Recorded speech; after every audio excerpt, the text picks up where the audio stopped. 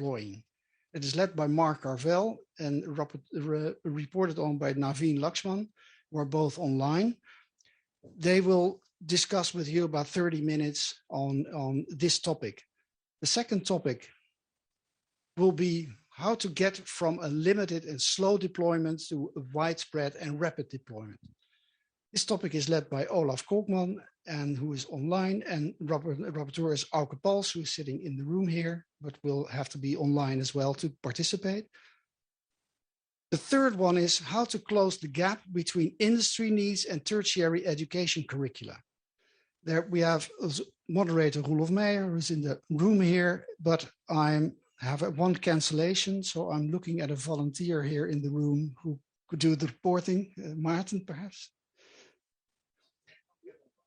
You can't get online. Then you can do it. You can do it here. The fourth group is closing the gap between the theory of security and the daily low security.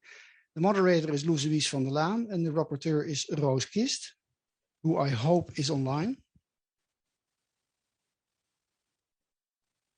And the fifth is the role of internet standards and enhancing human rights and digital inclusion.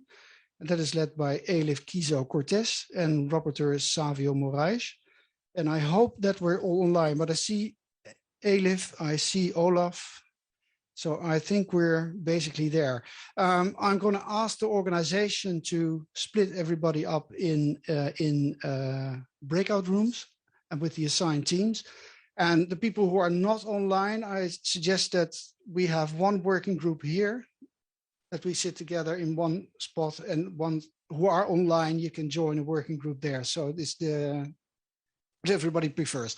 So I'm going to ask to do the breakout to start them, and we'll end that at about 10:15. So you have about half an hour to discuss these topics. And from there, there will be some reporting, and then we have some discussion and wrap up. So thank you very much.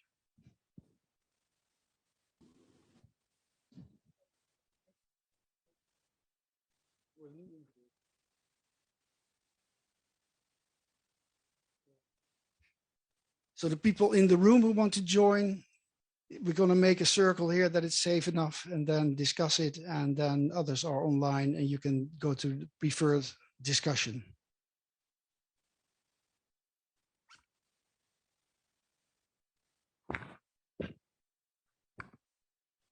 Ja, Betrien?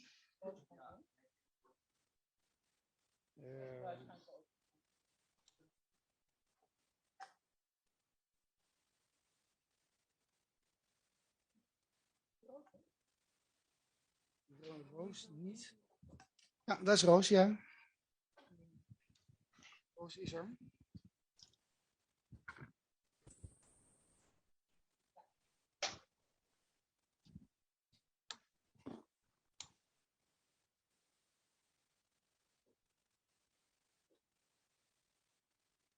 I'm going to try and get in again.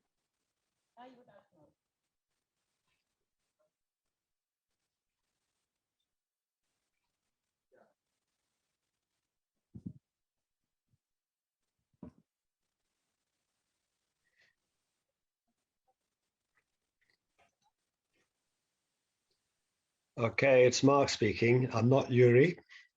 Apologies to Yuri. Somehow I've assumed your identity for this. I don't know. I didn't dare try to go out and come back in case I got completely lost. But I'm moderating the first team with the help of Naveen, who I don't see now. I don't know if we're being split up yet. I don't know if that's possible even with this Zoom link, because we're not in the on the website. So I've no idea if this is working or not, to be honest.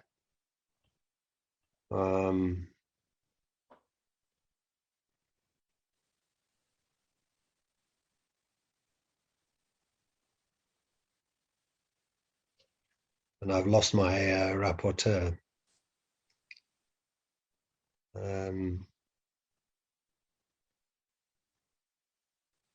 I don't know if Wout can hear me. Wout, can you hear me? Yes. Yeah. Can you hear me? Yeah, I hear you. I'm not Yes. sure what we're doing in terms of Well, like you know my team for the breakout on I'm standard. checking. I'm checking, Mark. Thank you. Yeah, it may not be possible because we're just relying on the Zoom link. But it was because they've all accessed it on a Zoom link of one person in the Ukraine. If that is, perhaps it's an issue that they can't split up because of it. I don't know. Okay. Yuri, you want to say something? Yes. Yes. Go ahead. I am ready. I'm ready to start. I think we're all ready. Okay. We're just waiting for the technology to catch up. Some I technical understand. problems. I understand that the rooms are there. Yes, the rooms are there, and if you can Rooms see are there. rooms and the names of the people who are. Is this and this is Mark Carvel? He needs to be there. But he is not actually. Yeah, he's on the Zoom link of Yuri. Most people are on the Zoom link of Yuri Kargopolov. Okay, I have no idea. See? Okay, so I'm supposed to like connect Yuri to what? To Naveen. Yeah. To room number 1. Yeah. Okay, and do you know how what to do with any of these people? Should I assign them to any of the rooms? You can assign. Yuri goes into one, and the rest can be assigned to one of the rooms. Okay. So there's not people who are here. Okay. Yes. Okay. Okay, Mark, you're going to be connected because you're on the Yuri's name, and that you were not here on. Right. On so it's being done now. Okay. And then everybody should have his or her own. Right. I just got a screen message. Okay, I'm going now to Pokoj 1.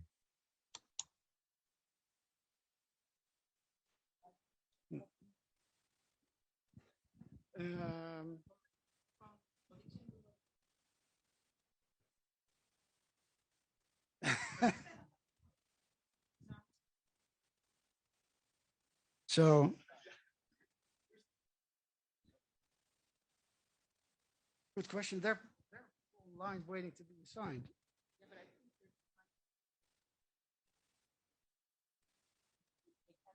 You're not being assigned to rooms. They're not getting an option. Okay.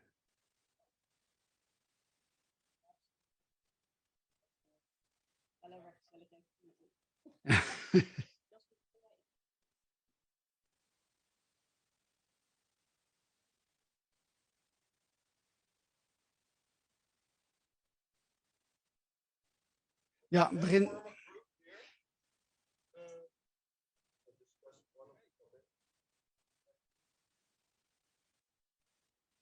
So.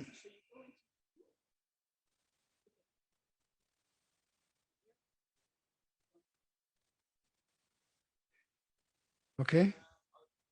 Are people in the breakout rooms? So everybody is connected online, is in a breakout room at this point, I understand. Okay. And that's your rapporteur? He's there. So what shall we do? Because it doesn't seem to be working. Yeah. That's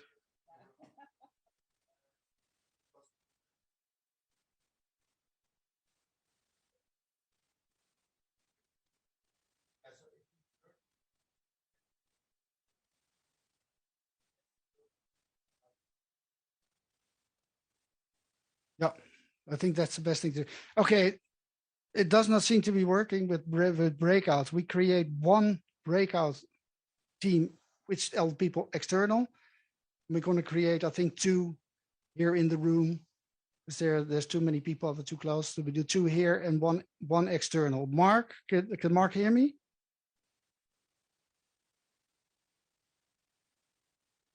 Just take everybody out, and then we create one external room.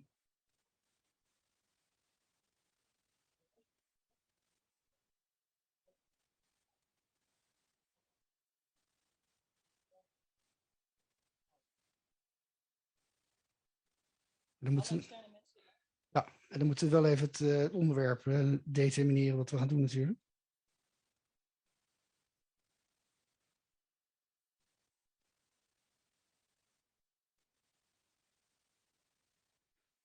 So everybody, yes, everybody is back in.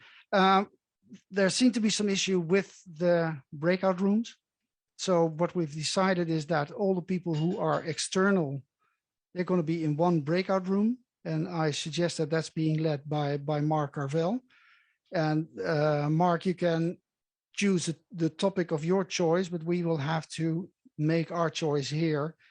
My suggestion is to drop the fifth question, and that we focus on the externally on closing the gap between the theory of security and daily low security, together with in searching for some solutions. And that internally we'll be looking at some of the perhaps education points, and then look at the potential list of a top 20. That I call it the top 20, but it's the most important identified security standards that we should be focusing on in the first year. So my suggestion is to do that. They will decide here who leads it. We'll create two groups, this half and this half. Lucy, you can do one, and Gulov, you can do the other on that side. And then we'll start working here. Yes? Yeah, split it through. Two, there are enough people. Just small. Big one? All right. We'll do one here. So I put it down, and I'll see you all half hour from now. And sorry about, I see Mark, you have your hand up. So one question fast. Yeah, Yuri, Naveen, and me, not the Yuri, we've just rejoined from our breakout room. Can you recap what you're doing? I didn't quite catch it. Okay, we're splitting it up in two because the breakout rooms were not really working, understand, so that we have all the people online may do one group. And you can choose your topic yourself, Mark. So I suggest that you lead it with perhaps with Olaf together, and that Rose will do the reporting, and that here we do Roelof and Louise, and then with Maarten and Auke reporting. So that's the way we suggest it. So they have two breakouts, groups, one on site and one there online. Okay. Yes? All right. Okay. Understood. Okay. Thank you. Good luck. Good luck, everybody. Yes.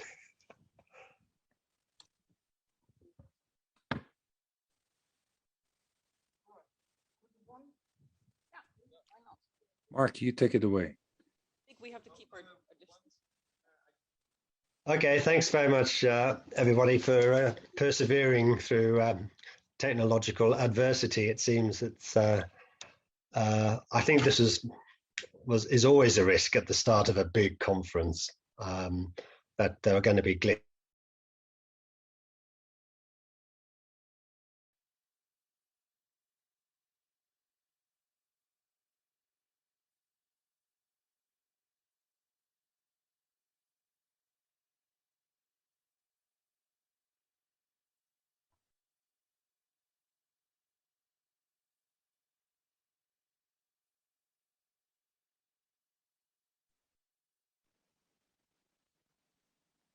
Okay. Who will be moderator of our room? That will be Mark, but he is still in the other room. So I think he's going to be. Yeah, so he probably has been put in this room, and then we can start, hopefully. I still don't see him.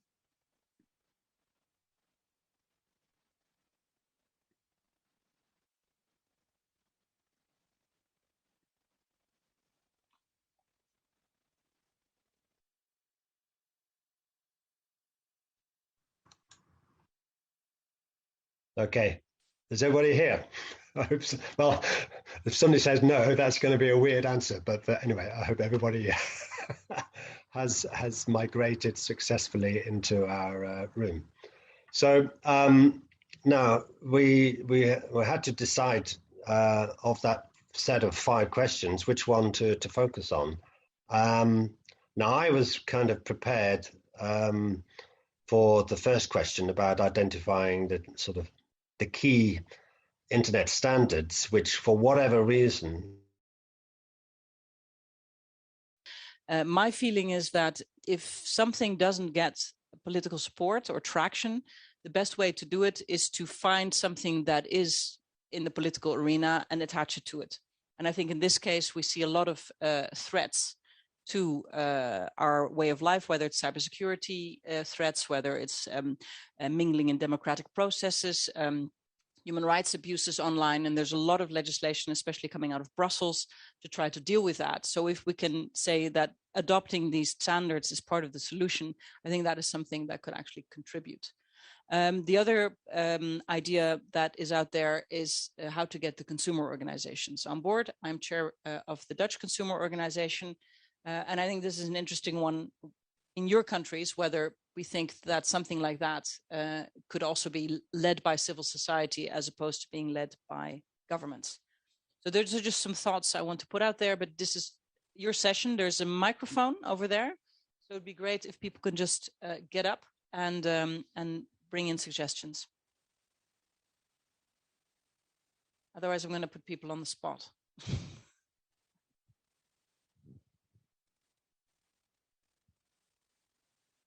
Roelof, I'm sure you've thought about this quite extensively. Do you have something to contribute? Would you mind grabbing the microphone? Because we need that for the transcript. It's behind you.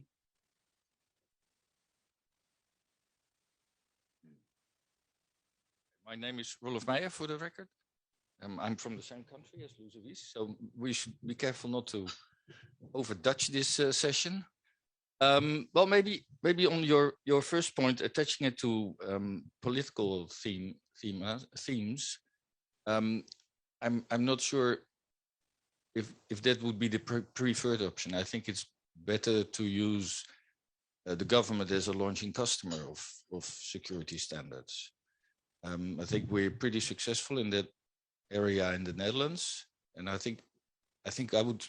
It's probably a combination of the two. But before starting to regulate, so using political themes to put pressure on everybody, I think it would be better if the government is the showing example, and like we do in our country, that if the government signs contracts, an IT contract with a private supplier, they have to enforce certain standards in that area. And I think I would prefer that kind of an approach. But then we're kind of dependent on that the government actually understands and wants to do this. But I mean, we are very dependent on the government to understand in any area. So yeah, sure. And I think there we can help, and especially the technical sector can help to educate the government. So that will be step one. And help the government. So you need a kind of a standardization organization and get the right groups in there and make sure that they influence the government and get it on the political agenda. And I think there you're right. So if there are dangers that these standards will solve, then that will probably help to get them high on the agenda.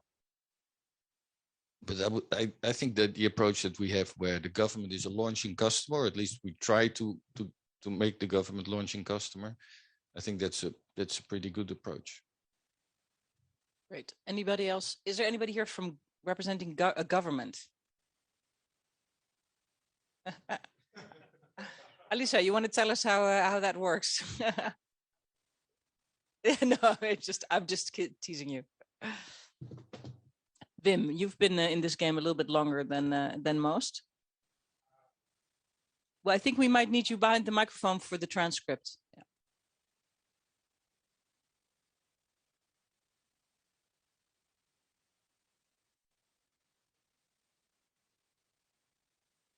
So my name is Wim Rollens. I'm working for the Ministry of Economic Affairs and Climate Policy in the Netherlands. I think I understand very well where Roelof is coming from when he says that the government has an important role to play. And I agree with him that the government has an important role to play as a launching customer, but not only as a launching customer, also as a regulator or stimulator or promoting all kinds of standards, especially also open standards. So we have a big program on doing this. Probably not enough. We need to do more about it, but I think we have good practice that government services, government institutions, they need to explain or apply certain standards. So if they security standards, but also a standard like IP version 6, in a way you can define it also as a security standard. I think there we say when you are procuring, then you need to ask suppliers to provide this standard to, and if a government service is not able to use that standard, there needs to be an explanation why that is not possible. So that's, I think, is a good incentive for all kind of government services to use the security standards. Sometimes there are practical difficulties. It's not always possible to use this, but I think that to overcome this kind of difficulties, we need to look into those kind of difficulties to get there somehow.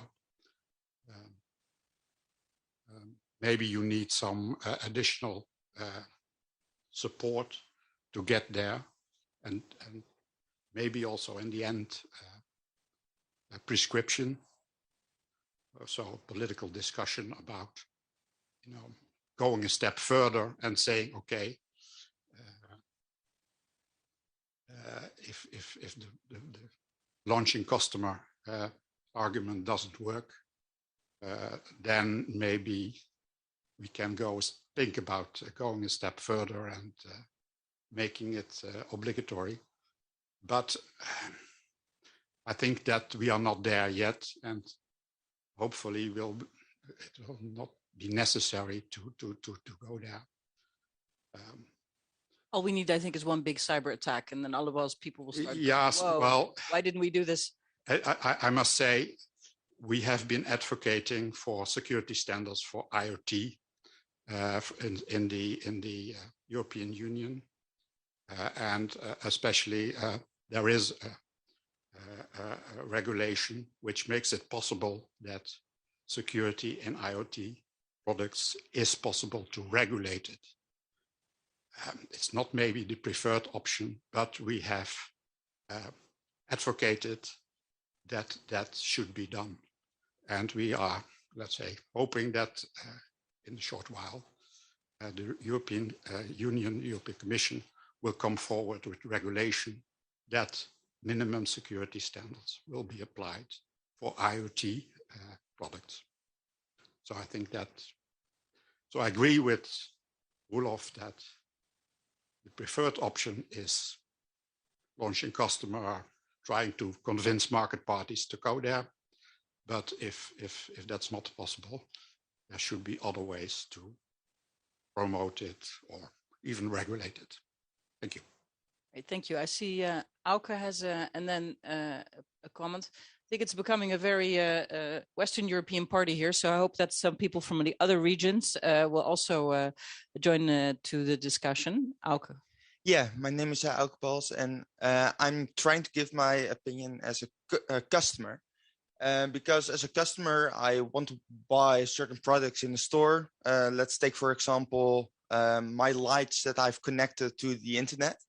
And I might hope that those lights are secure and these are safe, and that nobody can spy on me having my lights on or off. Did you buy them at the Action for €5? Because I can guarantee you that they're not safe. Luckily, not at the Action for €5. But I hope this bigger company, which is also in medical equipment, does does make those lights safe. But as a customer, I don't really have a position in that by my Yes, you, side.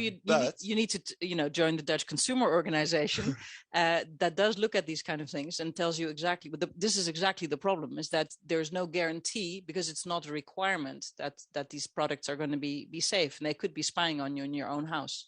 Yeah, and in that respect, I hope that my government is protecting myself from buying, lights that are, for instance, not safe. But it doesn't, because you order them from Alibaba, and they just send them straight to your house. And where does the Dutch government come in the transaction between you and an international company? And I hope that at the border of Europe, in this case, some regulations protecting me as a customer from buying those goods. But I am also aware that it's pretty difficult to put that into place. Yeah, I'm just glancing at the Ministry of Economic Affairs. Are you ready to get the Dutch customs to open every single package coming from outside of the European Union and check to make sure that our consumer rights are protected? I think it would be virtually impossible, but I think you make a very good point. But for that, we would then need regulation. We'd need standards so that they would know what to actually look for. Yeah, because your first question was politics or consumer organizations. And I guess it has to be a collaboration of those two. But indeed, consumer organizations may be setting the scene, putting it on the agenda by politics, by giving a good example of something which went wrong, or by foreseeing problems. And if the agenda setting has been done, then I do guess it's up to politics to protect me as a customer from buying goods that are not secure. Thank you. So I'm going to take a couple more comments, but then Roelof, I'm going to hand it over to you because we're putting different sessions together. So then, yes, just so you know, this is why I'm giving you a little heads up here for the other part. Is there somebody, especially from another region, who would like to contribute to the discussion? Yes, please.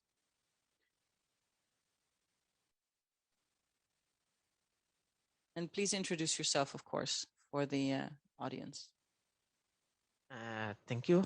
Okay, maybe I should remove the mask. Good morning. I'm Savio. I'm from Brazil, from the technical community.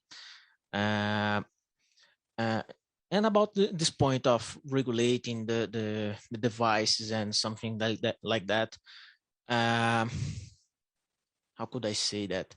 The point is that it goes a bit beyond having new standards and so on, because in other types of devices and in other scenarios, we also have rude security problems. As for example, I can cite here the problem in during the WannaCry malware, that lots of hospitals stopped to work just because their devices used Windows XP, and it was supposed to not be connected to the internet, and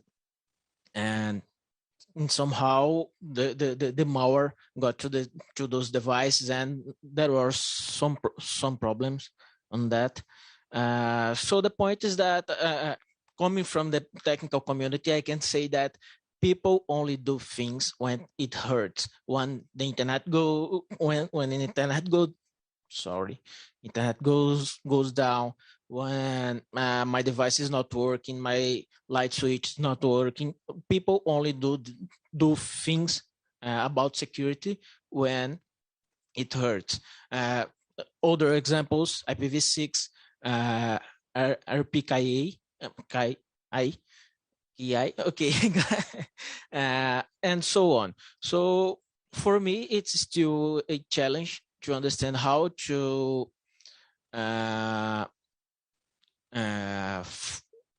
force is not the best word, but okay, make the technical community understand well the problem, deal with the problem of deploying the security standards and best practices, and not only by regulating, but maybe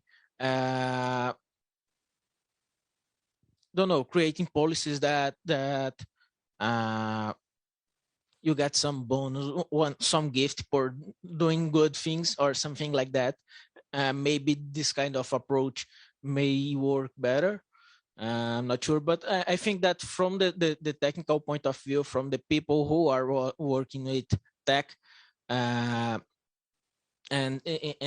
more and more beyond than IoT, the point is that people don't do nothing if it's not paying. If it's working, we keep doing. So if there's no security incident all year, everybody gets a T-shirt, or a little bit more substantial than that? Yes, please.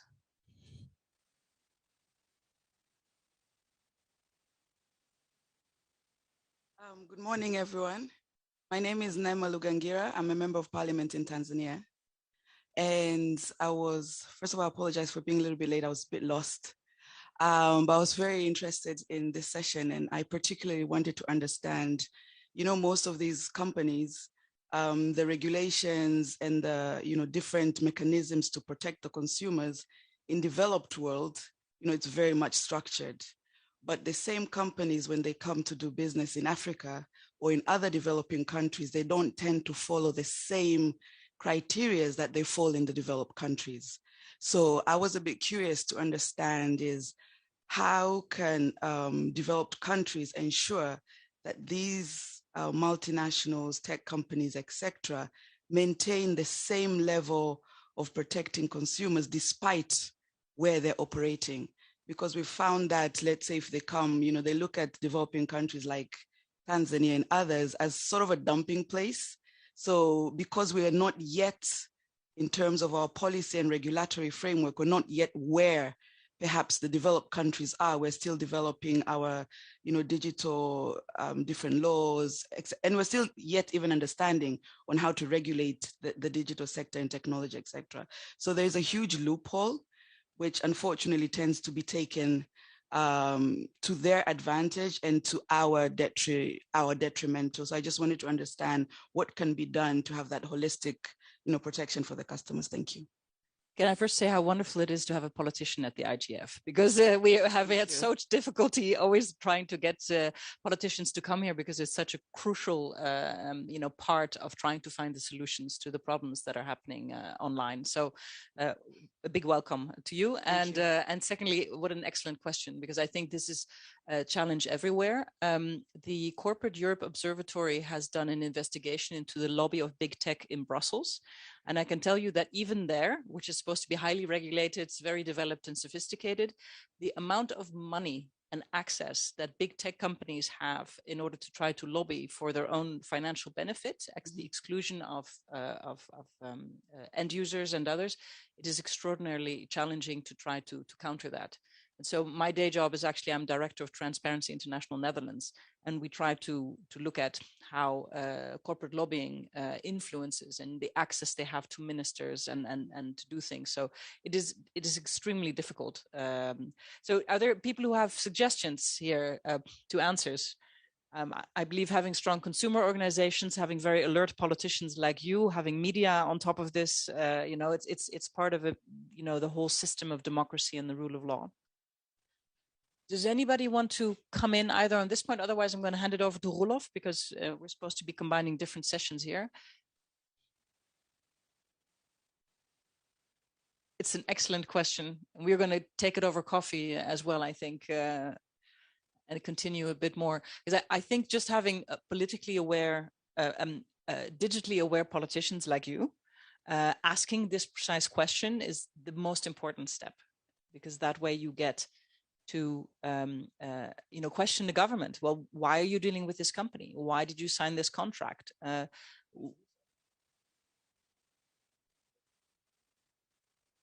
do what we can do. Yeah, as developed countries. Yes. Yeah, I think here there's a I would like to make a distinction without wanting to get too political between American companies, many of them are American, which is highly unregulated, where they still believe in, the power of the shareholder, capitalism, and all that, even though the Biden administration is trying to change things a bit. And Europe, where at least we have started with regulating, for example, with the GDPR to make sure that people have privacy rights and that data can't be marketed in the way that the Americans did. So I would split the developed countries into different groups in this regard. And I don't think Europe has the equivalent of a Facebook or a Google or anything like that.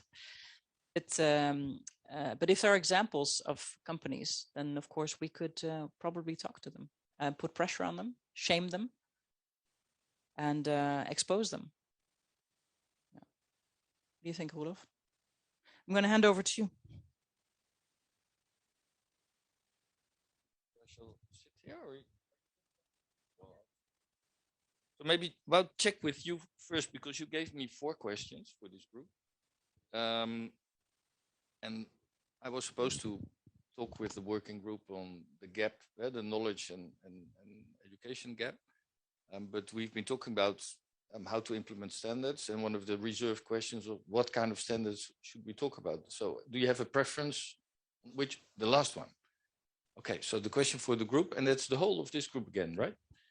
Is can we come up with a top 10 or a top 20 of the standards that we think, security standards that we think should be on the list to get implemented everywhere globally, let's say? Is there anybody who wants to make a proposal? We've heard a few of them already. Nobody. So what are you guys doing here? You want me to repeat the question? Okay, what we are challenged to come up with a list of, let's say, 20 or, well, at least 10 security standards that should be implemented globally, everywhere. So they should be on this government list that they use. I think somebody mentioned it. Oh yeah, I think Wout talked about what we call the apply or explain list in the Netherlands. Where the standards organization has a list, the government uses it. So every time it contracts an ICT supplier, this list, they have to either apply the standards or they have to explain why they can't. So we could start from that list. I know that IPv6 is on it, DNSSEC is on it, DMARC is on it recently. I don't know if the OWASP, but that's not really a standard, but that's more of a best practice. They're probably on it as well. If they build a website, I'm sure. What are other ones?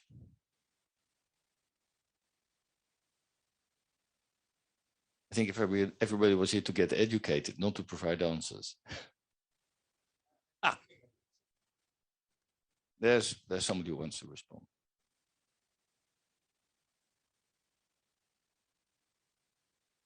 Oh, you talked about not the border gateway protocol, but the best common per BCP 8. What is it? 32, 30? The one that prevents spoofing. Sir, there you go. Okay. Savio for the records again.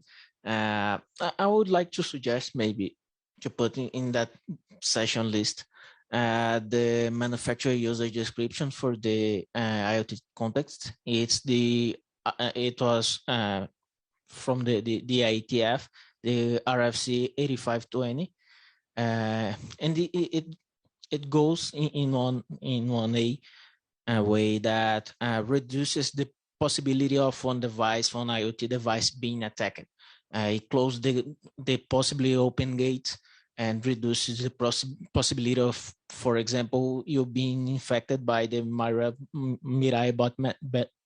Mirai botnet and so on. So I think that this one, at least for IoT devices, is good. I don't like that face. RFC 8520. And that's an RFC describing a list of standards that IoT devices should adhere to? Is it a bit like I think it's, how long that is ago? That's already, I think about 5 years ago or something, the US Senate adopted a list of, I think, 8 Okay. criteria that should apply to any IoT device being manufactured or imported in the United States. I don't know how we are doing on that, because I remember that Europe was going to follow that, but I think we're still talking about it instead of. Is that something that you're a list of standards for IoT devices, right? And is described in that RFC? No, there's not a list. I mean, we are discussing about a list of standards that should be good to be implemented. So I'm mentioning only this. Okay, thank you.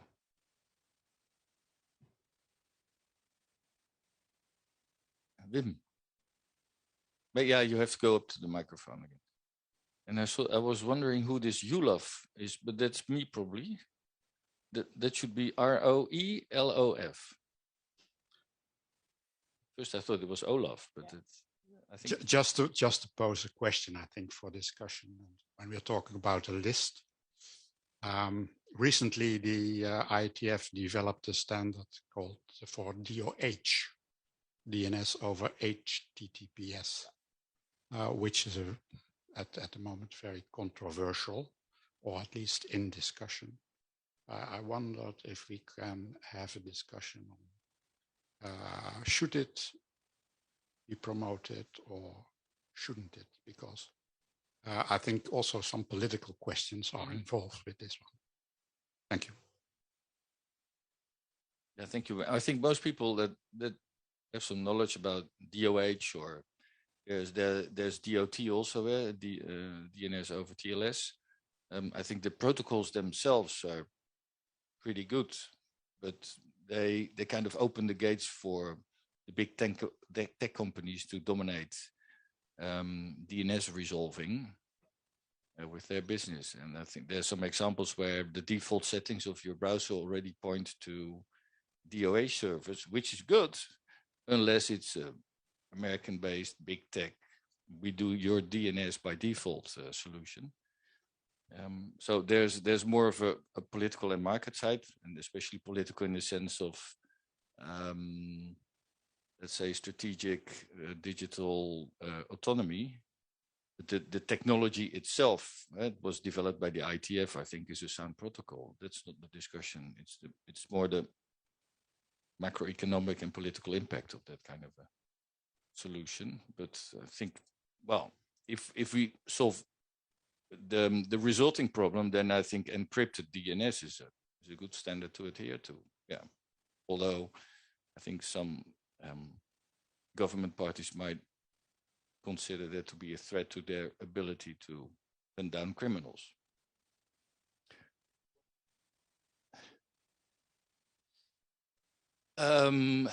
Well, not just like that. I think we have to address the issue that it makes it possible for a few big tech companies to dominate the DNS resolver business, and well, I think you have heard about, what is it called, DNS for EU. So the European Union is looking at a solution to that, but we have to have that kind of a solution, because most users will not change the default DNS settings in their browser. They won't have a clue, and they shouldn't have either. So I think we have to come up with a solution for that before we put this on the standards list. But it would be a good standard, in my opinion. Other people who want to provide some input. Because we haven't talked really about, I think one of the problems the lady here in front of the room was addressing, manufacturers' standards. And does anybody know how we are doing in Europe on standards for IoT devices? Because I know that we wanted to follow what the US did a couple of years ago, but I don't know, have we adopted any of those?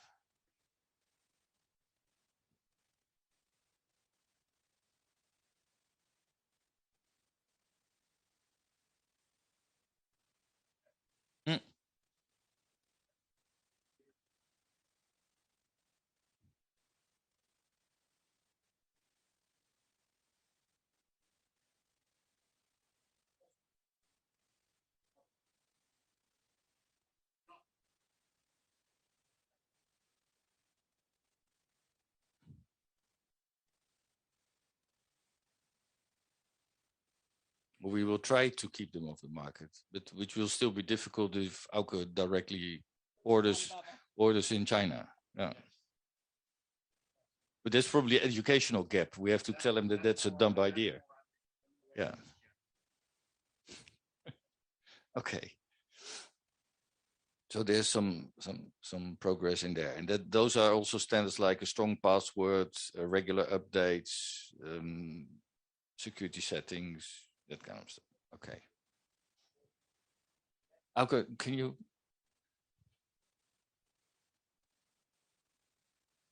But again, in this, as a consumer, you don't know what the standards are, which are provided by the manufacturer. So that results into almost the same comment, but in a different package. Government should protect the customer from implementing those standards. Because as a consumer, I don't see that from the outside on the box of the website. If it's from Alibaba or Philips, I can think logically in that, so and make a distinction, possibly also between price or other standards, or if there is a certain logo on it. It could be China export or CE. It's no, but it's different. It's difficult for a consumer again. Yeah, but this doesn't really scale very well. I think that is the problem, because it would be possible to make sure that you cannot use your internet connection to order anything in China, but you would probably consider that kind of filtering or blocking that is, which you don't want. Then the government could decide that they get people and they open everything that is sent to your home before it gets to your home. You wouldn't like that either. Eh? So there's some responsibility with the consumer as well. We cannot put everything at the government level. Wim, from the government's perspective. I think that there is we introduced it a couple of years ago in Europe, the Cybersecurity Act. The Cybersecurity Act makes sure that there are certification schemes. And certification schemes, of course, use standards. But it takes time to develop these certification schemes, which say you can see what kind of level of security is attached to a certain product or even service which you apply.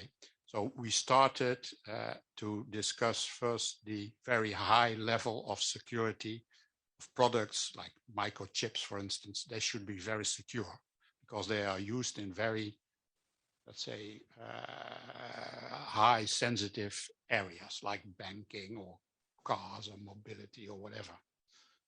Now we are also, and we are trying to get there. Now we are also talking about securing the cloud, certification schemes for cloud.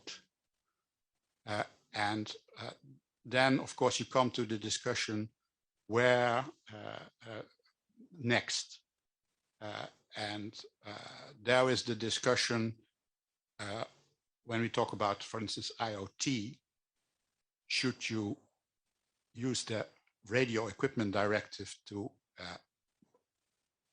make sure that there are minimum standards, or should you use the Cybersecurity Act for IoT products? Well, our preferred route is the minimum standards for in the Radio Equipment Directive. That we could, at a certain point in time, also develop certification schemes for IoT, which then, of course, would make the consumer much more aware of what kind of level of security is connected to a certain product, whatever you have, a light bulb or whatever you want to apply in your home environment. So I think it's a complicated question and with different levels of action. Thanks, Wout.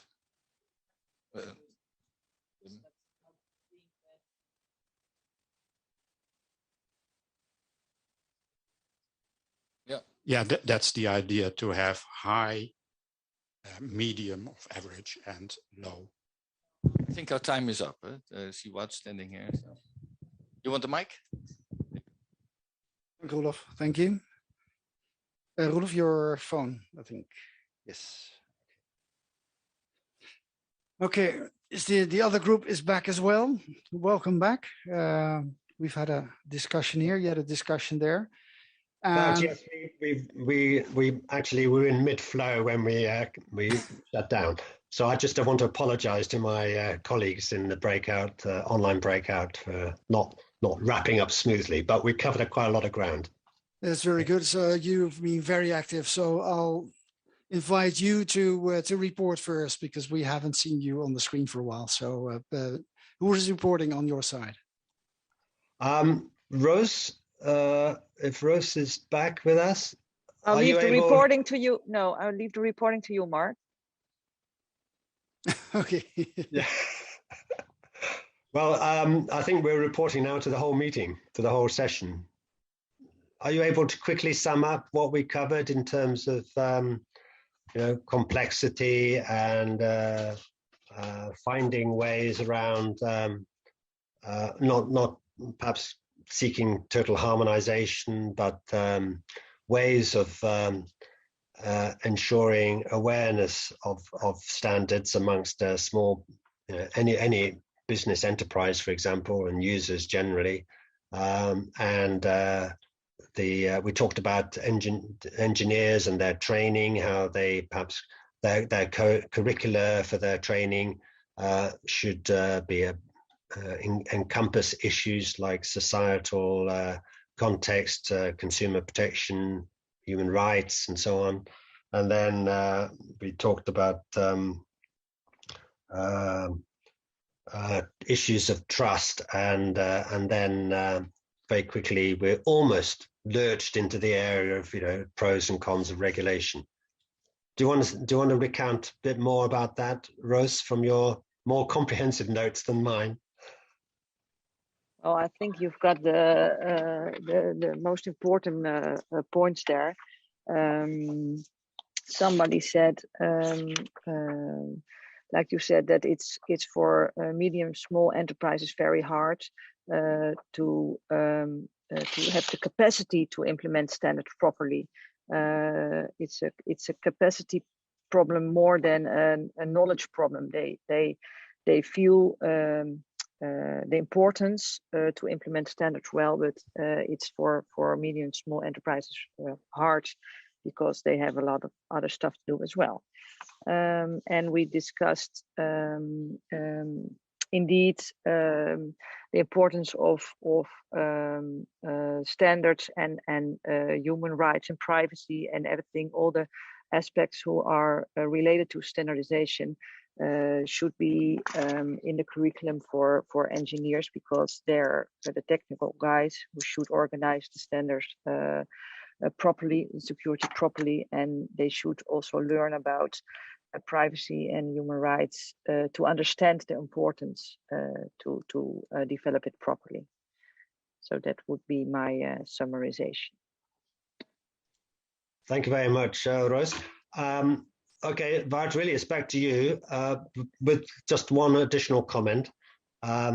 We didn't get down to sort of specifics of key standards, your top 20 request. We didn't get to that. We wanted to focus really on what were the critical problems, and I think that's what we've covered in a sort of condensed conversation. We could have gone off on all kinds of different angles, of course, but we were conscious of the time. So back to you, Wout. I hope that's a helpful input for the session, and my thanks to all the colleagues in the breakout who spoke so with such focus and with some real free thinking. Thank you very much. Well, thank you very much. And I can't see you all on the screen, but thank you, Rose, for taking notes and for actively all participating in this discussion, because you've more or less covered everything that we did not discuss here. So it's some sort of an harmonious division somehow. I'm looking to the room here. Who is going to do the reporting is Auke, so I'm asking him to step to the microphone, and then we'll hear what we've been discussing here in Katowice. Thank you very much, Wout. Yeah, I took notes and I'm grabbing my laptop because we had quite an extensive discussion here. And the first part of the discussion was what are the actual needs of security? Is that to be by politics or more to be decided by consumer organizations? And the first speaker from the audience was that it should be the government that could act as a consumer before regulating. It's better than showing example. After that, we had a good balance here. We had also government in the room,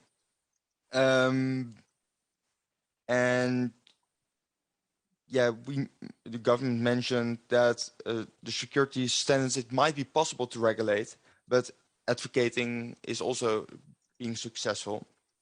And then I took a different role as a consumer, where I said, yeah, as a consumer, you don't really see what standards are applied in the products that you buy, for instance, in a store.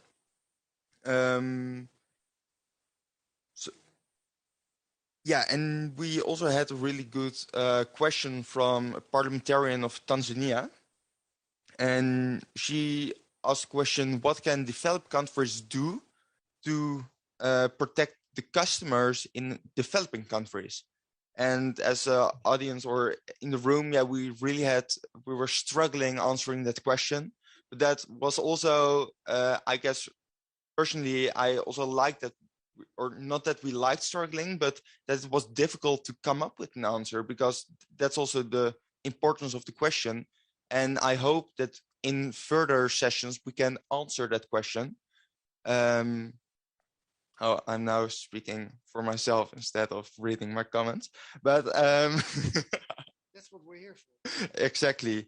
And we also had the second part where we try to come up with a list of 10 security standards. But I touched upon the point that the room was not really prepared on giving 10 items, but we did have a good conversation on some security standards for Internet of Things devices. And yeah, we later on developed a question from, what should again be the role of the government? Should they protect customers, or should they try to advocate again for these standards? These were my notes about. I'll send them to you, and I hope you can. Thank you, Auke. And I just remembered that I started this session because there were so many issues on getting onto Zoom and everything that I even forgot to introduce myself. So, but my name is Wouter Natris, and I'm the coordinator of this IGF Dynamic Coalition on Internet Standard Security and Safety. And Mark Arvel, who is online, is a senior policy advisor of the Dynamic Coalition. We're around for about a year, and we're developing our program for 2022. And the idea is that all three working groups and the Dynamic Coalition as a whole comes up with very tangible outcomes in the view of the new IGF, the IGF Plus, so that there are policy recommendations, some guidelines, advices, but perhaps also capacity building programs that could help questions like we've just heard from the lady from Tanzania. So the sort of outcomes that can be very practical and usable instantly by all stakeholder communities. To be able to do that, we have to fill in this program, and all three working group chairs will be presenting on Thursday on their ideas for the next year, for 2022, and what the end result should be when we're together in Addis Ababa in 2022. Having said that, there's still some room for discussion or questions. So I'm looking into the room if there are any questions or additional comments that you've heard from the other group, or something that you would like to bring forward in general. On Zoom, please raise your hand, because then Mark is the external moderator. You can see if there are any questions. I'm looking around the room here. Does anybody would like to comment on what you heard, and also what you heard from the other group?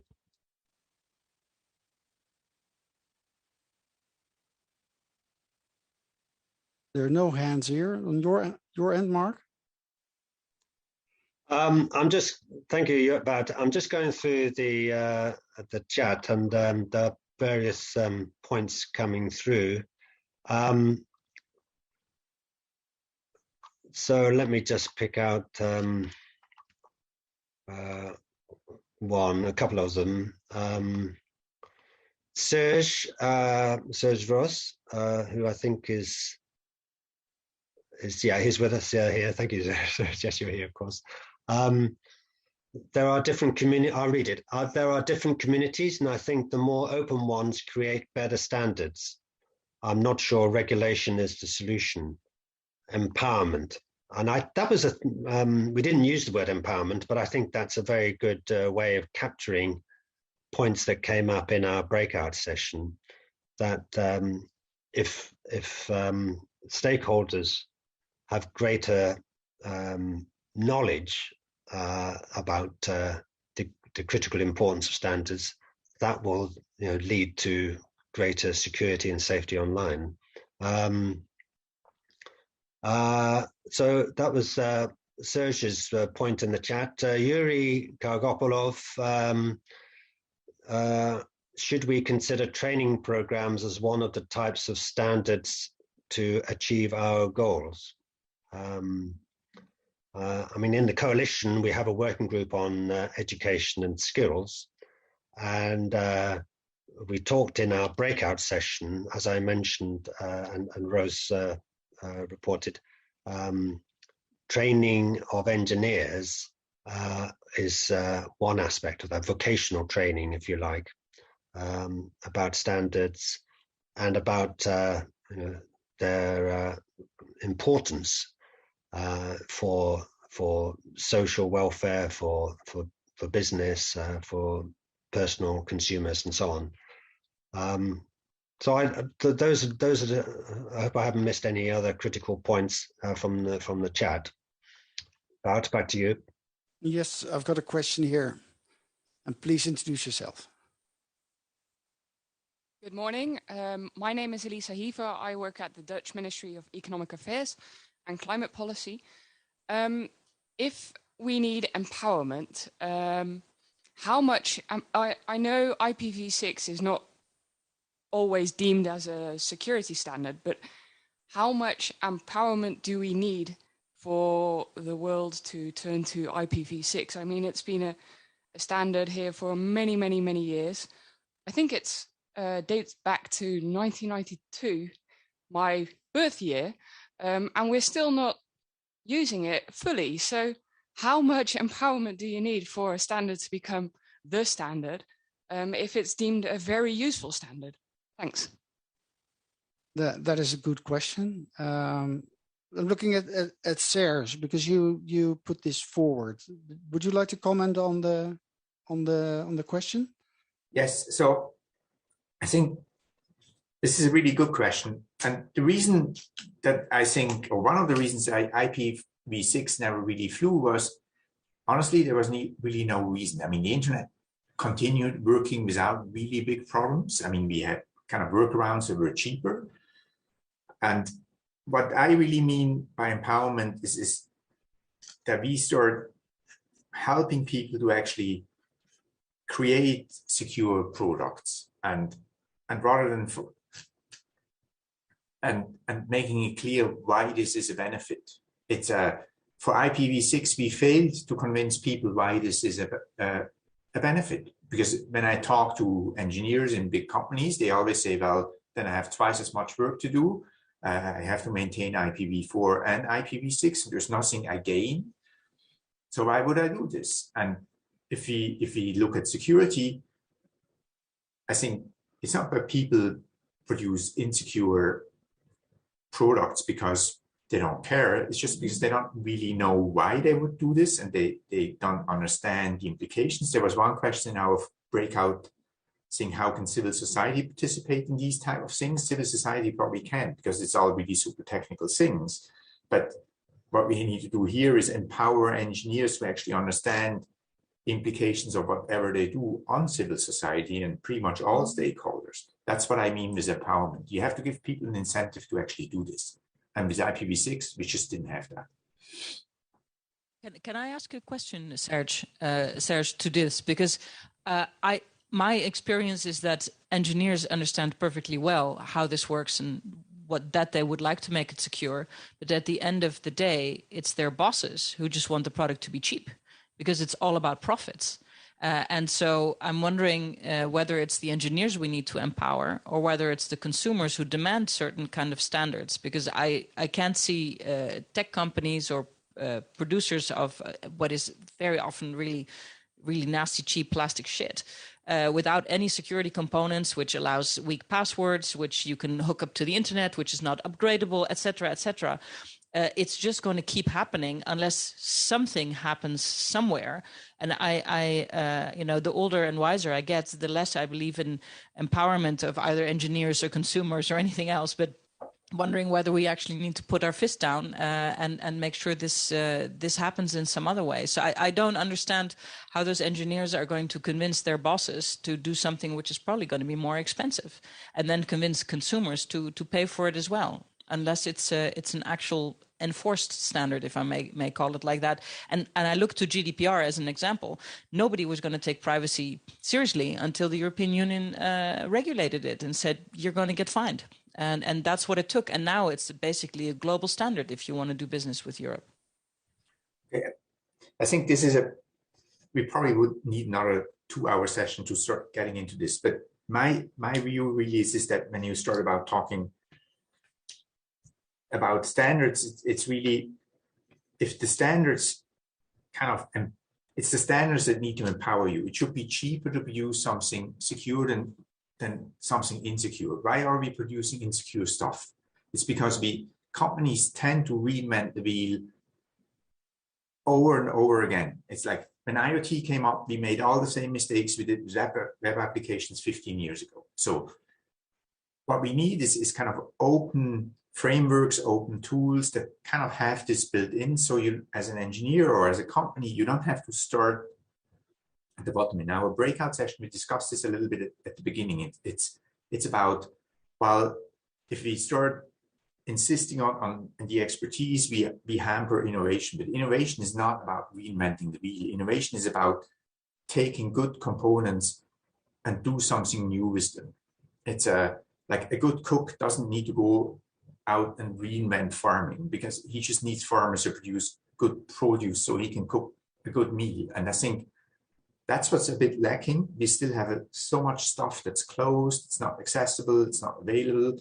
And I think you're going into a world where people can start innovating on existing and secure frameworks. Then that's when we start moving forward.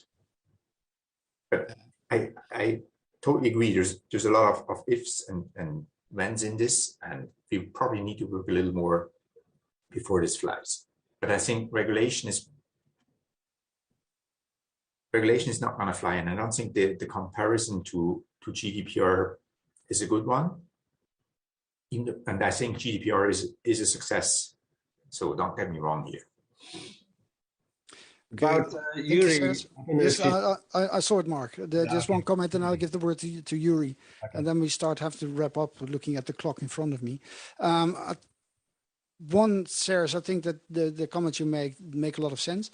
And that, yes, we do need to have a lot more discussions on this topic, and perhaps as a dynamic coalition, we should start organizing them and making sure that the right people come into a room, because it's it's about empowerment. And what Luis was saying is true as well, because as I look at it from the outside, and don't get me wrong, because I have a lot of respect for the whole technical community, as you probably know, but we've been talking to the same people for 20 years on these sort of standards, and not a lot changes. Something changes, but not a lot changes. It means that other people have to be brought in to this discussion.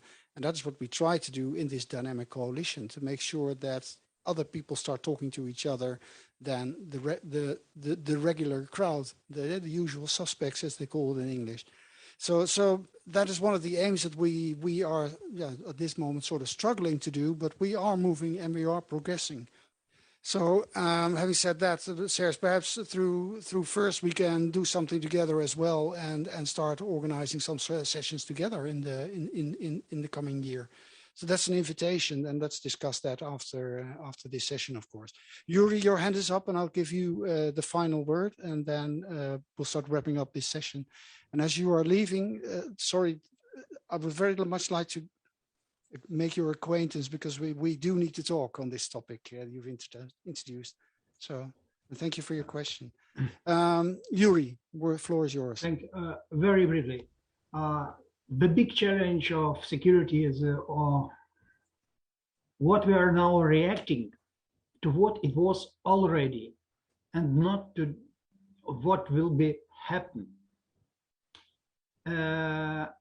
Peter Bacher spoke about it on our IGF, IGF UA. And it's not depend from what type of protocols you will be used in your IoT system. It's not depend from IPv6. It's not depend from LoRaWAN. It's not depend from Sigfox, etc. It depends from the complex of our challenges, and from trust environment, and from conversion environment, from the technical aspects.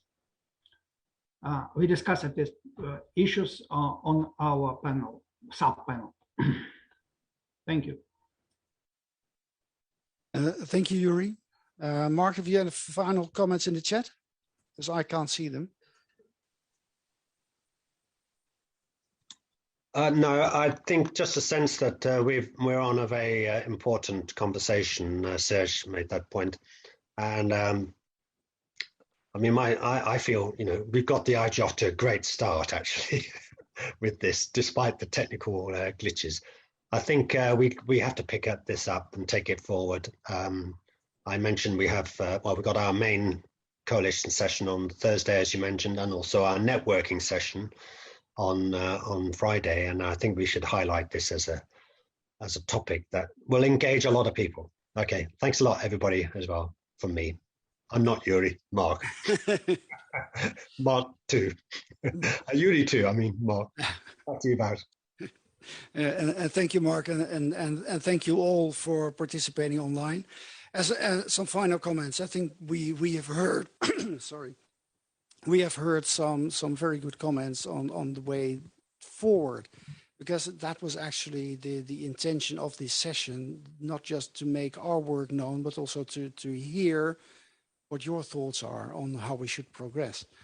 And this is not an easy topic, because the way that I've come to look at it in the past year is that if you work in the domain name sector, like, for example, Roelof, you focus on DNSSEC, and that's what you discuss with each other, and how to progress DNSSEC and other domain name security systems. If you're in the internet resource world, you talk about secure routing, and that's what you promote. If you're in software, you just talk about software, and if we build websites, you talk about secure websites. But when you're a consumer, like Auke was saying, or when you're a procurer within a corporation or an organization like a government, it's not just DNSSEC you have to worry about. You have perhaps 1 million standards that you're facing, that you're buying something and you don't even know where to start. So what most likely is the outcome for somebody who procures, either you're told what to buy by your bosses, or you don't procure security at all because you don't know where to start the conversation. And on the perhaps sometimes even on the other side, who you're buying from is not even knowledgeable enough. And that's a sort of empowerment that I think that Serge was also talking about how do we make sure that we come to knowledgeable decisions when you're procuring ICT services, IoT devices, or any other stuff that connects to the internet. And that's why I came up with it, not just me, but the Dynamic Coalition came up with the idea, perhaps we should start with the top 20. Because if we can identify together the most important standards, we have a start of a debate and not an overwhelming one. And from there, people start understanding the topic and you can start developing.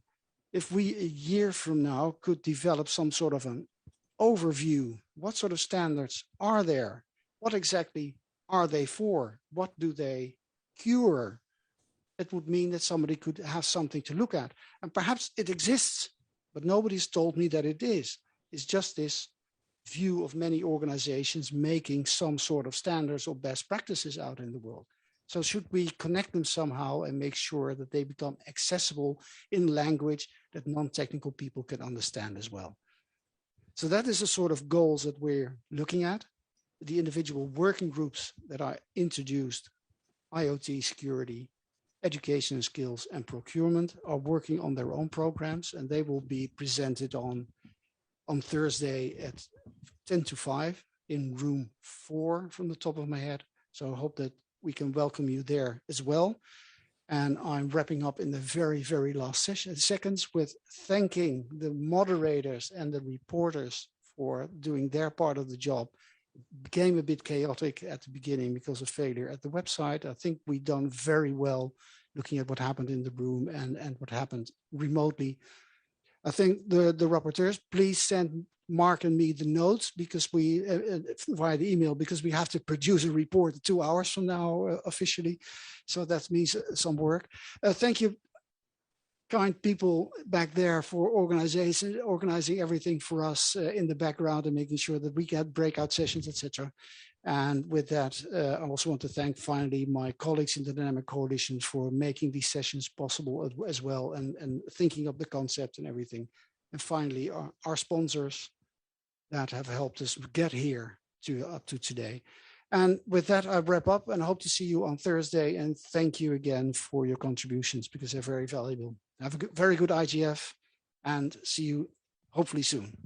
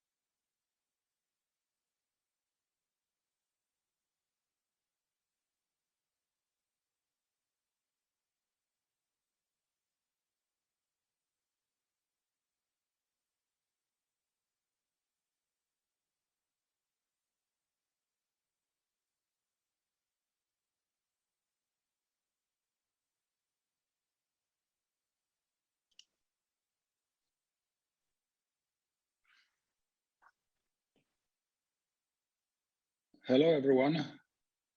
Good morning, good afternoon. I hope that you can hear me. Okay, I can see nodding some heads, so thank you very much.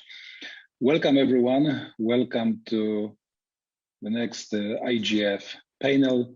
In this panel, we'll be discussing about the taxation of the digital economy, the current challenges of a solution that we have already been discussing for several years. Also during IGF, we hosted similar panels a year ago, 2 years ago, because as very well many of you know, this is not a new topic. However, there are some new developments from the last several months. So it's definitely very interesting to hear about them and to hear opinion of some experts, perhaps get some questions from the audience. But first of all, let me introduce our today's panelists. Łukasz Kuśpierz, Chief Expert from the Ministry of Finance from the Republic of Poland. Petra Wikström-Szybstedt, Director of Public Policy, and Agnieszka Wnuk, MDDP Group Partner, Tax Advisor. Welcome, and thank you very much that you agreed to be here with us today. Maybe before we start, before we go to your opinions, questions, comments, let me just make a quick introduction, overview of the current situation. Also for people who are listening to our panel today, so that we are all more or less on the same page and we all understand the subject similarly. As we very well know, after some years of intensive work and negotiations to bring the international tax rules more into the 21st century, members of the OECD G20 group agreed not long ago, because just 2 months, on the 8th of October, to the statement of the two-pillar solution to address the tax challenges arising from the digitalization of the economy. 137 countries and jurisdictions in total, representing more than 20% of global GDP, have joined the two-pillar solution, establishing a new framework for international tax and agreed a detailed implementation plan that envisages implementation of the new rules by 2023. So we are talking about very near future, just the next 2 years. And the deal will reallocate more than 125 billion of US dollars of profits from around 100 of the world's largest and most profitable multinational enterprises to countries worldwide, ensuring that these firms pay a fair share of tax wherever they operate and generate profits. So maybe just a few words about those two pillars, what those two pillars are. So pillar one will ensure a fairer distribution of profits and taxing rights among countries with respect to the largest and most profitable enterprises. And it will reallocate some taxing rights over multinational enterprises from their home countries to the markets where they have business activities and earn their profits, regardless of whether firms have a physical presence there or not.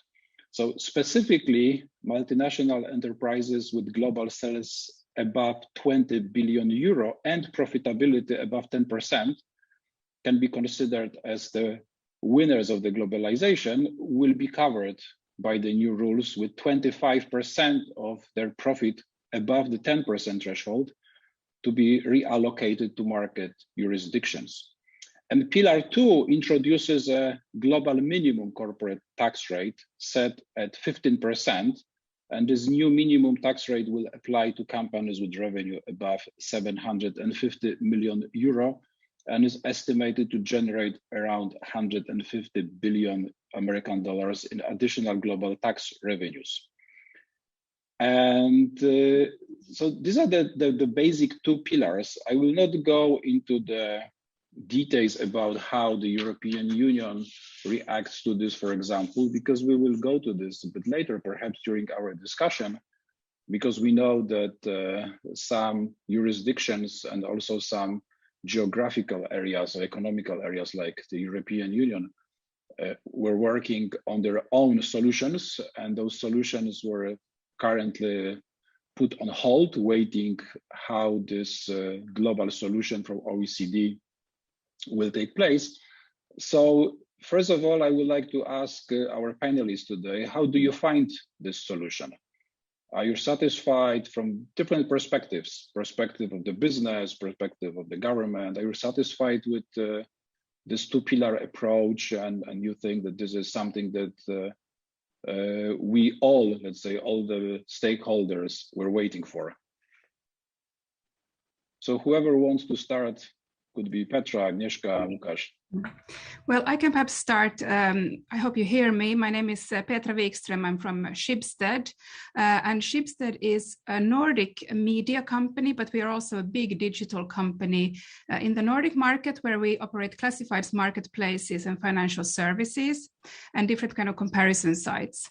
But then we are also an anchor owner and actually the creator of a global company called Adevinta, which has classifieds marketplaces in 16 countries around the world, and in Europe, for example, in France, Italy, and Spain. So for us, the digital taxation issue has been extremely important for different reasons, and we have really been looking for a global solution. And one of the reasons for that is, of course, that we see that there is sort of an unlevel playing field. There is not a fair system of taxation around the globe, especially taking into account the biggest competitors that we as Schibsted have, which are the big tech companies on the digital market. So those are our competitors, both when it comes to the advertising business, when it comes to different kind of comparison sites, and of course, when it also comes to a lot of different issues around distributing media. But also when it comes to the national digital taxes that we have seen in some of the markets where especially Adevinta operates, we have always called for a global solution, which is then harmonizing this system rather than having national solutions. So we are very supportive of this OECD solution, but of course we still need to see how it will work in practice. And especially we would say that this is a step in the right direction. Of course, we need to see how it will be implemented, what are the practical solutions going to be, but for us this is very good news. Okay, so maybe another business perspective. I'm a tax advisor, so I talk to different groups, different enterprises, and for sure it will be a huge change. We have a completely new idea as regards the generally transfer pricing rules within Pillar 1. Of course, it will only concern really the biggest groups, although there is, as I understand, the plan to decrease the threshold with time.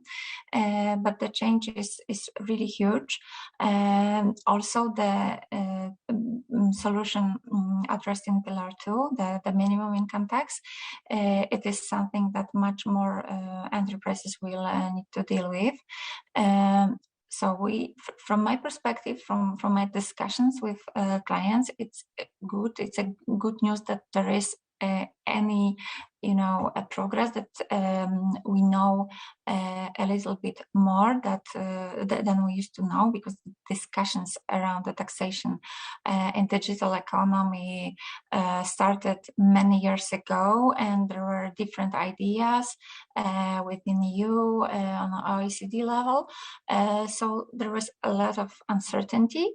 I have also some smaller groups, smaller enterprises like Polish groups asking whether this new solution will also concern them. So it's good that we know a little bit more. But as Petra said, it's very important to know more details, to know how to prepare. 2023, it's maybe not tomorrow, but still the change seems to require a lot of preparation, also from technical perspective. So we are waiting for details of the solution, the drafts of MLI, and then we will know how to prepare. Thank you, Agnieszka. And hello, everyone. My name is Łukasz Kuśmierz. I'm on a daily basis coordinating Polish efforts with regard to Pillar 1 and 2 on the OECD forum. And from the government perspective, the Polish government always said that it is probably the best forum to address the challenges arising from the digitalization of the economy is the international forum, and the best solution would appear right there. As to the latest statement and the latest achievement, it is a great, unprecedented achievement in a way that it was very hard, very difficult to gather 100 and more than 130 jurisdictions under one banner to do the one exactly the same thing and coordinate all the efforts and have a consensus. In itself, from a political and diplomatical perspective, is a great success, unprecedented success, one at a time, in a generation chance, and I'm really proud that we did it, that jurisdictions have stepped up and did it. And now it all depends how we're gonna implement it. And it's completely, I will start it maybe, it's completely another discussion. So from a political perspective, it's a start, it's a great start. The public opinion says, okay, it's a success. And now all we have to do is to implement it. But it's a completely different discussion and a big challenge in itself. Yeah, thank you very much. So yeah, let's then go a little bit to how to implement it, or maybe not how to implement it, but first of all, is it doable at all? Is it implementable as it is? Do you think that those provisions which are there, like for example, this minimum 15% income tax, this is something that all the countries, all the jurisdictions worldwide will accept? Because currently there are still some jurisdictions and countries that are considered like tax paradises. So perhaps those multinational enterprises will have their seats there, to avoid taxations, or maybe just to pay a little bit lower taxes. So do you think that we can really count on this solidarity sort of still at this implementation phase, and all the countries worldwide will really be implementing this? Well, from our point of view, we have already seen that the pressure that has built up to this solution has already led to some changes. So we see that the US, of course, has had a big discussion about taxing, especially their big tech companies, and they have also started to tax them. But in particular, we have also seen that Ireland has now said that they will actually raise their tax rate to 15%, which we heard in the summer that they were not willing to do. So I guess that the international pressure, the political pressure is very important here. And of course, I think there is also a lot of pressure in order to make sure that this will actually work. Then the question is, of course, how will it work?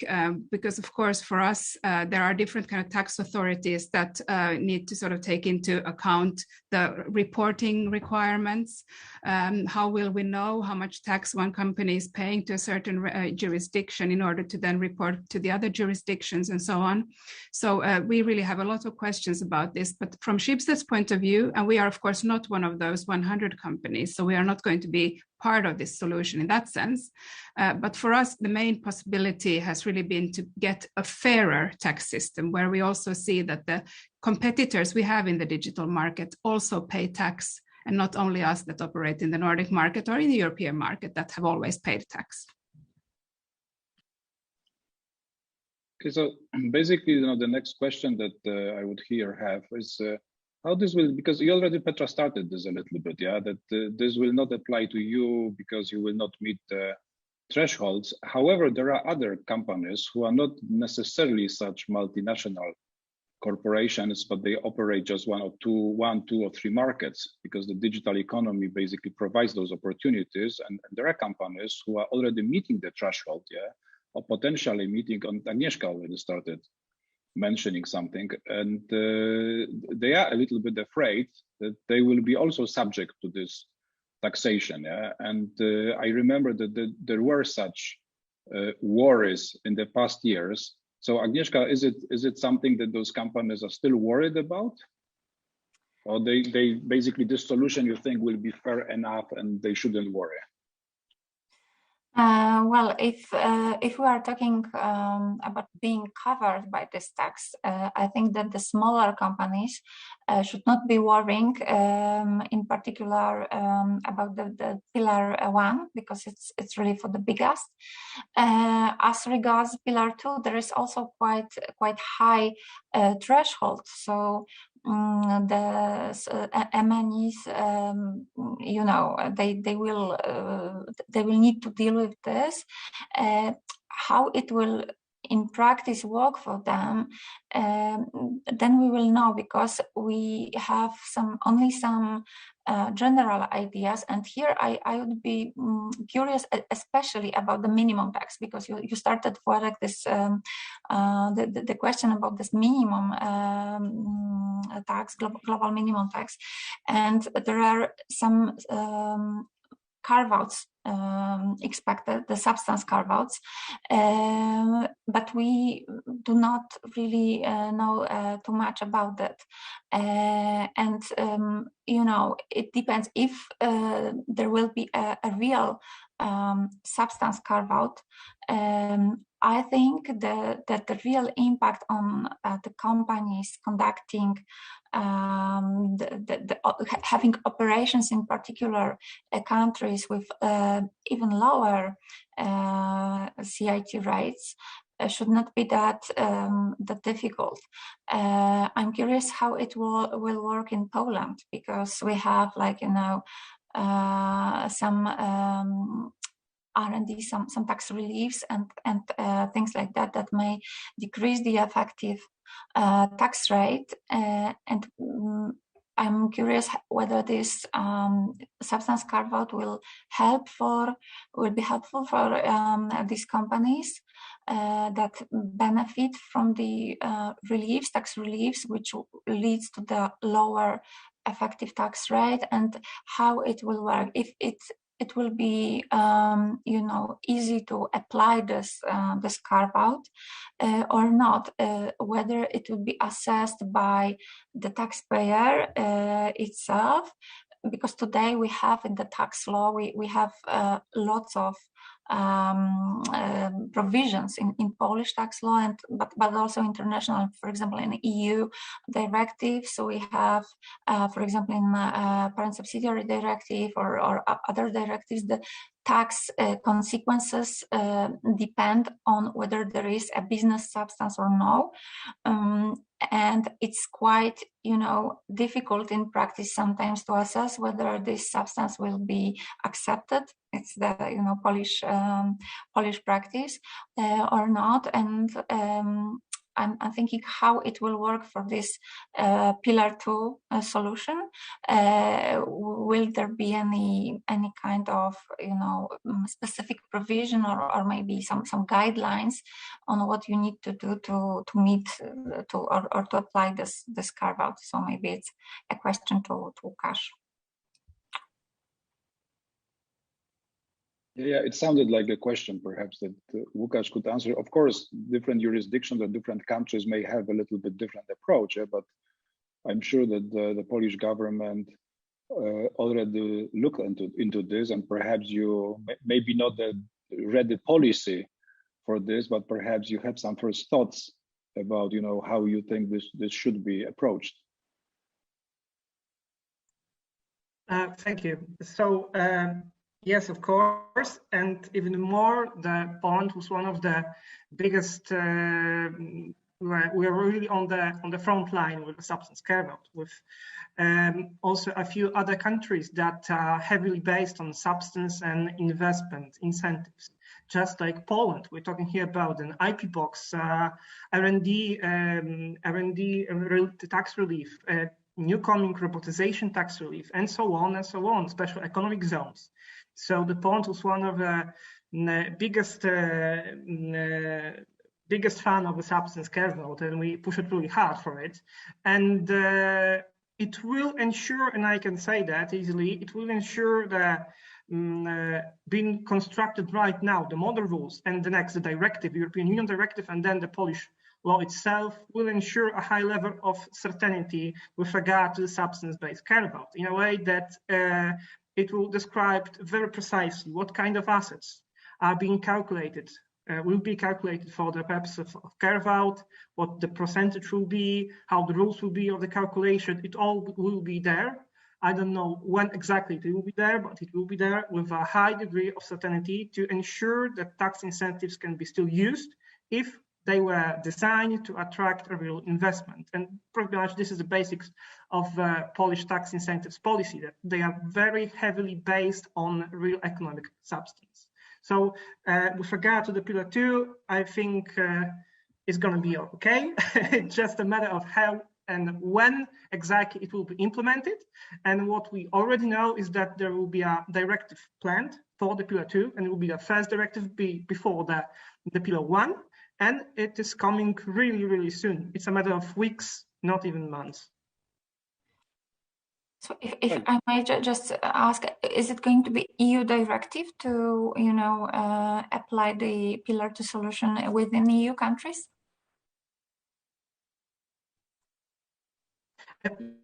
Yes, it was already publicly said by the Commission that it will be a Pillar 2 directive. Exactly.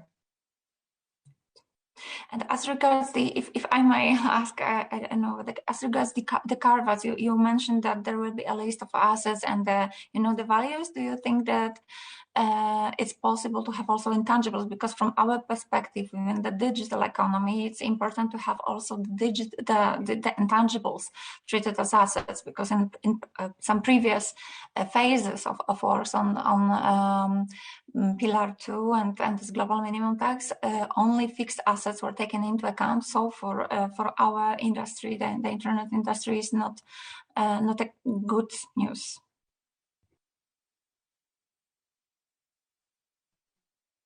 I will try to ask this. With regard to intangibles, the substance carve-out will be limited only parts of fixed assets, not even to all fixed assets. And the basics for that is the statement itself on the 8th of October, right? So it was a part of very, very fearful, harsh and difficult discussion and negotiations of what will be what the substance carve-out will consist of. That was a very difficult discussion. And to be honest, it was one of the things that was most easily to agree that it should be based on fixed assets. What fixed assets is a discussion, but there was an agreement, a consensus pretty early that it should be based on fixed assets because intangibles are easily transferable. And because as project itself is being called BEPS 2.0, so it's aimed to fight with base erosion, profit shifting. And intangibles are often, maybe not always fairly, but often associated with a base erosion.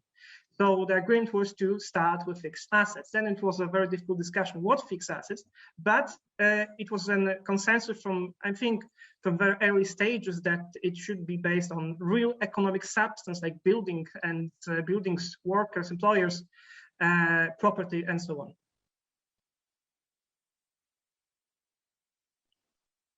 That's really interesting because we are talking about digital economy. Yeah, so this is like pretty normal that the markets that you generate your profits or your revenue and profits might be completely different from the ones that you are having your fixed assets, your buildings, your teams, and so on. And this is normally the case, actually. So I really wonder how we are going to handle all this and make it really fair. Because if this is too complicated, or if it becomes too complicated, I'm not afraid that this would make it easier for the multinational companies to really avoid paying the taxes, because it will be easier to navigate. There is this saying that when the water is not clean, it's basically easier for the fish to hide. So this could be the situation for the future. Hopefully not. Because there is another thing that I wanted to discuss with you. It's basically the enforcement, because we are talking about a global solution, but of course already I think Petra mentioned something about a system of reporting, and good communication among all those countries involved and so on. So basically, what are the currently available, as I understand, none, but maybe I'm wrong, perhaps Łukasz knows better, some enforcement tools, and what should be the enforcement tools?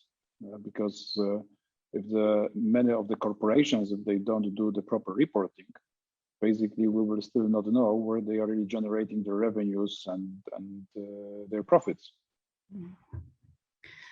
Yeah, I think from a business perspective, I mean, of course, it's very important to have transparency and predictability in this issue. And also what we have always been calling for is to avoid double taxation.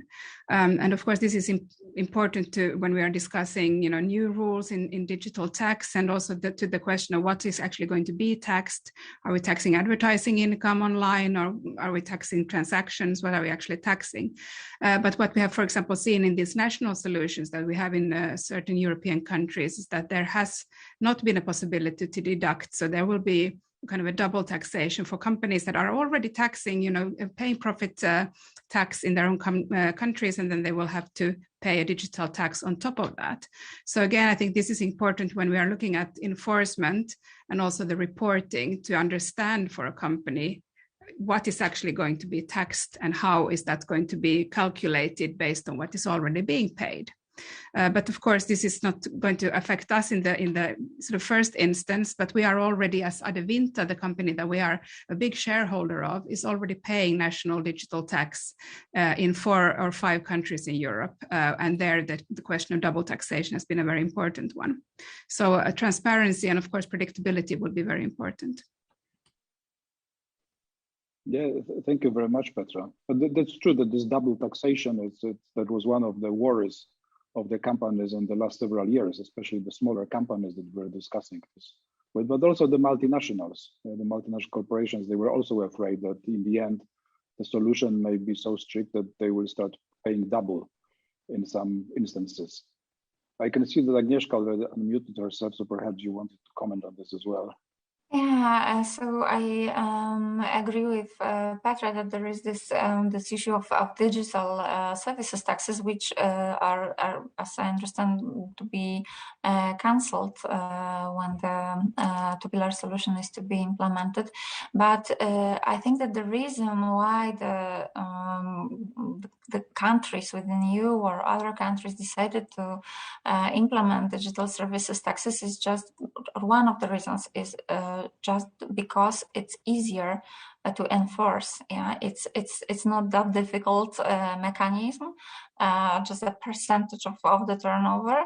And as regards, for example, Pillar 1 solution, it's much more complicated. And I understand the concerns that Petra mentioned about how to calculate it and how to comply with, because when we are discussing the enforceability, there are 2 aspects.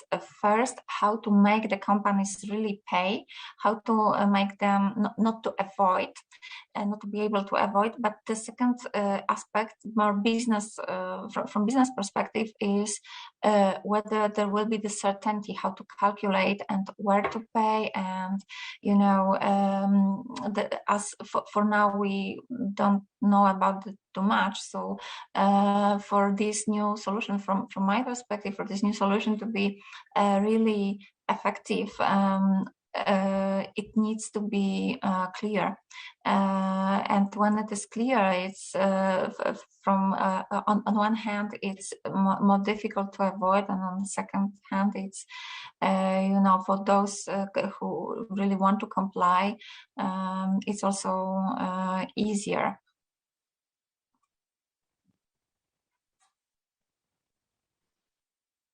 Łukasz, do you have an opinion on all this, like from the Polish government perspective, or are they looking at this, how to enforce this solution? I mean, it's a really, really interesting question in a way that we are far away from enforcing, because the statement from 8th of October is just the beginning, to be honest, of real technical work. Now we have to go to the working parties, which is already happening in the OECD, and start working on a convention, which will take a few months. And the convention is a deal between each jurisdiction. That means that we have to translate this convention after a very fast ratification process, and we have to transfer this convention into each jurisdiction legislations. So it has to be done in a very ambitious timeline. And from this beginning, from the statement that only says a few words on certain topics, we have to go through a tough negotiation process through entire convention. It will be a lot of pages long. Then we have to translate this again into the legislation of each country, and each country will approach the same legislation differently.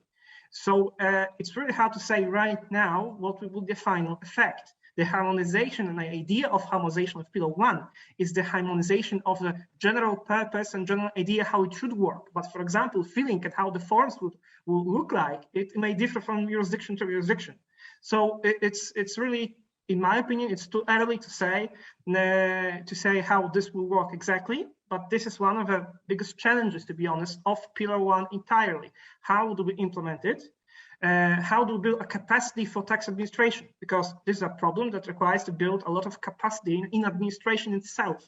We have to hire new tax specialists, school them, make them to work with biggest companies in new special departments. It requires a lot of work on the side of tax administration itself.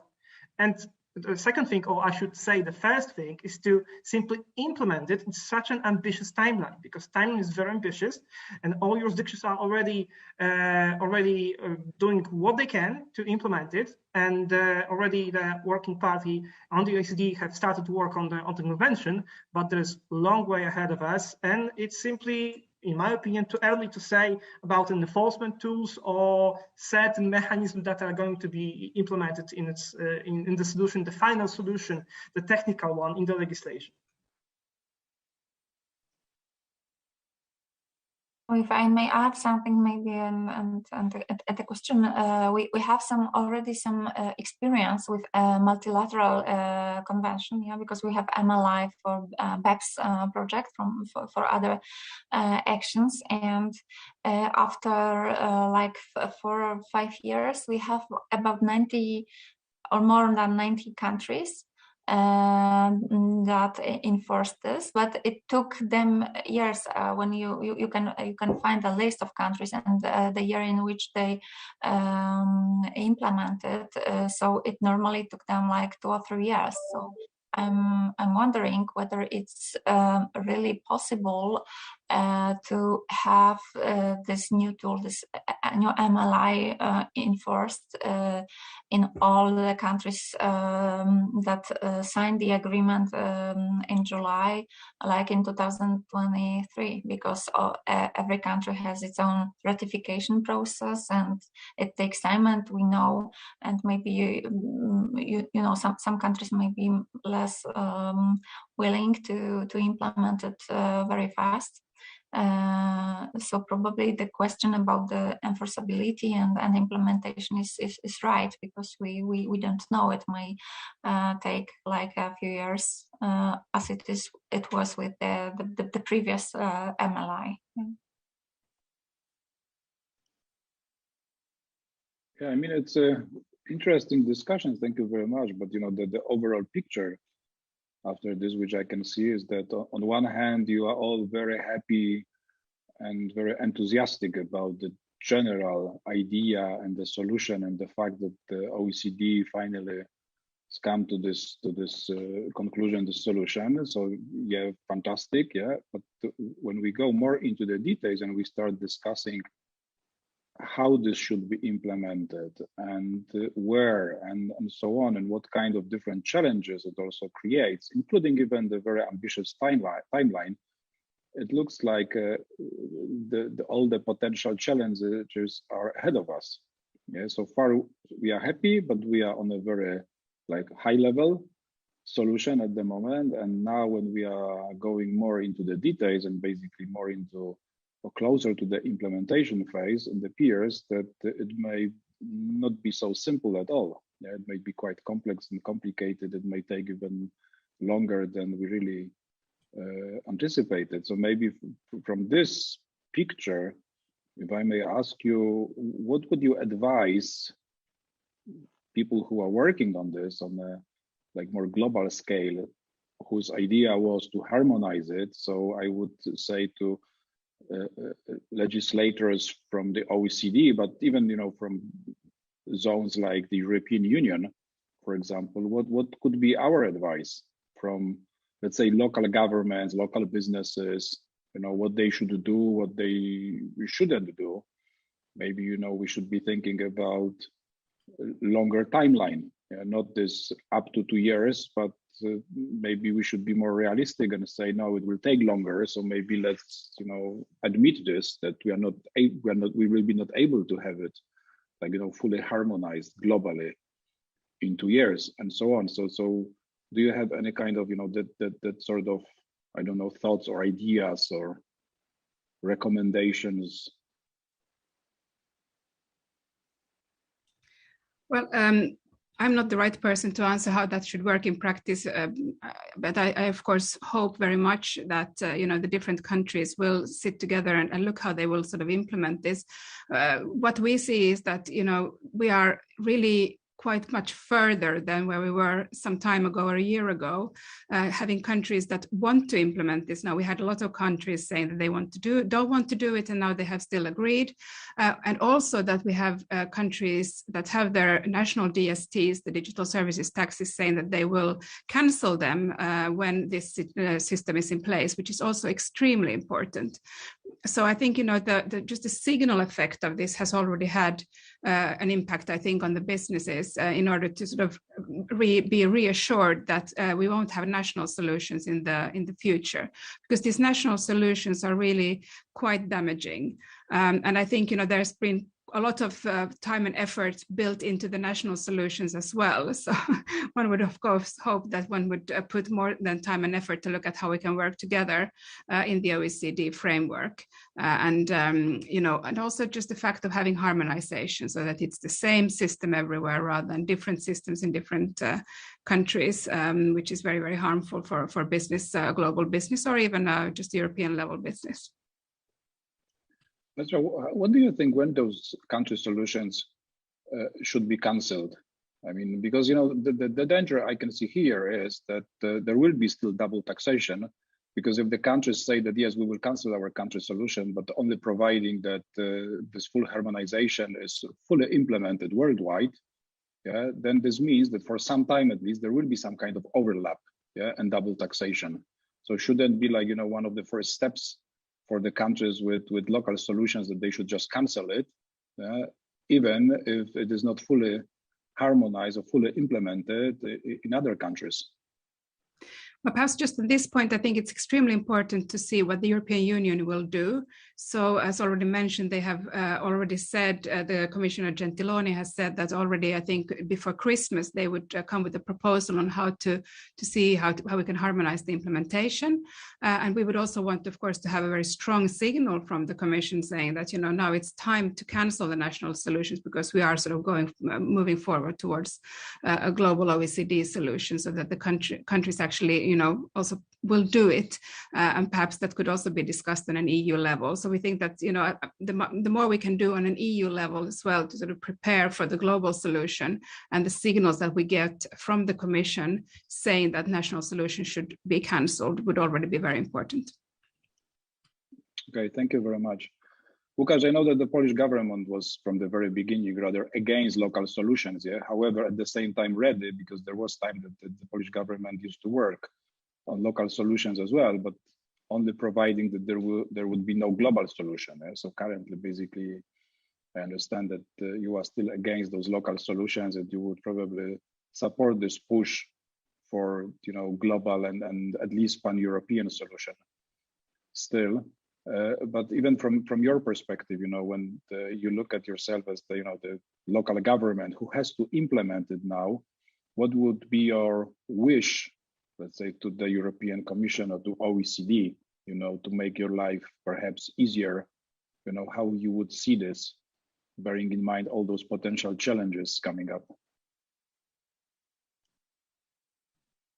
Right now, there's, to be honest, I will start with that. There's a very interesting discussion internally between jurisdictions in the EU, whether this is an appropriate way to implement the Pillar 1 with some kind of a directive. Because the Pillar 1 in itself must be based on a multilateral convention. It will not work if there will be no convention. So many people professors, there is a lot of discussion, are wondering if this is really necessary to harmonize it on the European level, because paradoxically, it may not help. This is an open discussion. I don't have an answer right now, but the crucial thing here is the definition of not only unilateral measures, so the jurisdictional DSTs, but also a definition of critical mass, because the Pillar 1 will only go into force when there will be a critical mass reached. And this critical mass, which will be defined in the multilateral convention, has not been discussed or defined yet. So what is happening right now is the jurisdiction between themselves are discussing how to define it. And when we will know what the critical mass means, then we will have a starting point for further discussion on the implementation. Because, for example, we can have entire European Union joining the agreement, joining the convention, and some other jurisdictions from other regions of the world will be maybe not reluctant, but won't be so happy to implement it in a really fast manner. So the critical mass won't be reached. That's why it's very important to start slow with the convention itself. Then we will see what will happen next. Because right now, starting and assuming that we will need a directive or executive act from the Commission or something like this, it's simply, again, I will say that, maybe too early, in a way that certain definitions have not been stated right now, and we are still working on some very important, they are details, but they are very important details. As to the unilateral measures themselves, the statement somehow says something about the how to revoke and when to revoke those digital service taxes, in a way that the jurisdictions already are obliged not to introduce new taxes, and that's in the statement in itself, literally, so it's helpful information. And the second thing is that the existing digital service taxes will be removed, will be revoked when the Pillar 1 will be in place. And already there has been some movement in this area, as the jurisdictions that already have such taxes have communicated with the United States, have made certain statements how it will be calculated when those digital service taxes will be revoked. So it gives a certain level of certainty what will happen next. And it's all constructed in a way that if, for example, the Pillar 1 will not work, we hope it will work, but if it will not work, then the digital service taxes and the unilateral measures will remain. This is how it's all constructed. So Pillar 1 is coming to force, the digital service taxes are off. But if not, the situation will look completely differently. Okay, thank you very much, Łukasz. That explains a lot as well. We have still 15 minutes to go. However, the idea was that the last quarter will be more for questions from the audience, but unfortunately, I can't see any questions from the audience so far, at least. So maybe then we can either finish a little bit earlier or take some questions. I can see some people, I think, raising hands, but I'm not sure. In the public, I'm not sure how is it possible that they ask us, because we can only read those questions online, or no, there is a mic. Okay, so let's listen to the question. I hope it works. Hello, do you hear me? Yes, we can hear you. Okay, very good. So I'm Mohammed and I'm coming from Iran, and I have a very personal question. When we talk about taxation, we are now in an era of decentralized finance and game finance. And, you know, there are a lot of like economic instruments in the entertainment sector that are called like play and earn, and a lot of like similar issues. With the advancement of blockchain technologies that basically is against the economic institutions, how should we address in future the implementation of a taxation regime? Because personally, I'm an advisor to Iranian regulatory body, and this is kind of one of the most challenging situation that we have. So I would like to ask from the panelists regarding this issue. Thank you so much. Thank you very much for this question. It's very interesting indeed. It touches upon a different area that we are discussing here today, but you are right that this is the future. Yeah, so this is probably one of the next steps. So is anyone from our experts feels like answering these questions? Petra, Agnieszka, Łukasz, any kind of thoughts about this? Let me maybe try. I will try. I'm not saying that the question will be satisfactory, the answer will be satisfactory, but I will try. As we're talking about the statement and the recent discussions, the statement directly says that the regulated financial services are excluded, which is very interesting in a way that it resembles the general discussion about the modern finance that's happening right now. So the regulated classic services like banks are excluded from this new reform. But unregulated services, for example, innovative fintechs, this kind of blockchain-based financial institutions, and on, they are not excluded. That means they are not excluded only because they are not regulated. So if we look at the landscape of regulation that is coming, for example, in the European Union, which is right now preparing certain regulations to regulate blockchain, Bitcoin, especially even cryptocurrencies at all. So when they will become regulated, they will treat it equally as the classic finance, and that will change how we perceive them and their position in the tax world in general. So right now they are not excluded, but they will be excluded when they will be regulated. Okay, thank you so much. Thank you. Are there any more questions?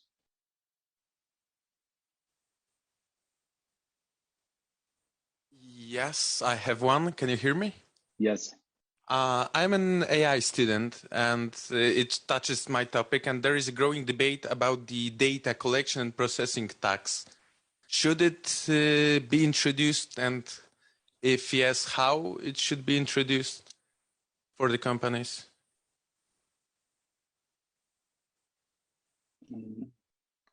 Again, the same question to our expert panelists. Who feels like answering this question about data collection processing tax? Yeah, it's very interesting question, and we have been thinking about it a bit in Schibsted, as we are a very data-driven company. So we don't have a position on it yet, but of course, I mean, we have to, again, I think we'll probably come back to sort of this issue of double taxation. We are very willing to pay our taxes, to pay our fair share to the society.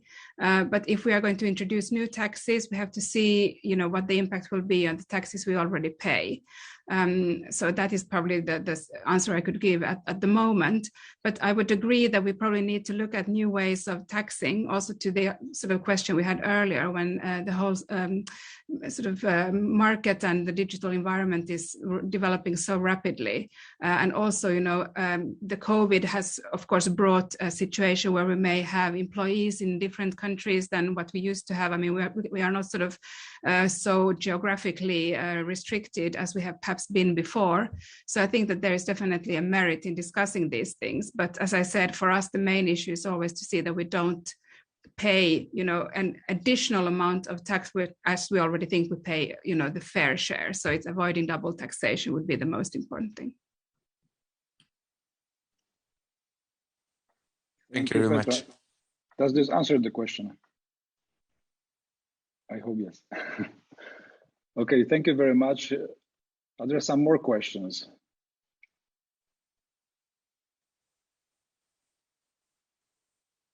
I guess not, because I don't see anyone moving, and also I don't see any questions here online in the chat function. Okay, so maybe we have still 10 minutes left. So any of our experts and the panelists, because before we say thank you to everyone, do you have some maybe closing statements or something that we didn't discuss, we didn't ask about, something that you consider important and should be mentioned during our today's discussions? I think I would probably just want to mention briefly the European digital levy that, of course, you already mentioned at the beginning that it has now been said to be put on hold. But we, of course, as a digital company, are very interested in seeing what that would mean. And what we feel is an interesting notion from the Commission saying that because digital companies, so to say, have gained from the COVID pandemic crisis, digital companies would need to pay a new levy to the Commission to also pay for the recovery of the crisis. And this is something we find quite worrying, that we are starting to look at sort of taxing certain sectors because they may or may not be gaining from some situation in the sort of society. We don't really see similar issues anywhere else. And we also think that in the future, of course, we're now looking at the digital tax in particular, but why would companies be taxed differently based on their digital or not digital incomes? So we think that it's very good that the Commission has put this on hold, but at the same time, we would also just question the rationale behind taxing digital companies because of their impact or not on the COVID pandemic. Thank you very much, Petra. I can really rely, to this because we had similar situations when the pandemic started in Poland, when the Polish government implemented so-called VOD tax. So basically, it is not a tax yet, but this is a special fund created, and this fund basically is being obligatory funded by VOD services. And it was the main discussion was exactly that, the companies and the sort of businesses that benefited from the pandemic because their revenues basically started growing, they should help in the content or movie production, and supporting other industries who were offline, like cinemas. So this is something that is also very worrying and basically very disturbing direction, I would say, and very dangerous direction, which already is happening from time to time on the national level, but even more worrying when it happens on the level like European Union. Agnieszka, sorry, I think I interrupted you because I saw that you were unmuting yourself. Yes, thank you. I just wanted to add, because you mentioned, the reasons, the business reasons that justify that the tax on the EU level should not be implemented. And for me, it's the EU digital levy that was discussed earlier this year. It was something quite it could be something quite similar to DST. So it could be some, it's inconsistent. It would be inconsistent with the OECD idea and work. So I also feel that it's a good movement that the works are not continued on this. Thank you very much, Agnieszka.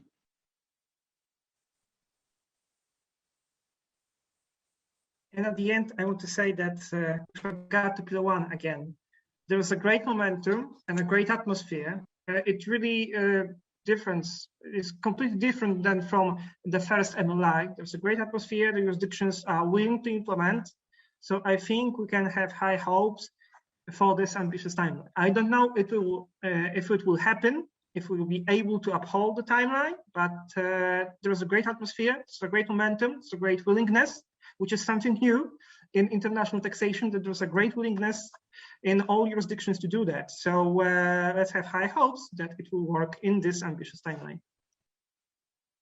Yeah, thank you very much. I think we are all crossing our fingers that this will finally happen. And thank you very much. Thank you, our panelists, Łukasz Kuśmierz from the Ministry of Finance, Republic of Poland, Petra Wikström from Schibsted, and Agnieszka Wnuk from MDDP Group. Thank you to all the participants, online, offline, and also to our very good two questions, because those questions are so interesting that I think we could at least try to include them in the future panel discussions, or maybe even think if this could be a standalone topic for IGF 2022, perhaps, because they are really so interesting, especially the one about unregulated finance economy and blockchain-based cryptocurrencies, trading, and so on, because this is really topic, and all this online gaming and esports and so on. This is topic which is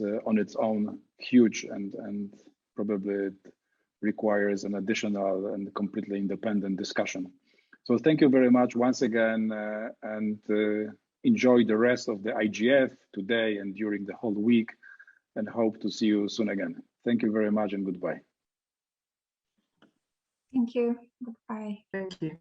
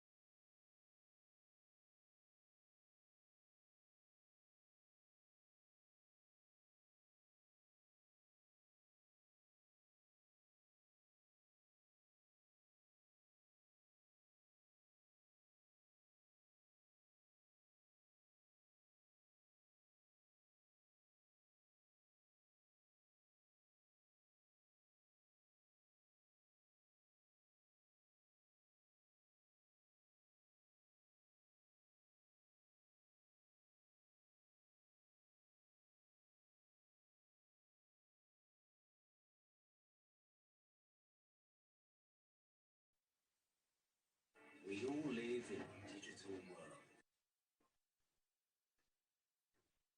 We all need it to be open and safe. We all want to trust and to be trusted. We all despise control. Desire freedom. We are all delighted.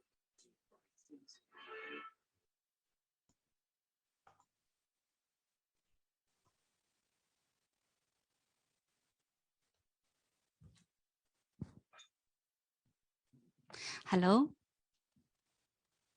Hello, good morning, good afternoon, and good evening, everyone. Here's a warm greetings from IGF in Katowice.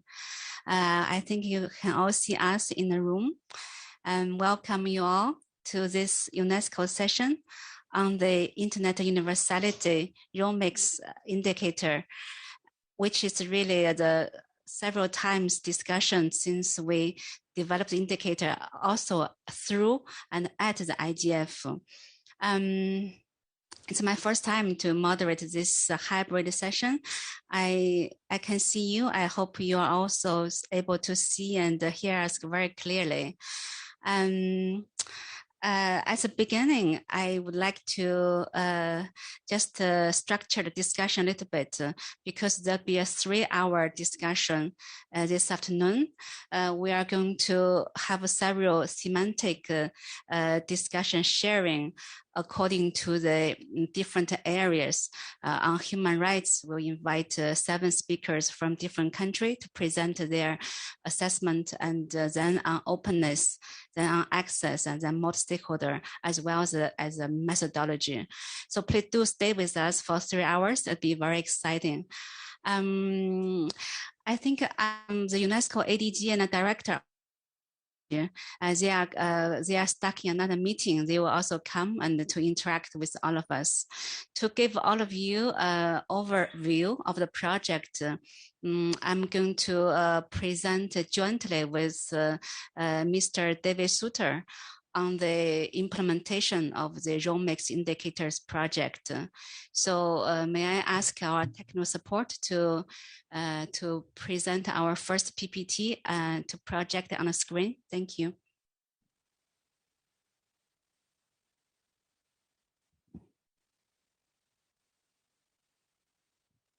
Thank you. Great. So I will just say a few words before I hand over to David Suter, who is the best positioned to unpack the indicators themselves and also the unique strengths of this framework. You know, this year, the 16th of IGF is a hybrid. Despite of the pandemic, we have seen so many people coming here, and we all share the same passion, same dream to have an internet united. By internet being united, it's not just about connectivity, about the infrastructure, it's also about the internet not to be fragmented. The policy, the regulatory framework should be also harmonized at the global and national level. That's why I see the value of UNESCO's Rome principles and also indicators we have developed to really give teeth to ensure those universal values are being mainstreamed to all levels of internet governance. So what exactly are those 300 indicators to measure these 4 main principles of Rome, which means human rights, means universal access, multi-stakeholder, and also openness? David, do you like to take the floor and to tell us what you are really the main architect of this ROMIX toolkit, and tell us what are exactly in there, since I know that many participants attend our events maybe for the first time, and also what are really the real strengths of this toolkit. Thank you, David. Please take the floor. Okay, thanks, Shanhong. I'll give a very brief description of the ROMIX indicators. I suspect that most people in the session are familiar with them, so my apologies if this is going to be a bit repetitive. But there are 2 versions of the indicators. There's a full set which has 303 indicators, and the core set which contains 109. And why so many? I'm often asked. Because we're trying to enable you, the researchers, who to put together a picture, which I've often called a collage, of the national internet environment in the country, to put that together, that picture from the information that's available. And the scope and scale of that information will vary greatly from one country to another. There is no country, I think, where it will be possible to answer every question out of those 303. But in every country, there should be enough scope to build a picture from what is available and draw conclusions from that. So there'll be substantial variation in what you actually need to do in the different contexts. Most national studies to date have, in fact, I think all to date have focused on the core set of indicators. But we hope you'll also look at the others in the larger set and reflect on those and include those deemed particularly useful to the country concerned. So the next slide, if it comes up, will show that the indicators are grouped in 5 categories. And just to summarize that again for you, the four of these are the overarching categories in UNESCO's concept of internet universality. So that's rights, openness, access, and multi-stakeholder participation. And the 5th draws together cross-cutting issues which are concerned with other themes that are important in assessing any internet environment, themes of gender, children, sustainability, trust, and the legal and ethical dimensions of the internet. Now, none of these categories is intended to be more important than another. None should be given less attention than the others in the analysis. Each of the categories is divided into themes. Each theme has a number of questions, and there are indicators attached to each question. And those indicators fall into 3 main types.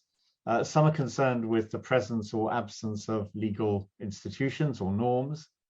Some are quantitative, and some are qualitative. So they're concerned, for example, with the perceptions of experts or the wider public, material that is derived from commentary rather than numbers. All of these sources, including the quantitative, need to be treated with caution rather than taken for granted. All of them need to be interrogated, not just about what they say, but about why they say it and who wants them to say it and what it is that isn't being said. So what's missing from the record. The next slide shows the process and reporting structure that UNESCO asks those who are using the indicators to follow if they want their reports to be published by UNESCO. So first, and critically here, studies should be multi-stakeholder in character.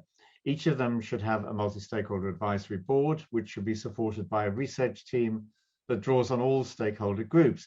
So to be valid for UNESCO publication, a ROMEX study should not be led by one party, by government or business or by civil society, and it should not reflect the interests of one party, either a stakeholder community or a particular organization.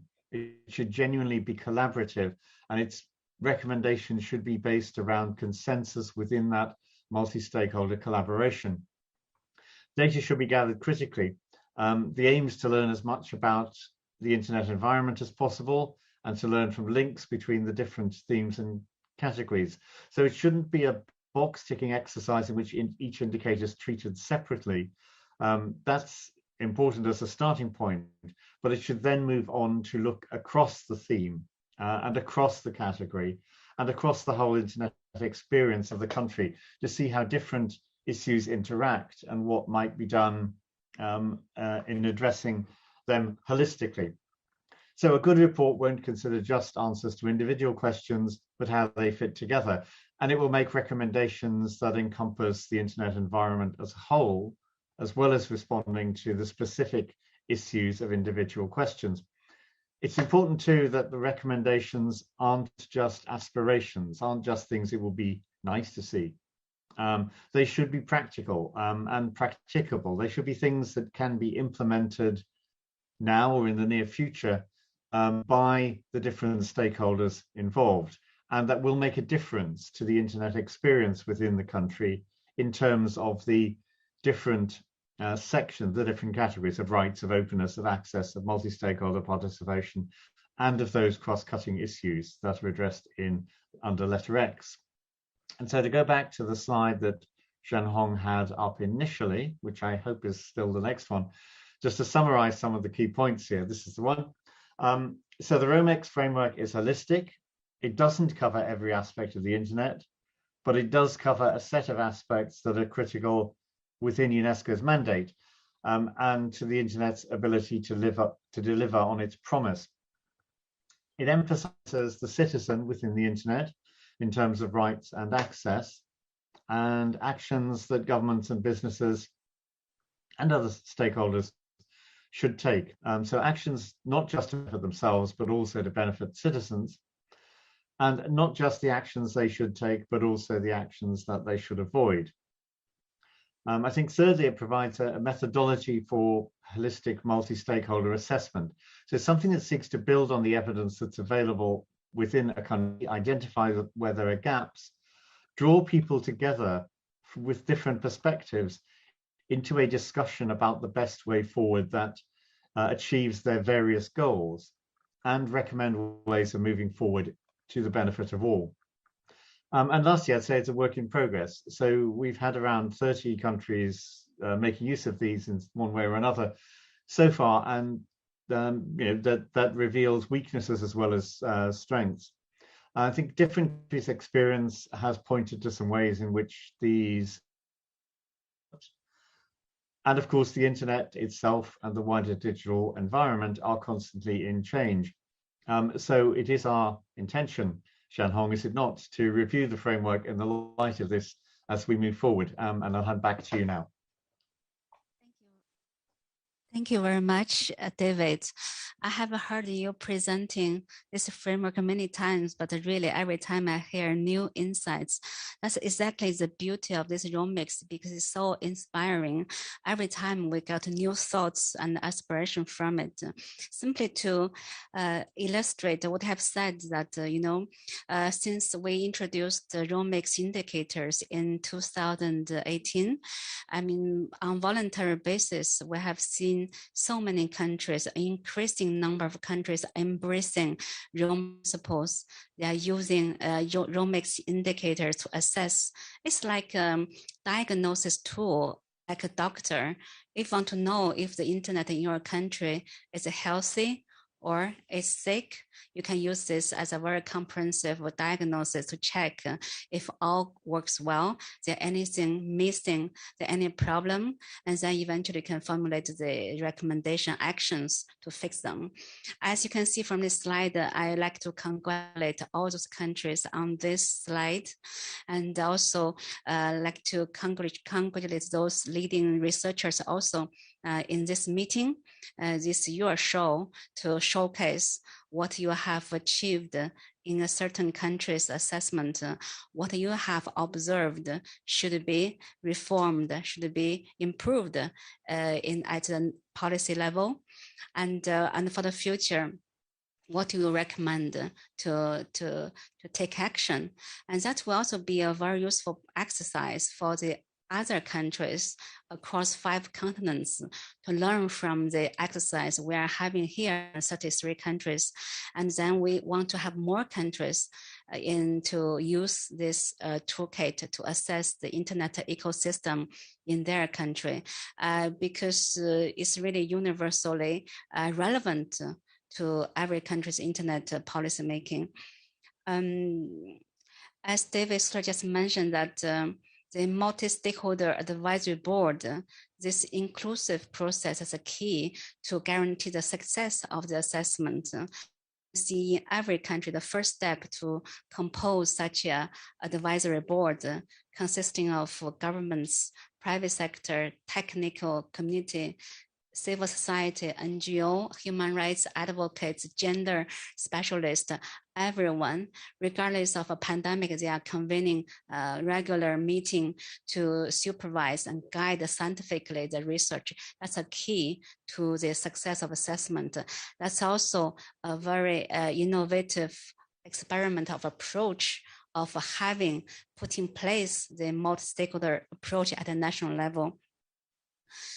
Then the assessment will be completed by a national validation workshop to have all stakeholders to look at the results and then to debate on the recommendations to reach a consensus. What should be the next step to take to fix the challenges, to merge the gaps, and also to expand the achievements.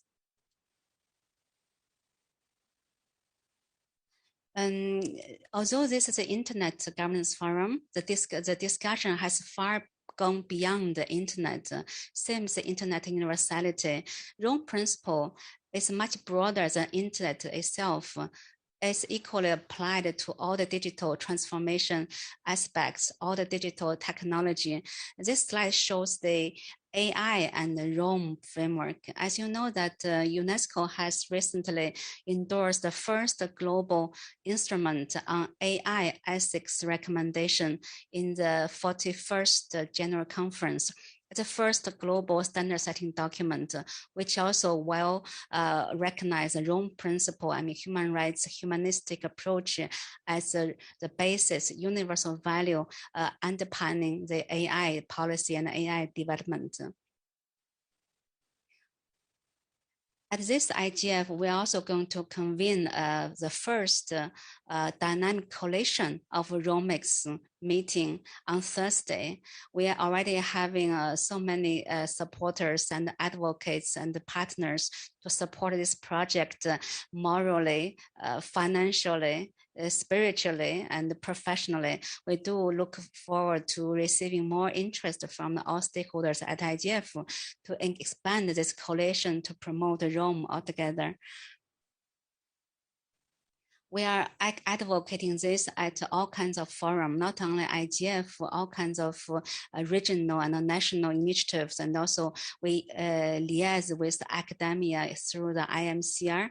We liaise with the private sector and also other different strong actors through different stakeholder meetings. So please do approach us on all these occasions to join us to promote this principle and also trying to apply them to your national context. Even this indicator also are found relevant to certain actors. For example, we also see the ICANN and the Internet Society, they found the certain category of indicators on access can be very useful for their work. Same for the NGO, for the academia, they can pick anything from this package to use for their daily research and work. For next steps, we have been rolling out for 3 years with 33 countries.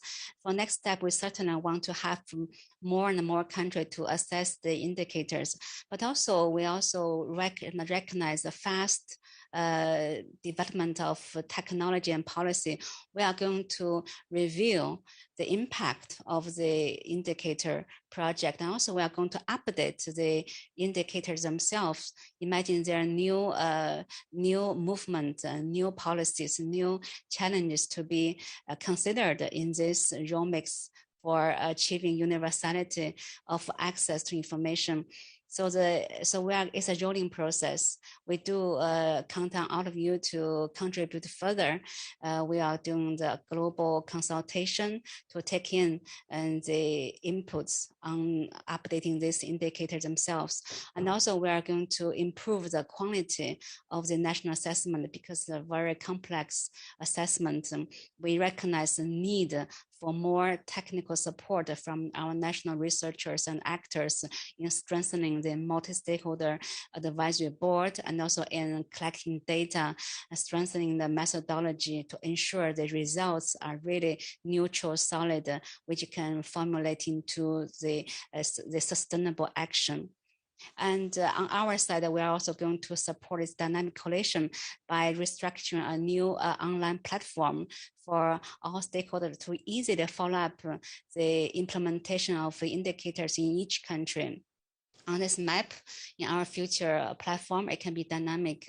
If you click Thailand, if you click Kenya, Brazil, you can see all that has been done on ROMEX indicator, ranging from the assessment to the activities, to events, to the implementation of the recommendations, etc. So that can also be very useful to share good experiences and lessons learned among all the countries. So thank you very much. Now I'd like to introduce the semantic sessions.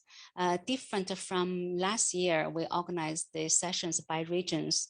This year, we organize them according to the semantic areas of indicators. For the first semantic session, we have invited 7 speakers representing 7 countries' assessment of ROMEX indicators across 5 continents. But I like them to share first the overall progress and the situation in the country, but also to focus on their key findings and the key recommendations on human rights indicator. As you can see from this slide, we look at free expression, right to privacy, access to information, freedom of association, and broadly on social, economic, and cultural rights, as well as the cross-cutting indicators. As you can see from the screen, the gender equality, empowering youth, how internet contributes to sustainable development, the trust and the security issues, legal, ethical aspect of digital transformation.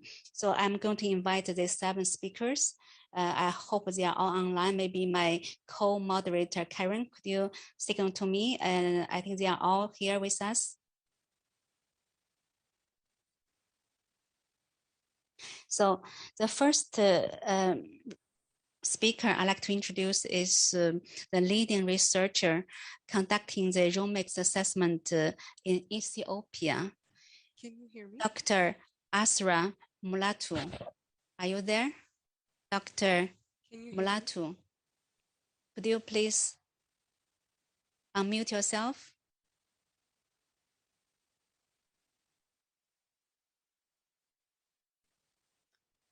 If you are not here, I'm sorry, I just saw the Karen text that the doctor is having some connectivity issue from Ethiopia. Don't worry, please try to connect later.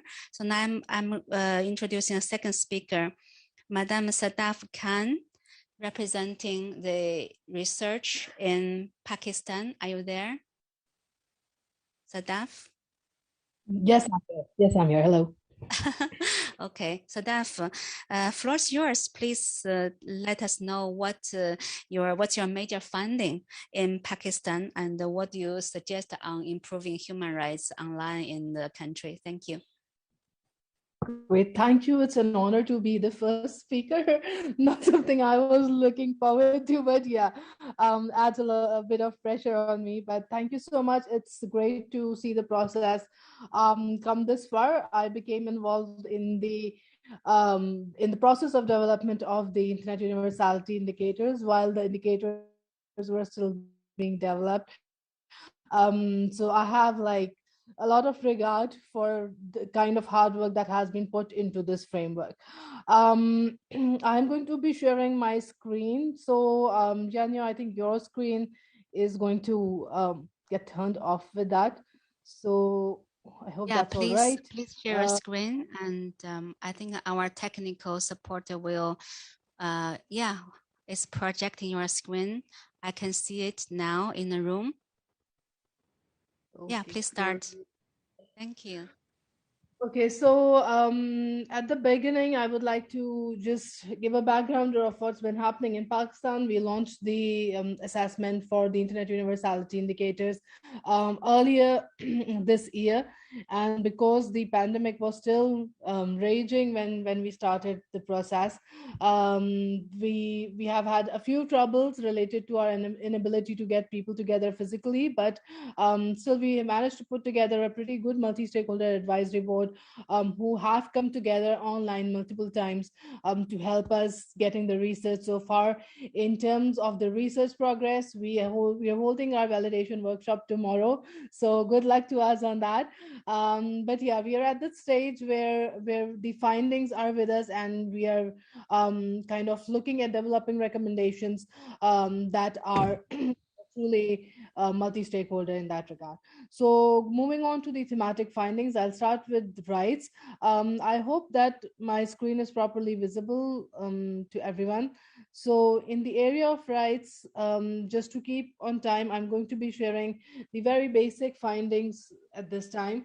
So what we found in Pakistan is both good things and bad. The framework, if you look at it, is based on 3 thematic areas within the rights principle, which start with digital rights and constitution and the law. So what in Pakistan, our key finding is that the constitutional protections do provide the provisions for digitally relevant human rights. Pakistan is a signatory to almost all the relevant UN human rights mechanisms and has signed on to most of the resolutions in which the digital rights and internet governance has been discussed. There are limited legal protections for freedom of expression, right to information, and privacy, especially when it comes to the online provisions. And that is not for the lack of laws themselves. There are a number of laws. The limitation, and why I've said limited legal protections, the limitation comes from the fact that a number of restrictions on speech and expression have been put in place using very vague subjective terms, which allows for the abuse and misuse of law in sometimes. Moving on to specifically the content regulation of digital content, there has been a lot of criticism locally, nationally, on the lack of transparency and oversight mechanisms. The content regulation is carried out through our telecom regulator, PTA, and the government, the Ministry of IT have been involved in implementation of other laws dealing with privacy, freedom of association, etc. But the main criticism is not on the legal instrument itself, but the lack of transparency in how those legal instruments are implemented. There are prevailing challenges, not just because of subjectivity, but also with regards to the human resource, the technical resource that is required to implement laws dealing with cyberspace effectively. There is a lack of understanding, there is lack of capacity within the legal community, within the judicial community specifically, in dealing with digital specific issues. In some cases, we have seen really good role of judiciary. So while the online offline equivalency of rights is not directly coded into legal instruments, we have some great examples of case law coming in from higher judiciary that does create that equivalency, and that does use legal protections that have been prescribed in general laws onto the online space. Moving on to theme B, the Theme B and C, which deals with freedom of expression and access to information. This has been a challenging area to assess because right now, and actually since 2020, this whole area dealing with content regulation online, the regulation and governance of digital content, that's something that's completely in flux.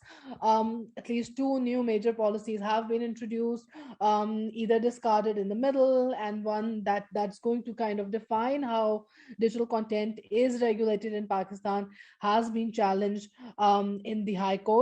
I'm one of the amicus curiae appointed by the court on this particular case, by the way, which just having conducted this assessment is really helping me put together my brief for the court as well. The restrictions on speech, the restrictions on regulation, the content takedowns, they come majorly in the category of blasphemy. So if you look at transparency reports pushed out and published by most of the global corporations, the content that is restricted on the basis of blasphemy is almost half or more than half of the total volume of content that's restricted. Now, here a bit of contextual understanding. Pakistan is an Islamic country. The name of the country is Islamic Republic of Pakistan, and blasphemy is a highly volatile area. So dealing with blasphemy in the law and outside the law, and these restrictions, this is a really sensitive theme. So even though there are multiple, there have been multiple recommendations during the UPR process, during other UN human rights instruments regarding dealing with blasphemy online, this is a very critical and difficult area for our regulator and governments to deal with. Additional concerns, and the main area of concern that I have pointed out in the larger report as well, are restrictions that are based on decency and morality. Now, decency and morality, as everyone can imagine, is a very subjective thing to kind of outline. And in a community that's as diverse as Pakistan, more than 40 languages spoken, multiple communities living, decency and morality has been something on which there is a social conflict that pre-exists and now is being translated to the internet. We have a history of blocking platforms. Most recently, TikTok was blocked for the first time. An online game, PUBG, was also blocked and then unblocked by the PTA. In the past, we have also faced a block of YouTube, the platform, lasting over 4 years. So this is one of the areas on which the challenge in the court is based on. Then on freedom of association, what we have found is some documentation. There is some documentation, media reporting of structured, inauthentic hate campaigns against online organizers, especially for feminist online organizers and women who are politically active or who are associated with journalism. But there is no evidence of direct interference from the government. Now, I'm pointing this out because if you look at the indicator, it talks about direct interference from the government in online association. So while that evidence doesn't exist, there is documentation that some politically motivated or seemingly politically motivated campaigns have been unleashed to disrupt political organizations, especially around Women's Day, especially when feminist organizing in the digital spaces is taking place, and that inauthentic structured activity includes both hate speech and incitement to violence. It does include disinformation, morphed videos, etc. So it's very obvious that like some kind of resources have been spent on it. Again, the rules that I've been talking about, the ones that have been challenged in court dealing with content regulation, tries to also decriminalize misinformation. So that's a very delicate kind of a difficult issue to deal with, because we see deliberate harm being done online against feminist activists specifically, and other political actors, but then obviously criminalizing misinformation is also something that's not as straightforward as it seems. Around privacy and data protection, so privacy is a constitutionally protected right, so it is recognized as a fundamental human right. However, when it comes to digital, we do not have a data protection law as yet. The data protection law, personal data protection law, has been in works since 2017 when Pakistan signed on to the Open Government Partnership, and multiple drafts of the research have been discussed with the public. They have been open to the public. There are limited legal protections that exist currently, which are kind of sectoral protections. For example, in the banking sector, protection exists. In the business sector, there are some protection exists, but overall data protection framework is still missing, and there are prevailing challenges in the implementation of the laws that are there. And there have been multiple incidents of data leaks from both public and private bodies. Regarding socioeconomic and cultural rights, e-health facilities have really picked up during COVID. Both government and private facilities have mushroomed. However, challenges of access remain, because accessibility is still limited. We do not have universal access, and the ability to use the internet is also limited. Pakistan is one of the lower ranking countries in the network readiness index in which people and ability of people to use the internet, that's fairly limited. So even though e-health facilities have mushroomed, online education systems have mushroomed because of COVID in the past, in 2020, the accessibility remains a huge challenge. There is no indication at all of digitization policy with regards to culture and cultural rights. So that's a gap that we have identified. Sorry, I'm going very fast because I want to ensure that I finish in time. So in terms of recommendations, I've listed out just 3 here. There is the legal framework. There's a question of legal framework. We do have a reasonable legal framework, but after talking to the experts, after discussing the findings with the civil society, etc., what we have found out is that the issue lies more with the process of legislation rather than just the legal instruments. So one of our core recommendations is the improvement of multi-stakeholder consultative process for policy making. Right now, we do have a multi-stakeholder process. The data protection law, for example, as I said, has been in consultations over the years, but the process itself is problematic. There have been concerns about the lack of transparency, about the lack of back and forth, about the logic, reasons behind what recommendations are accepted and not accepted, who's invited to the table and not invited to the table. So in terms of legislative process, which involves multi-stakeholders, that is the first step in ensuring that the process with terms of rights improved. Then there is a recommendation to create human rights audits, so not just for the policies that are dealing directly with rights like data protection law, but all the policies that deal with the cyberspace. For example, crowd policy, the broadband policy, which are all being in different phases of being formulated.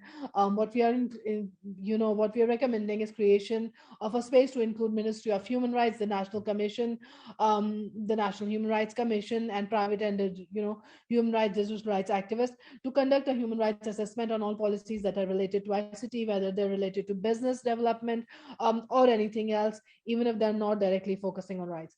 And finally, for FOE and RTI, increased transparency and creation of oversight mechanisms and removal of terminology, subjective terminologies in the law that are being seen as good, important first steps. I'll quickly go on to the cross-cutting indicators. The gender has been one of the most I think overlooked parts. This has the most concerning findings in Pakistan.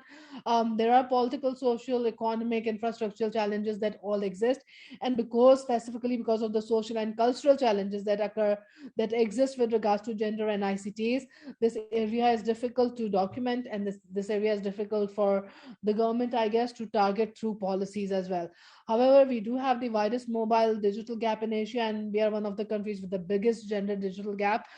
So this is an area that requires a lot of priority. Unfortunately, we are not seeing a lot of that. There is a subsection dealing with ICT for girls in the target set by the Digital Pakistan policy, but they need to be improved much more. And a detailed strategy for achieving those targets has not been made. That has yet to be made.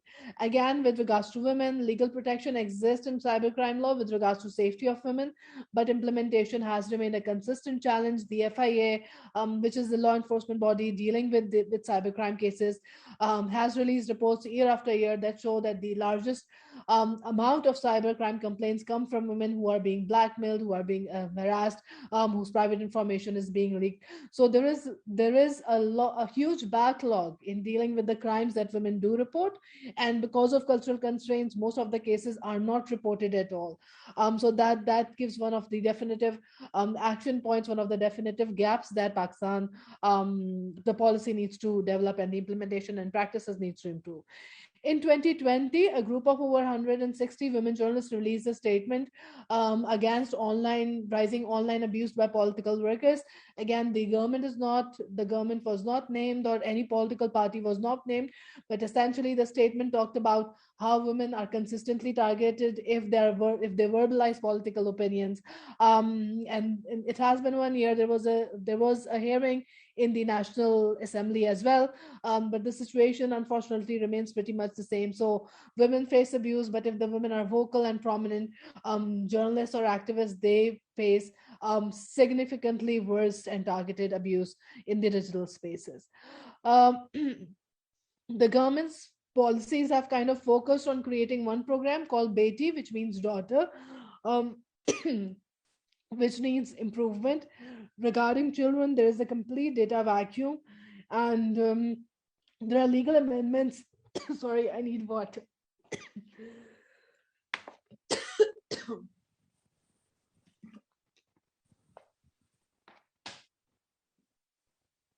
Sorry about that. So the policy on children seems to be completely focused on protection from child abuse and child pornography, um, which obviously is not enough, and that's something that we're kind of also proposing and working on. The perception data is a bit concerning because it shows that 48% of the respondents think that it's not at all important for children to have access to internet, which is not true in today's this day and age. So that is also something that indicates an area where the government might need to work on. I'll move on to the recommendations because I'm already over time. But yeah, so for the recommendations, obviously data collection is still the first recommendation. We do not have any gender disaggregated data that's released by public bodies, that's released by official figures, and household surveys are pretty limited in their approach. So they might be indicative of some trends, but they are not, this is not exhaustive comprehensive data that policies can be built on. So that's one of the areas that needs to be covered. Then rather than focusing on ICT for girls programs, which are very focused on creating spaces to encourage girls to use this or that, there's a need for all policies to be gender responsive, gender sensitive, and inclusive. So we do see a need for change within all the different policies that are dealing with IT, ICTs, and all the other digital spaces. Prioritizing children is obviously important. They're missing for policy. So creating safe digital spaces for children, creating strategies to increase media information literacy among children, creating policies to make sure that schools are imparting good ICT education, inclusion, etc. That's something that needs to be focused on. And finally, focus on social barriers. This is one thing we found missing in the policies. And through our own research, not the assessment, but our own research and other researches that are focused on access and women, the barriers to access, it's very apparent that families, family values, access to mobile, permission from families, cultural, perceptions around women using ICTs are one of the main barriers stopping women from using mobile phones and the internet. So a lack of focus on dealing with these negative perceptions that create one of the main barriers is not it's not really good, and that's a focus that needs to be built into the policy. So I'll stop there. Sorry for going over time here. Back to you, Jen. Thank you so much. I didn't want to interrupt you at all because all you have been presenting are so substantial. It's amazing results from your research. I do hope that this PPT will be linked and shared on our website later on, so all those stakeholders can access to know more about your research. And it's really too short, I mean, for any country to be presented in 5 minutes. So I do appreciate your contribution. Thank you, Sadaf. Now I'm introducing Matthias Kettmann to present the ROMICS assessment from Germany, and particularly focused on the human rights and gender cross-cutting issues. Matthias, floor is yours. Thank you. Thank you so much. Thank you for your wonderful introduction. If you would allow me to share my screen, I could do that too. Sure. Has to do that. We have excellent technical support in the room. They are going to promote you to a co-host, so you'll be able to share your screen. I very much enjoy any promotion. Immediately. As does the as does UNESCO with its promotion of human rights through the application of Internet universality indicators. I'll just start, okay? And I didn't see your screen yet, so could you, Mr. Sir, could you please promote Matthias to share his screen? Can he do it now? Now it looks fantastic. Yes, thank you so much. That looks wonderful. Yes, we see your excellent graphics. Please go ahead. Sure, thank you very much. Just 1 second. There we go. Hi again, I'm Matthias. The beautiful man behind me is Hans Bredow. He is the creator of the German broadcasting system and the person behind the name of our institute, the Hans Bredow Institute, Leibniz Institute for Media Research. And we conducted the indicator study on behalf of the German UNESCO Commission, the team of Professor Schulz and myself. One of the key success factors we found was an excellent cooperation with the political establishment, which helped tremendously in accessing data. The chair of our advisory board, for instance, was the German cyber ambassador, Ambassador Greenberger, who called the report in the final version a milestone for digitalization in Germany, and we were happy to help provide that milestone. You've already heard about the process. I can keep that very short. We took the indicators and build up a interdisciplinary team, which is also an important success factor. It doesn't work if there are only lawyers or only sociologists or only political science people. You have to get everybody involved, including people who know a lot about data and how to tease out the secrets from data. We focus specifically on how the internet protects human rights and how human rights can be ensured through digitalization. Some of the central results focusing on the categories which you've pointed us to. Germany is one of those countries where the level of internet usage is high. It is still growing, but it is already very high. There are, however, even in a developed country like Germany, differences in usage between people who have jobs and who don't have jobs, people who are in formal employment and those who are not, between people with a migration background and without one. We found that those gaps are important enough to warrant a stronger political response. We've also found, importantly, that the internet, digitalization, has arrived at the center of different political fields. Digitalization shapes politics in Germany. I'll come to that at the end, but also already as a short preview, in our recommendations, we suggested that digitalization should be mainstreamed into each and every policy area. And now the new German government has decided not to create an individual ministry for digitalization, but rather to mainstream digitalization into each and every ministry's work. I'm not saying that it was only because of our recommendations, but at least this aspect of political planning is very much in keeping with our recommendations.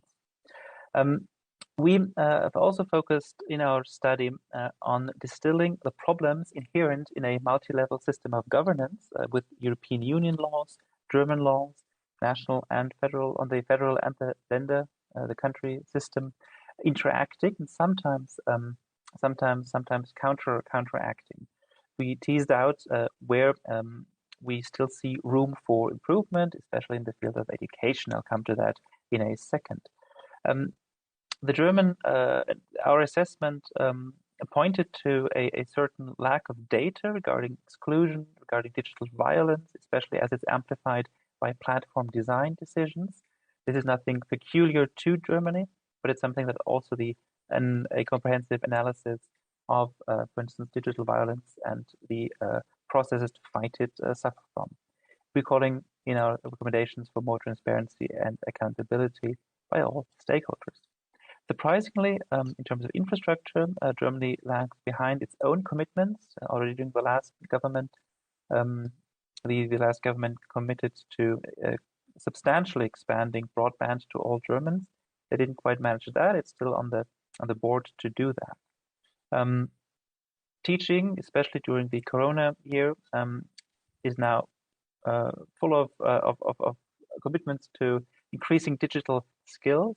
But the federated structure of the German education system, which does leave room for experimentation, sometimes leads to planning problems. Regarding rights specifically, we've shown that the German court systems have a strong commitment to the online-offline equivalency of rights. We've referred to a number of court cases, including highest court cases, which have confirmed that online rights have to be protected, including by private companies. They can take down non-illegal content if it's in their terms of service, but they have to respect fundamental rights in doing so, and the courts enforce that duty. Access to the internet is a right for everyone. If you are on a governmental subsistence, that subsistence has to ensure that you have enough money to be able to take part in the communicative space, and you can't do that without internet access these days. We are recommending more investment in the quality of media education and digital literacy, all the while keeping the federalized structure that opens up room for experimentation. We also point out to the success story of the self-regulatory youth media protection system. We're calling for more data on gender and diversity issues, including gender and diversity mainstreaming, that encompasses the whole life cycle of digital politics and products, such as artificial intelligence. Gender and diversity mainstreaming has to happen already at the point of construction of the teams that select the input and training data, and of course also with regard to the training data. Germany has a long history of a strong defense of democracy against anti-democratic statements. We have national laws against, for instance, Holocaust denial. Those are applied online too, through the Network Enforcement Act, the NetzDG, which has become rather well known globally. This norm has been formed a couple of times, but still digital violence is of concern and has led to radicalization and offline harm. We are underlining the state responsibility to bridge digital divide, not only within socioeconomic sectors, but also regarding the city countryside and unemployed dimension. And we're calling for more strong protection of against AI-based discrimination. Our report has been published online. You can find it at wiegeht'sdem-internet.de, which translates to and what about how is the internet going .de, and also at internet2020.de, both in English and in German. That's a snapshot of our website, which the German UNESCO Commission did a fantastic job in designing. You can search for specific words such as development, cybercriminality, e-government, IT security, multi-stakeholder community, and this will automatically give you all of the indicators where that word appears, because some of the issues, of course, are intersectional, and you can then immediately find all of the topics that you are looking for. The site, as I've said, is well designed with a good visual component, so it's also very well accessible to people with disabilities. We have done our very, very best to be present and to support UNESCO's attempt to tell people about our experience. The last couple of months, I've had the honor and privilege to present our experience a couple of times, and I'm very willing to do so always again, because it's such a privilege to talk a bit about the last year and the reporting process. We've launched the whole thing at the Internet Governance Forum in Germany, when I still had a lot less hair, but looked kind of sad, as we see down there. When we did that, it really made quite a splash. The ZDF, Germany's biggest television, started its evening program with a reference to the to what UNESCO wants. Of course, it's not quite what UNESCO wanted. It's rather a report conducted for the German UNESCO Commission, suggested a better internet connection. But in today's media age, things get abbreviated a bit, and just writing there, UNESCO wants a right to a quicker internet isn't completely false. We did say that internet is important and rights are important. So the words were there. But this, as I've said, made quite a splash, and all the media reference the report. And I think that's an important thing, because you have to get them to the report, and then they are stuck there and start reading what it's really about. So we were rather happy with that. And as I've said, a lot of the topics we've raised in our recommendations have made it into the coalition treaty, which has just been agreed to last week for this period of 2021 to 2026. And we're very hopeful that the recommendations will therefore be make an impact. Thank you very much for your attention, and I'm very much looking forward to any questions also by email. Thank you so much. Thanks for having me. Thank you so much, Matthias. Like you are sending us a Christmas gift in advance. Congratulations for such an excellent online platform using the German IUI assessment. We should definitely link it to UNESCO website, and that can be really a good practice for other countries to also to try it out, to share and impact more policymakers through this kind of communication initiative. Now I'm introducing the next speaker, representing the ongoing research of Romex in Ghana, Mr. Simon Kafu Aito. Are you there? Mr. Simon Kafui, are you there? If you are not there, I'm going to introduce the next speaker representing the Romex assessment in Tunisia, Mr. Kamel Rezgi.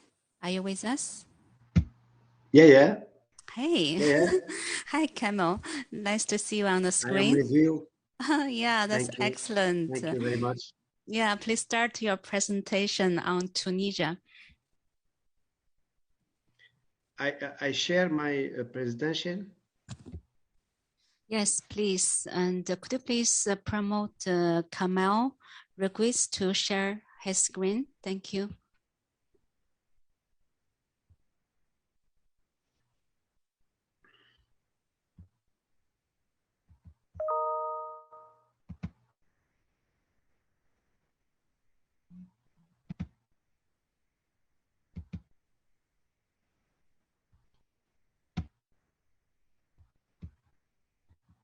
I think... you see my presentation? I see your name, but oh yeah, it's a Word document. Yeah, okay. It is a Word document. Okay. Thank you very much for your invitation. So I will, but to respect the time, the 5 minutes hard limit, I will just read my contribution, and maybe after in the exchange session I will precise other aspects. Okay? Yes, please. Okay. So while the development of the national internet environment is rich in Tunisia, due to the significant steps by the government, private sector, independent regulators, civil society, a clear vision is still lacking from the government side due to the political instability over the last few years after 2011 political change. As such, there are notable shortcomings in the process of developing a consistent and coherent framework for the government in collaboration with other stakeholders. This leads to inequalities in the use and exploitation of the internet, especially for vulnerable populations such as people with disabilities. Concerning the human rights issues, I could say that the Tunisian political change of 2011 have greatly shifted the rights landscape in Tunisia from a repressive regime that engaged in online censorship and widespread mass surveillance. The country now enjoys relative openness. Tunisia's internet environment is regulated by several sectoral regulations, as well as the Constitution of 2014, which can be applied to the online sphere. The Constitution provides several guarantees, such as the right to freedom of expression, the right to access information, and the right to privacy.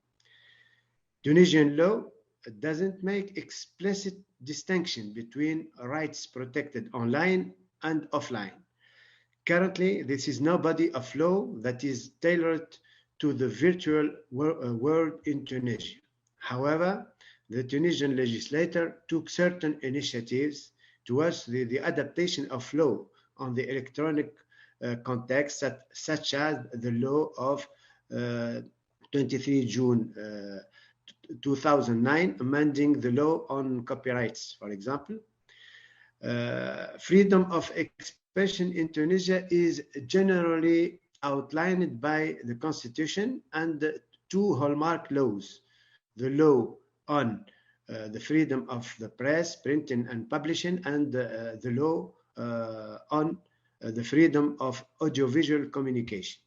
These two laws establish certain limitations, but that are consistent with international standards and the ICPR. In practice, this constitution and legislative text, which guarantee freedom of expression on the internet under these conditions, are generally observed. However, at certain times, it has been noted that public authorities, especially, don't accept freedom of expression on the internet, particularly on certain social networks. Moreover, there are no laws that limit access to information online. Indeed, freedom of expression is guaranteed by the Constitution. Additionally, Tunisia has been a member of the Open Government Partnership since 2014. There are, however, a few challenges that persist, I think. The lack of a constitutional court is another point of concern. Still unestablished after 6 long years of political delays, the court would be the ultimate arbiter of violations of the constitution. The court will also be tasked with the revision and possible abrogation of former laws that no longer conform to the constitution.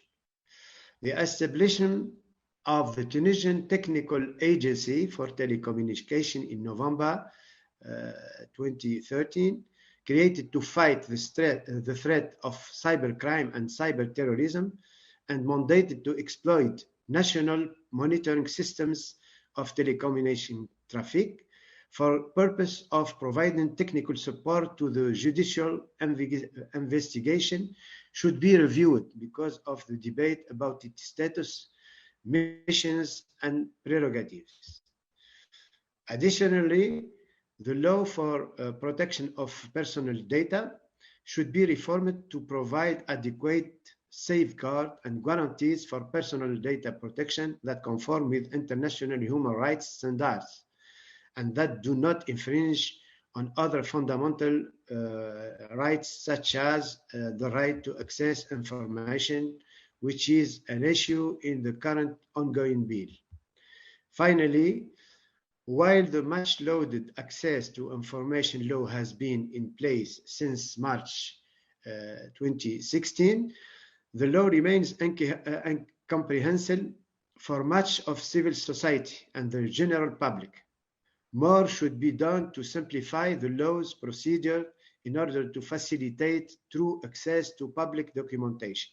In addition, public and governmental documents should be provided online in access formats that allow for reuse in OpenGov or Open Data projects for the improvement of social, environmental, and health-related issues.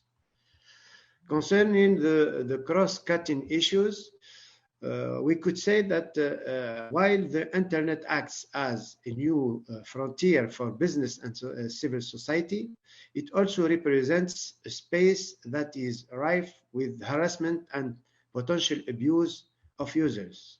Tunisia doesn't currently have a monitoring or reporting mechanism for the experience of users, especially for vulnerable groups such as children and women online. Data on the extent to which internet users report harassment or abuse is available. Civil society groups and the Ministry of Women currently offer services for users to report abuse online, and in some cases, certain non-profit organizations have intervened and worked with private companies to stop the abuse. In general, Tunisia has very strong laws pertaining to violence against women. In addition to physical violence, the law recognizes other forms of violence against women and girls, including economic, sexual, political, and psychological one.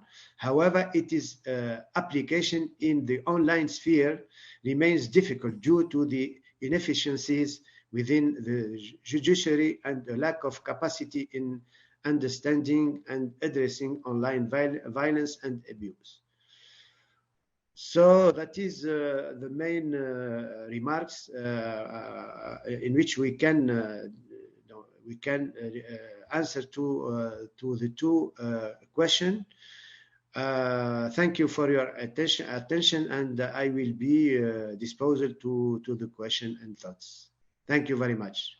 Thank you so much, Kamala, for your very comprehensive presentation. I also take this opportunity to pay tribute to our strongest partner in Tunisia, the ENTT, the regulator of access to information law, as you just mentioned, who has been the strong partner. We initiated the ROMEX assessment in Tunisia. And we do hope that Kamel, all of us can continue this project I think it's can be more valuable to help with a transitional society like Tunisia to achieve good results of digital transformation. And now I'm inviting the next speaker, Maria Fernanda Martinez, our newly initiated ROMEX assessment in Argentina. Yes, hello, Changhon. I would like to present to. Yes, I can share here.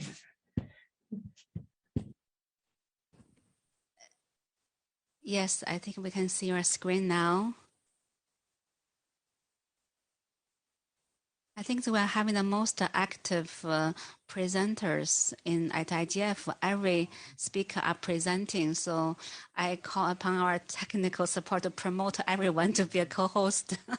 Thank you. Yes, Maria, I can see your screen very clearly.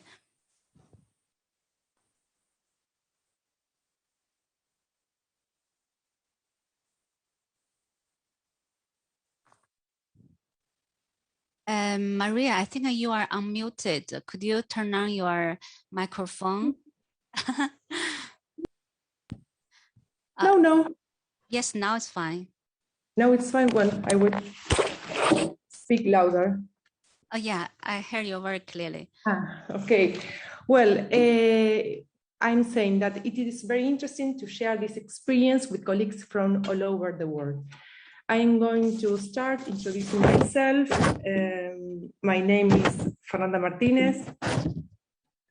I'm the director of the Center of Studies of Technology at the University of San Andres in Argentina. It's a center for research, education, and dissemination on public policy and the development on digital process in Latin America. The member of the research teams are here. The direction is in charge of Gonzalo Bustofrati. I'm the co-direction, and the research team are Carolina Caeiro, Ivan Kirschbaum, Delfina Ferracuti, Gonzalo Bustofrati, Maria Fernanda Martinez, Juan Ortiz Freuler is the coordination, and Carolina Guerra is the academic advising. Well, regards of findings in the category of human rights and cross-cutting indicators.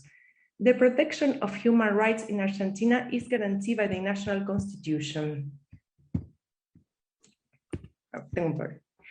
And although I have some problems here with my, well, don't worry. I was saying that Argentina is characterized by a long history of the civil society organization and promotion of human rights. About the equivalence principle, there is no specific rule in Argentina that recognizes the principle of online-offline equivalence.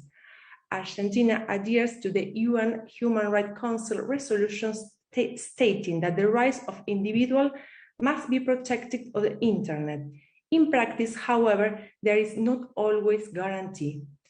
Lack of adequate infrastructure and technical equipment to enable citizens to access quality internet, diverse level of digital literacy among the population, laws that are not adapted to the specificities of the digital environment, for example, online crimes against women or girls.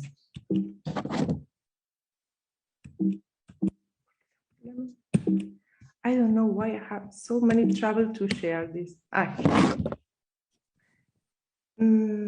Argentina has also a legal framework consistent with human rights and standards for the protection of women and children.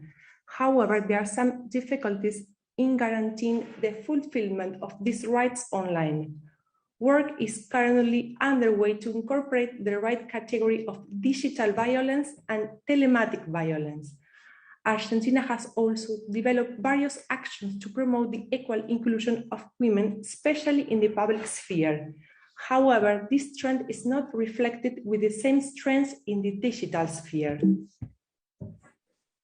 The trends of human rights violations that we find doing this research, that here in Argentina we had problems associated with migration, police abuse and the deficiencies in the security and prison policy, difficulties in exercising the rights of indigenous people, and the sustained increase in poverty and destitution, which mainly affect children aged 0 to 14. Especially on digital environments, the implementation and expansion of the use of facial recognition technology. We also have increasing cyber patrolling situations, an increase of discriminatory expressions or harassment situations affecting mainly women. Well, COVID context revealed and in some cases deepened and pre-existing weaknesses. For example, we have some increases in complaints and cases of surveillance on networks by the security force. Although there increased the situations of intimidation and attacks on journalists, abusive implementation of restrictions on movement and forced confinement, increased restrictions on freedom of expression, existing inequalities in access to and use of the internet that mainly affect the most vulnerable population. Although we are still working on the recommendations, but we can even identify the most outstanding ones. First, we recommend to advance consensus with all stakeholders to enable the design and implementation of long-term policies of internet issues. Second, to raise public awareness of the importance of protecting their rights online. Third, to generate awareness raising and training for government actors on these issues. And finally, to develop an active policy of collecting and analyzing disaggregated data on internet, especially in access, affordability, and use. Well, thank you very much, and sorry for the inconvenience. No, it went very smoothly. We get you perfectly. Thank you so much, Fernanda, for sharing the interim findings from Argentina assessment. We do look forward to a full completed assessment and results from Argentina, perhaps early next year. And also we look forward to more collaboration with you and your institute. Now I'm introducing the next speaker also from the same Latin America region. I have to say that the Latin America region has been very proactive to use the Yomex indicators to a national assessment. At first one from Brazil, now rolling to a number of countries in Latin America. So the next speaker is Mr. Eduardo Carrillo, representing the Yomex assessment in Paraguay. Sir, are you there? Yeah, I see you. Hi, Eduardo. Can you hear me well? You do want to? I couldn't hear you. Can you unmute yourself? You did? But we couldn't hear you. our magic technicians. Why I couldn't hear Eduardo? Can you hear me now? Oh yeah, now I can hear you. Yes, it's an issue of microphone. For some reason, Zoom doesn't like my computer very well. Well, thank you very much, Xianghong. I'm going to share my screen myself. So just let me see if I can do that smoothly. Yes, you will. I'm asking our technician to allow you. Yeah, now they did it instantly. Thank you. Okay, great. I already here. So going straight into the subject because I know the time constraints. Thank you very much for this opportunity to discuss about the IGF ROMEX indicators, and particularly to both Xianghong and Karen for its continued support in this work. So in regards to the Paraguayan context, the research was conducted by the Ministry of ICTs of Paraguay and the local civil society organization TEDIC, which I'm representing today. My name is Eduardo Carrillo and I'm co-director in this organization. It was finalized in October of 2019, and it includes the 109 core indicators, the full indicators for the dimension of multi-stakeholder participation, and additionally 2 general indicators, namely those of open government partnership to showcase the progress of the country in the matter, much like the Tunisia example that was just showed a few minutes ago. So just to have like a brief moment to talk about the methodology, much like some of the previous presentations in this panel, an initial data collection combining desk-based research, freedom of access to information requests, consultation of official statistics, independent surveys, and reports, consultation of reports of different credible sources such as academia and think tank actors here in Paraguay were conducted. And I think that what's interesting in the Paraguay context is that this data collection was combined with 3 consultation and validation processes. We had a first moment of request for information and interviews with government departments, private companies, technical community, academia, and civil society organizations for an initial information validation that was then followed by the confirmation of the multi-stakeholder advisory board, which is of course the main or a main aspect of the ROMEX methodology, which was composed by 3 representatives from the public sector, 4 representatives from civil society, 2 from the academic sector. And of course, this was the main body that peer reviewed and gave feedback for the report before it was finalized. And then there was a final assessment and validation from the Paraguayan Internet Steering Committee, which is the main multi-stakeholder body governance of the internet. Now, due to time constraints, I will only do a general description of the main findings in the rights and cross-cutting issues, which is this particular panel's objective. So for the rights section in the findings and recommendations, I would say, Paraguay has a robust human rights regulatory framework, such as the right to privacy, freedom of speech, access to public information, and others. And what particularly stands out for the Paraguayan context is the existing harmonization between the public international rights norms and the human rights and the national constitution. Although there is not an explicit normative that indicates that the same online rights are applied to the online environments, in practice, the judiciary system, as well as some public policies that emanate from the executive sector, do extend such rights to the online environment as well. Now, for this particular section, one of the main findings and recommendation is the need of a new personal data protection law for Paraguay. Such law has to be treated with urgency in the legislative sector because there is an important confusion as we speak with the law of credit-related data, which is the one that is in force, because the protection of such rights are not enough for an holistic protection of data, of personal data of people. So therefore, this law should be in line with other international holistic and protective legislation, such as examples from the European Union, particularly the GDPR. Moving on to the cross-cutting issues, findings, and recommendation. I would say that there is, and there was a particular difficulty that is transversal in this indicator, but also in all the others while the research was being conducted.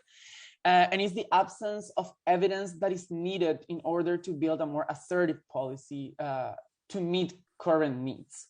to do credible and effective diagnosis, which is why we think that the ROMEX is such an important advance on this matter.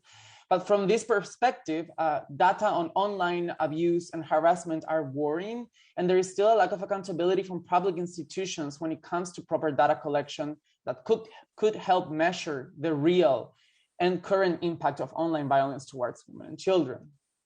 In general, experts do recognize the existence of a Paraguayan legal framework to protect women against violence and abuse. However, there are still problems in its applicability because of structural problems with the judicial and public security systems and how they understand this issue, particularly when extended to the online world. Regarding children, we have pretty much the same problem.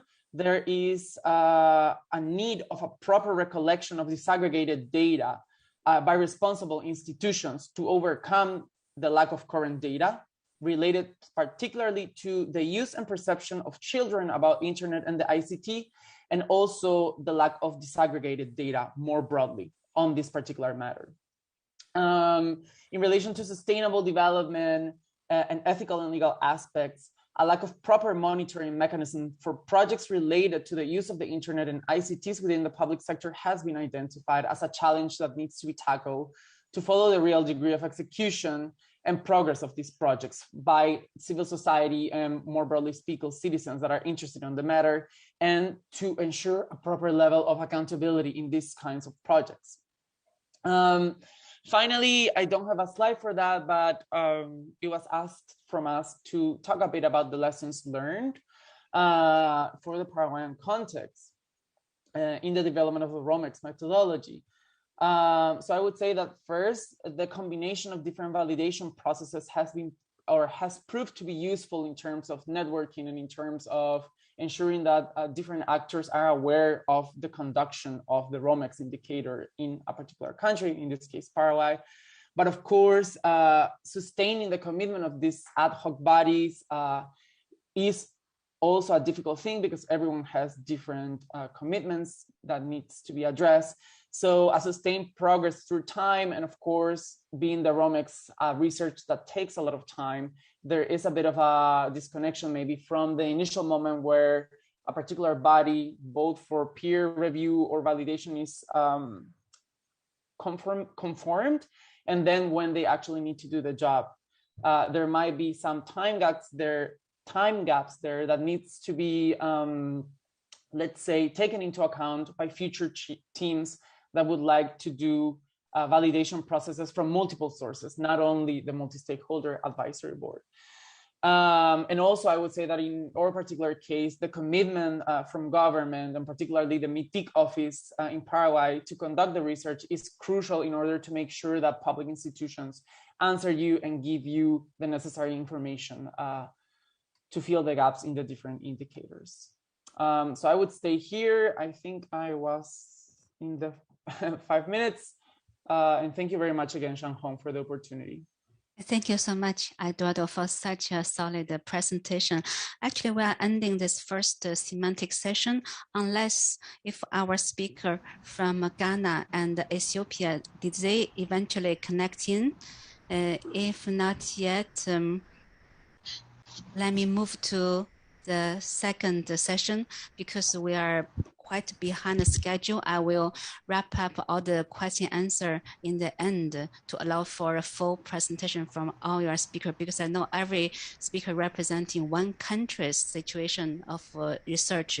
We need more time. So now I'd like to introduce in the second thematic session to share the key findings and recommendations in the ROMEX indicator, particularly on openness and accessibility indicators. The first speaker will be Professor Alan Kindu. Please come to to hear. Professor Kindu is UNESCO chair based in University of Bordeaux. He has been leading a number of national initiatives in Western Africa. So today he's going to present Benin and Niger, two Western countries assessment process.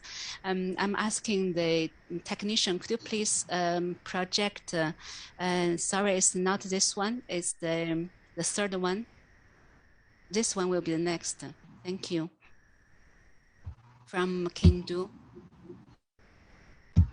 Can you pick your microphone? Yeah, I talk from here. Hello, bonjour à tous. Je vais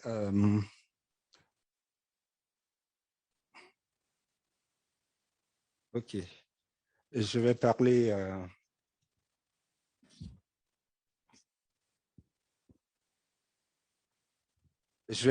en français, mais mon slide est en anglais, donc ceux qui ne comprennent pas le français pourront me suivre au fur et à mesure que je vais avancer dans cette présentation. Alors, comme on n'a que 5 minutes de présentation, je vais me focaliser sur l'expérience du Niger, qui est une expérience toute récente. Donc, c'est une étude que nous avons menée ensemble avec mon collègue ici présent, professeur Boubacar Diallo, que je remercie d'avoir fait le déplacement depuis le Niger, et donc avec aussi l'appui du ministère des nouvelles technologies et de l'information qui est représenté ici.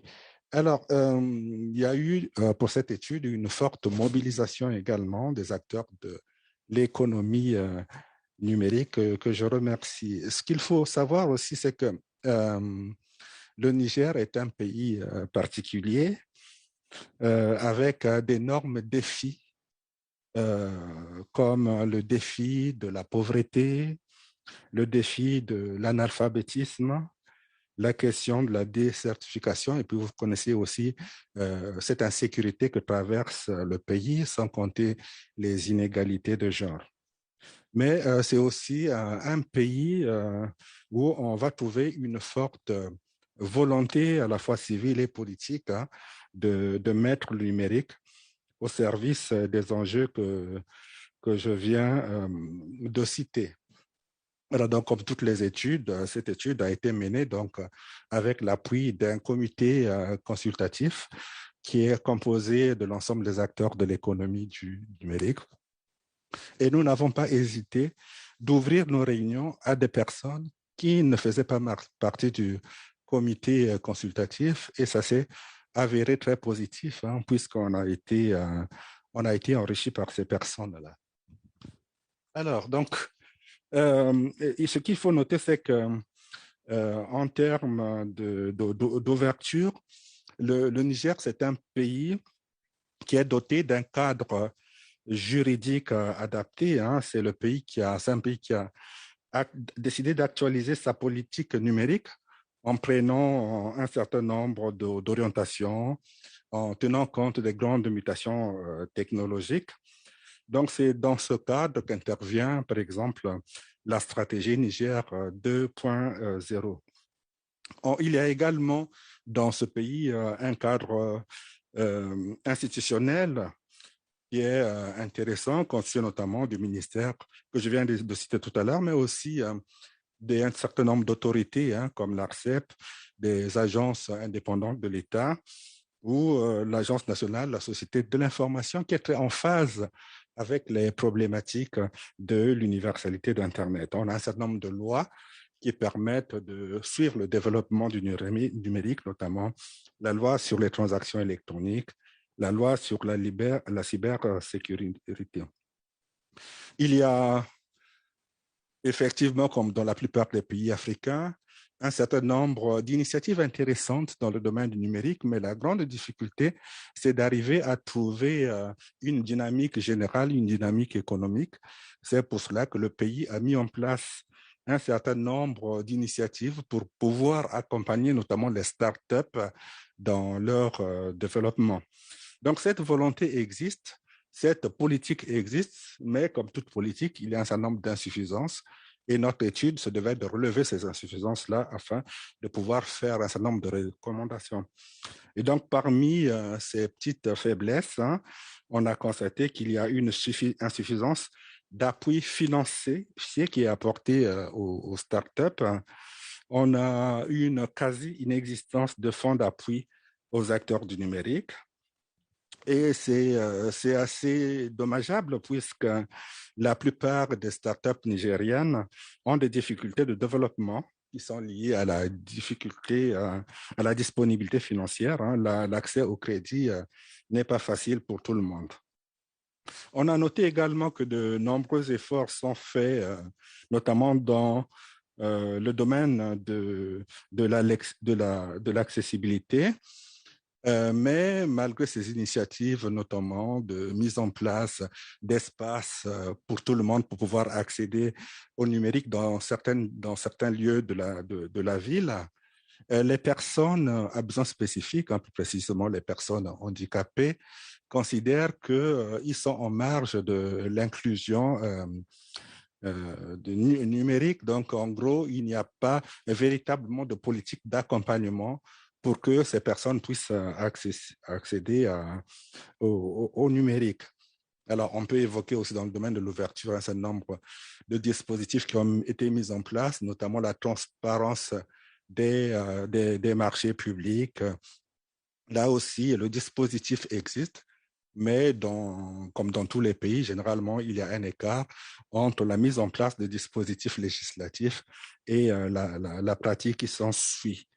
Les logiciels libres ne font pas l'objet d'une politique spécifique. Les données produites avec l'argent public sont généralement disponibles pour tout le monde, mais la difficulté, c'est qu'on est dans un pays où on produit très peu, en tout cas, pas beaucoup de données scientifiques et il y a des difficultés aussi, notamment au niveau du gouvernement de mettre en place des plateformes qui sont actualisées pour que les gens puissent accéder à ces données-là. Les sites Internet existent, les compétences existent, mais je crois qu'il n'y a pas suffisamment de compétences pour pouvoir mettre en place ces données actualisées, pour pouvoir les actualiser souvent. Alors, je vais essayer de faire vite, puisque le temps nous est compté. Alors, dans le domaine d'accessibilité, de l'accessibilité, je pense comme je viens de le dire, on essaie de faire en sorte que le pays puisse accéder donc au numérique, et on essaie d'offrir des prix qui sont concurrentiels. On observe notamment une certaine hausse du taux de pénétration d'Internet.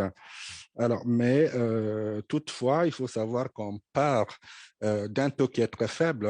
Donc, les efforts existent, mais il va falloir continuer à faire ces efforts-là, puisque selon l'Union internationale des télécommunications, aujourd'hui, 10 habitants pour 100% disposent d'un accès à Internet au Niger. Donc, en gros, la marche de progression est très importante.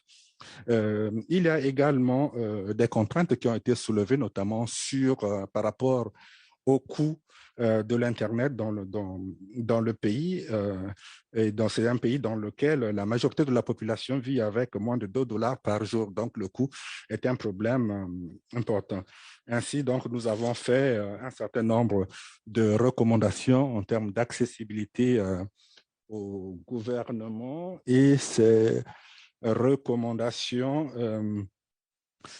concernent notamment la nécessité de contraindre les fournisseurs de services d'Internet à proposer des offres qui sont compatibles avec l'état des personnes en situation de handicap. J'ai évoqué tout à l'heure cette question importante, et on pense que Le gouvernement a des efforts à faire là-dessus, mais on doit contraindre aussi les opérateurs et les professionnels à pouvoir prendre en charge cette situation-là.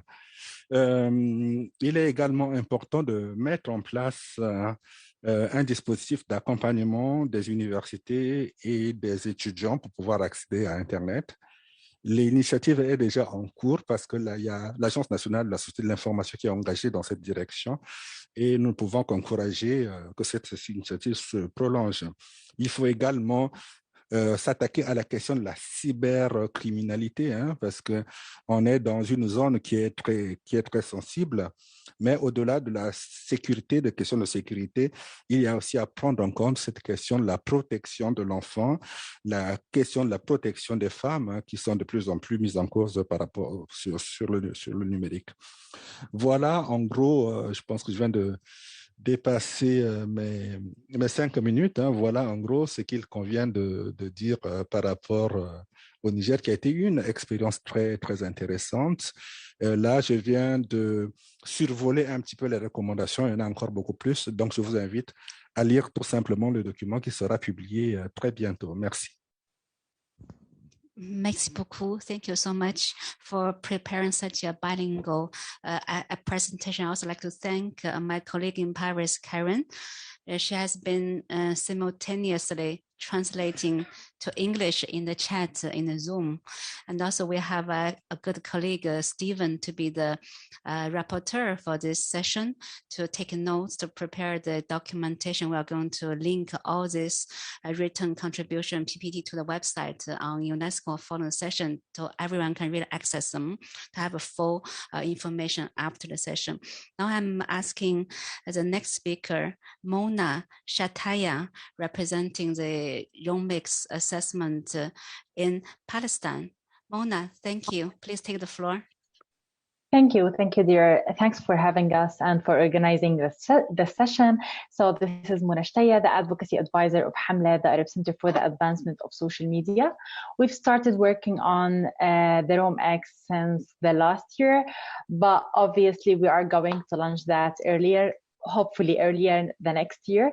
Till now we are still preparing that, so we are under process, but I'll be sharing like the insights that till now we are collecting, and then if you have any questions, just feel free to drop that. So I'll start with the different context in Palestine that we have, because Palestinians in the Palestinian territory are living like under a complex political situation because of the Israeli occupation, but also because of the political split between the West Bank and Gaza Strip. And because of that, or as a result of that, we have 3 different governments that affecting or impacting the digital rights in Palestine and also the internet reality in Palestine, the PA in West Bank, the de facto government in Gaza Strip, but also the Israeli authorities in Israel, who are also affecting the reality in the Palestinian territory. To start with, I'll start with the infrastructure, which is something fundamental when we are talking about the internet reality in Palestine. The Palestinian Authority or the Palestinian Authority are not controlling the infrastructure in Palestine. All the ICT telecommunication infrastructure is being controlled by the Israeli authority, and because of that, this will affect the quality of the internet that we have in Palestine. Till now, Palestinians in the West Bank are using the 3G. They don't even get the 4G or the 5G, while the Palestinians in Gaza Strip are still having the 2G, the second generation of the internet, because also that we are not controlling our infrastructure. Going further and discussing much more details about the internet reality in Palestine, we should think about, as part of the Rome X indicators, the privacy, data protection, access to information law, but also how the internet and the access to websites is looking like. And because of that, I'll start with the cybercrime law that we have. The Palestinian Authority had started legislating that in 2017, and they adapted that in 2018 with the pressure from the civil society organizations, local and international organizations. And because of that, till now, we sometimes have some restrictions from the PA because they are blocking specific websites. Last year, for example, they blocked at one day around 55 websites because they were opponent to the PA. But also they have some other restrictions in that law that restricting people's accessibility to specific websites. On the other hand, in Palestine, till now, we don't have the access to information law. UNESCO has been like one of the longest organizations who've been advocating for that, also as well as Hamle and other Palestinian human rights and media organizations. We've been advocating to have the access to information law since 2006. The government was working on that until now. They did not like publish it or announce about anything about that. And because of that, this was one of the restrictions while we were collecting the data and information for our report, because we don't have the access to information law, and this definitely will impact the ROMX indicators that we are collecting now and we are analyzing. On the other hand, on the privacy and data protection side in Palestine, till now we don't have any kind of privacy and data protection law, and that also is affecting Palestinians' rights in the internet. We at Hamle have also published a separate report talking about privacy and data protection earlier this year, which shows during the launching event, we knew that, or we just were informed that the PA were discussing to launch a privacy and data protection law, despite the fact that they have never ever consulted the civil society or any other one except the governmental bodies. And because of that, we are trying during our preparation process for our ROMX to engage through the multi-stakeholders advisory board, different people from the private, governmental, civil society, and media organizations, so we can have all their inputs, as my colleagues previously talked about their countries, but also we have this thing in Palestine.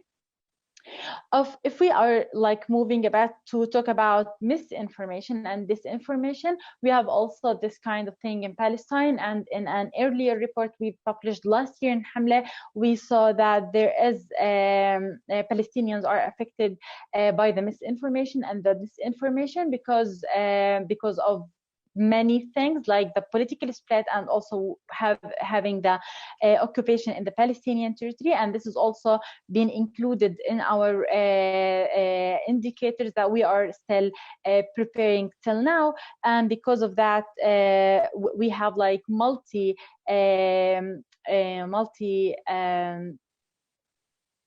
tools like that are affecting the ROMX results that we are preparing. We are looking forward to have our ROMX ready by the end of this year and hopefully sharing that by the beginning of the next year.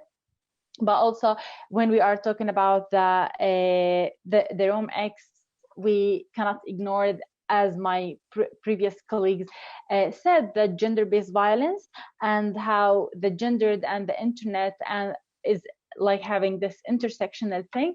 In Palestine, women, like there are increasing number for women who are being harassed on the internet, and because of that they sometimes are reporting to the police, but also sometimes they are reporting to the feminist organizations.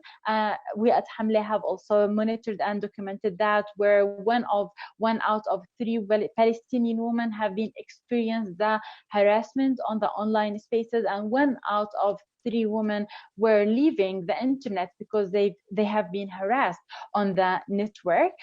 So all this information are being included in our ROMX and many other indicators, many other information. So yeah, that's basically from our side. But also, if you have any questions, please feel free to drop that in the chat box. I don't want to take more time, just to leave some time for the other colleagues to share their insights. Thanks. Thank you so much, Mona, for your very valuable sharing of insights. We do look forward to the successful completion of the assessment in Palestine. And now I'm introducing Simon Ellis. our expert leading the assessment in Thailand, and also he's our international advisor to have help reviewed a number of national assessment reports. Simon, I think you have a PPT, and sir, could you please project? Yes, that's right. Okay. So I'm going to go as quickly as possible, very short of time. Okay. So thank you, Shan-Hong. Thank you to everybody. There's already been a lot of very rich presentations of an enormous amount of detail about so many countries. So what I want to do is to first pick up on a few emerging issues that come across quite a lot of the studies, which are from all regions now in IUI. So firstly, there are many countries now which have rights adopted, but there are questions emerging about whether they're actually implemented in practice. So one of the things that IUI does, it looks at the institutional legal structures, but it also looks about how that happens in practice. It's difficult for countries because we know that there is the right to freedom of speech, but we know that there are also reasons that all of us want hate speech, misogyny, fake news, child abuse to be taken down.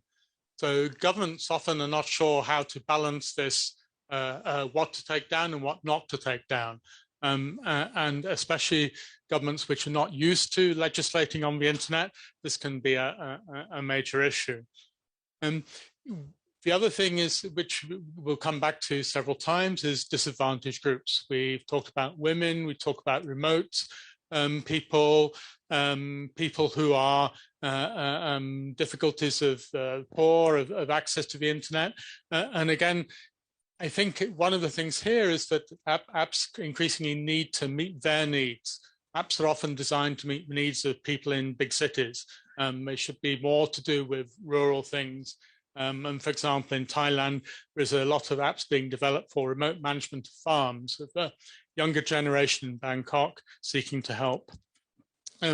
Data protection has come up a lot, and in this context, the European GDPR is taken as a standard. But once again, that's being applied in many countries without countries really realizing exactly what the GDPR means in its detail of protection in various ways.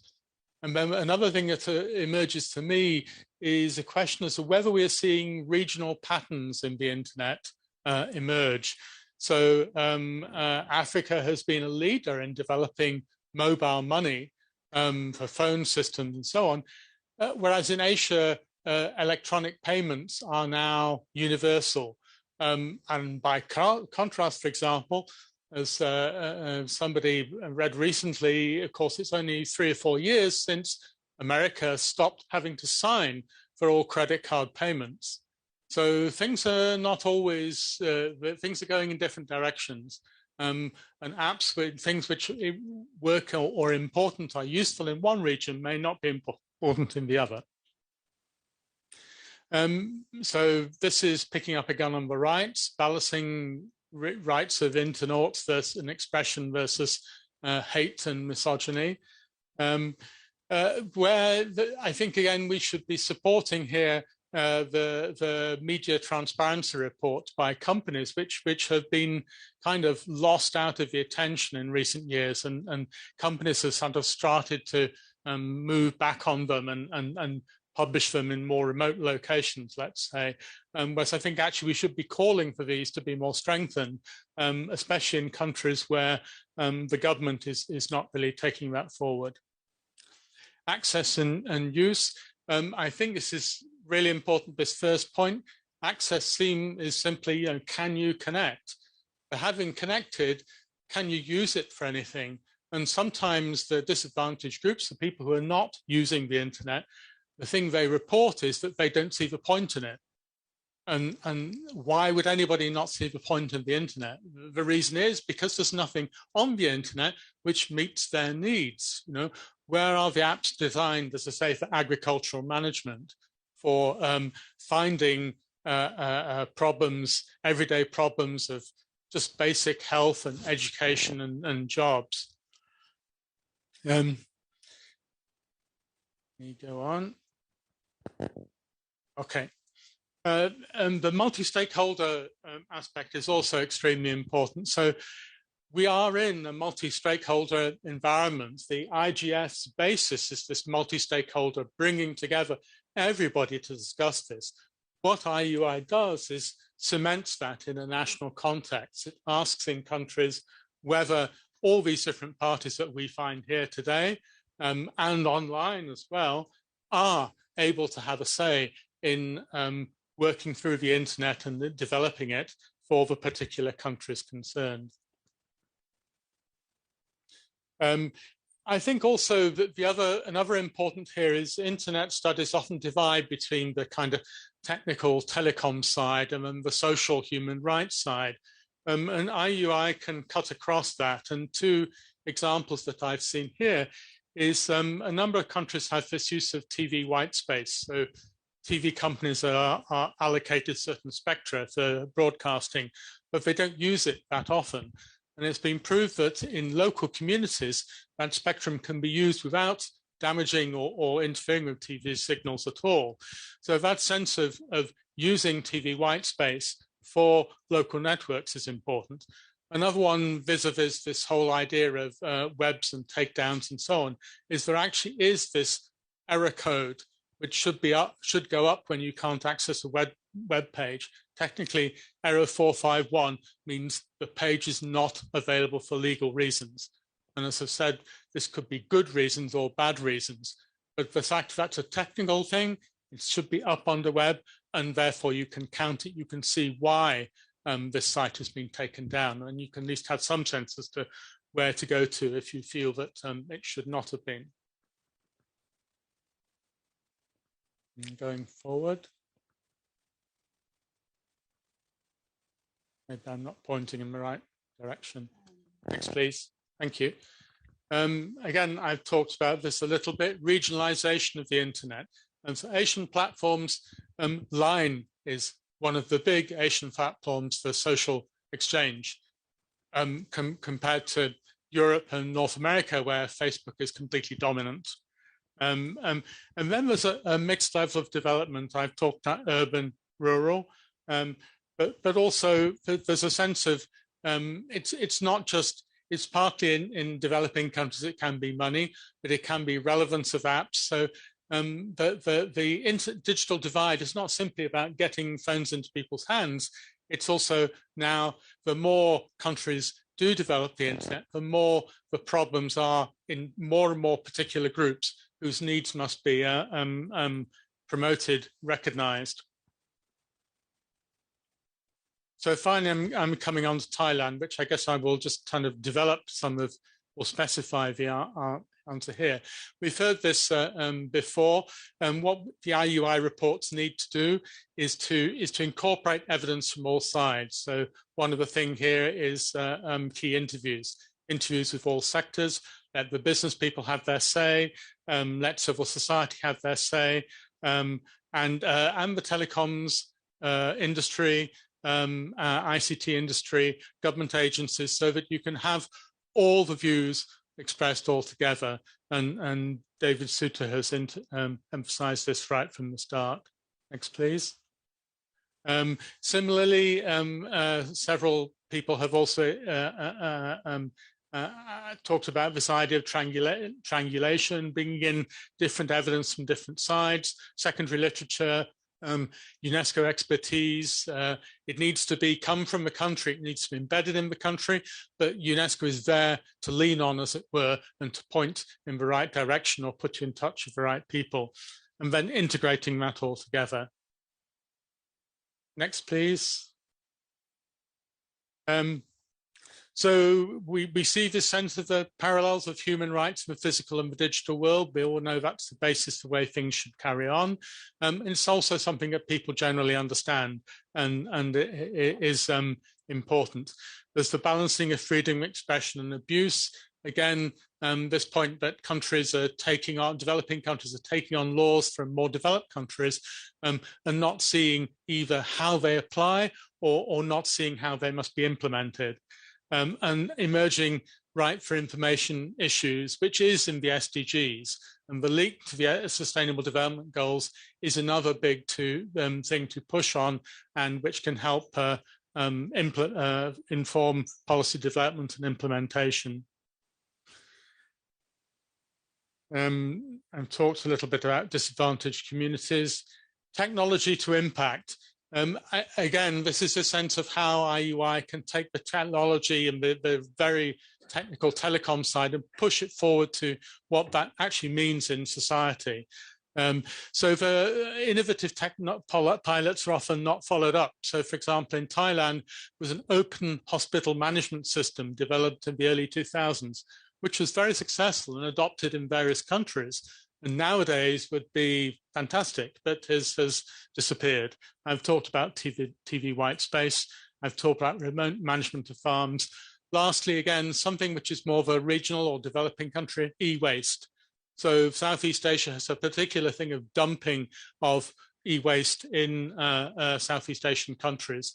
And this is, David Suter mentioned right at the start, it's not just the core indicators here. E-waste is not a core indicator in IUI, but it's extremely important for Southeast Asia.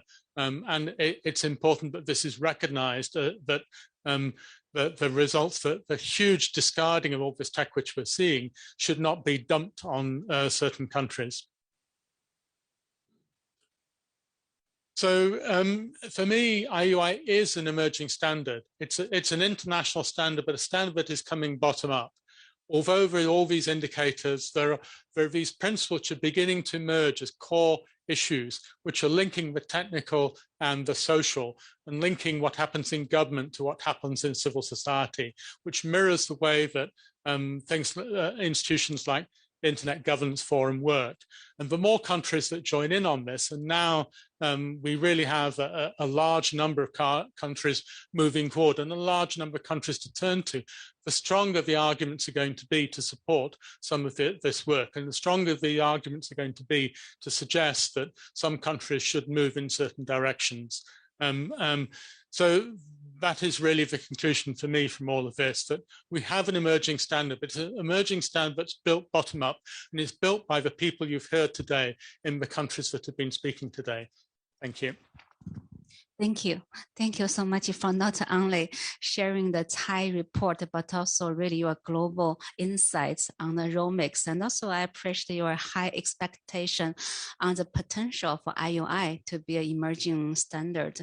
Now I'm looking to my agenda. We are having the last speaker for this semantic session, Mr. Santosh Sidigal, representing the ROMICS assessment in Nepal. So Santosh, are you with us?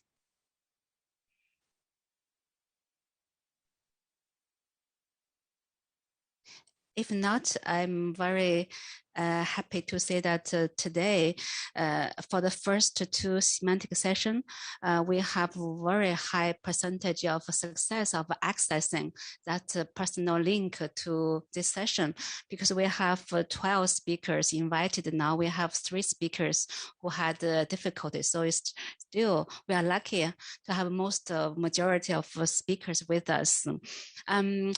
Now I think we have 5 minutes before we can move to the next session.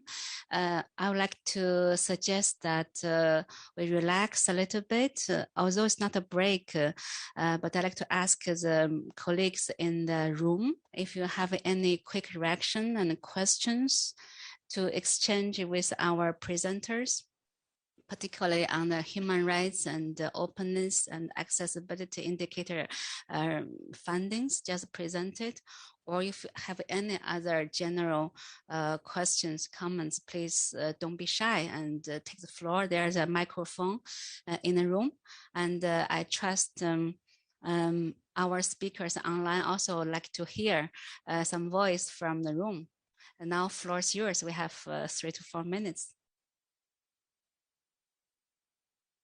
Yes, please, sir. Please go to the microphone and introduce yourself. Thank you.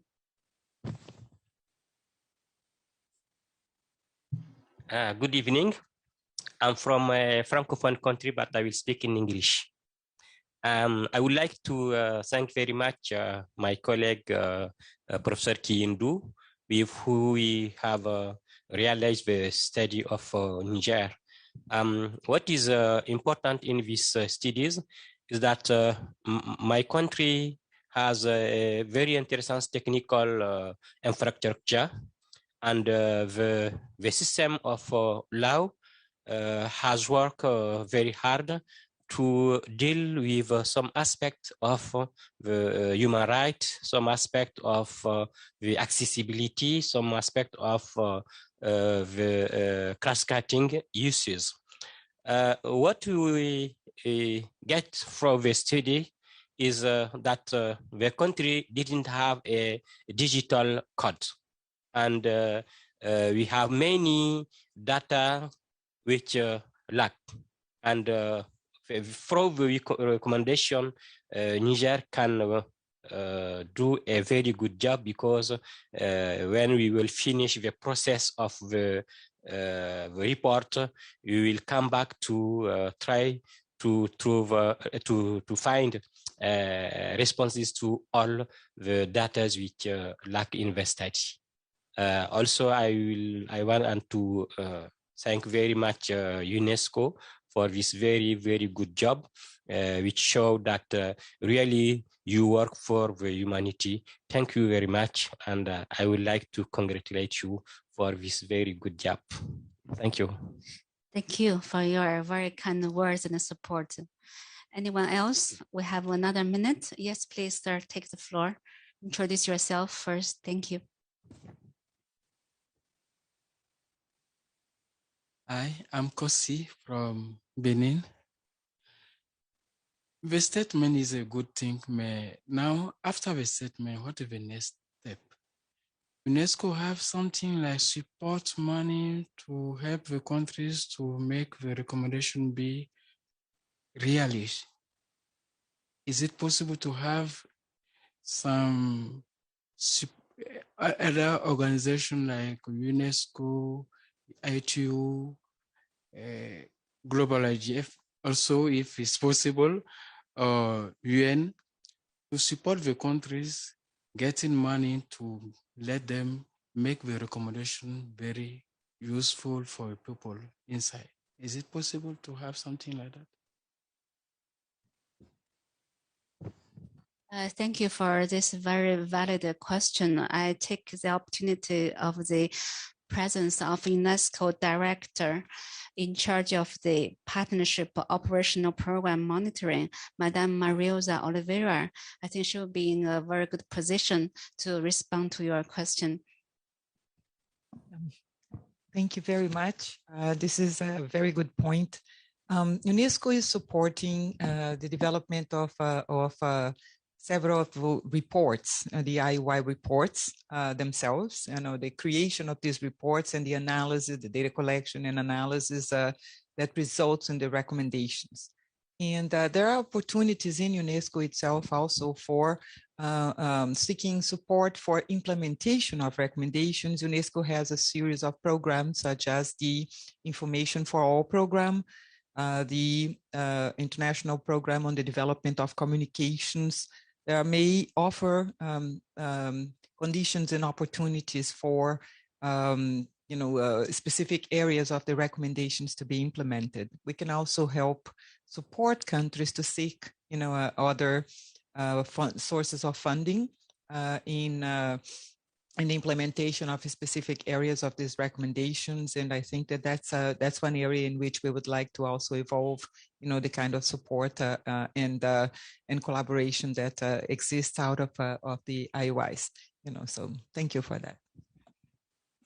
Thank you, Director, for your strong support. Yes, UNESCO is mobilizing all kinds of financing, and we are fundraising globally and regionally and nationally to support all the national assessment, and not only the research, but also the follow-up action to realize those recommendations into action. As we have heard so many burning challenges, we are more than ready, committed to providing all kinds of financial support as well as the technical support to ensure all the assessment ongoing and to come will be in high quality, will be eventually have an impact.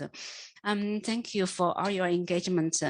Now I'd like to start the following session on the category of multi-stakeholder indicators. We are having 5 speakers in line. I'd like to introduce the first speaker to present actually the first completed the UMIX assessment in Brazil, Mr. Alexander Barbosa, our sir of the room. Hi, Alexander. Yeah, I can see you smile. Yeah, please share with us that we all know Brazil is a leader, is a hero of practicing multi-stakeholder approach on internet governance, and you have completed the first ROMIX assessment in the country. Please share your insights on the achievement and also recommendations in this area. Alexander, please take the floor. Thank you so much, Shen Hong. It's a great pleasure to be here. And congratulations for organizing this very important event on the implementation and results and main findings on the Internet Universality Indicators. I would like first to say that I really enjoyed Simon's presentation. And I have to say that I fully agree with him when he highlights the ROM as a standard. You know, we are fan of ROMX framework, and I think that we have to take this statement from Simon's and really support countries in the implementation of this very important tool.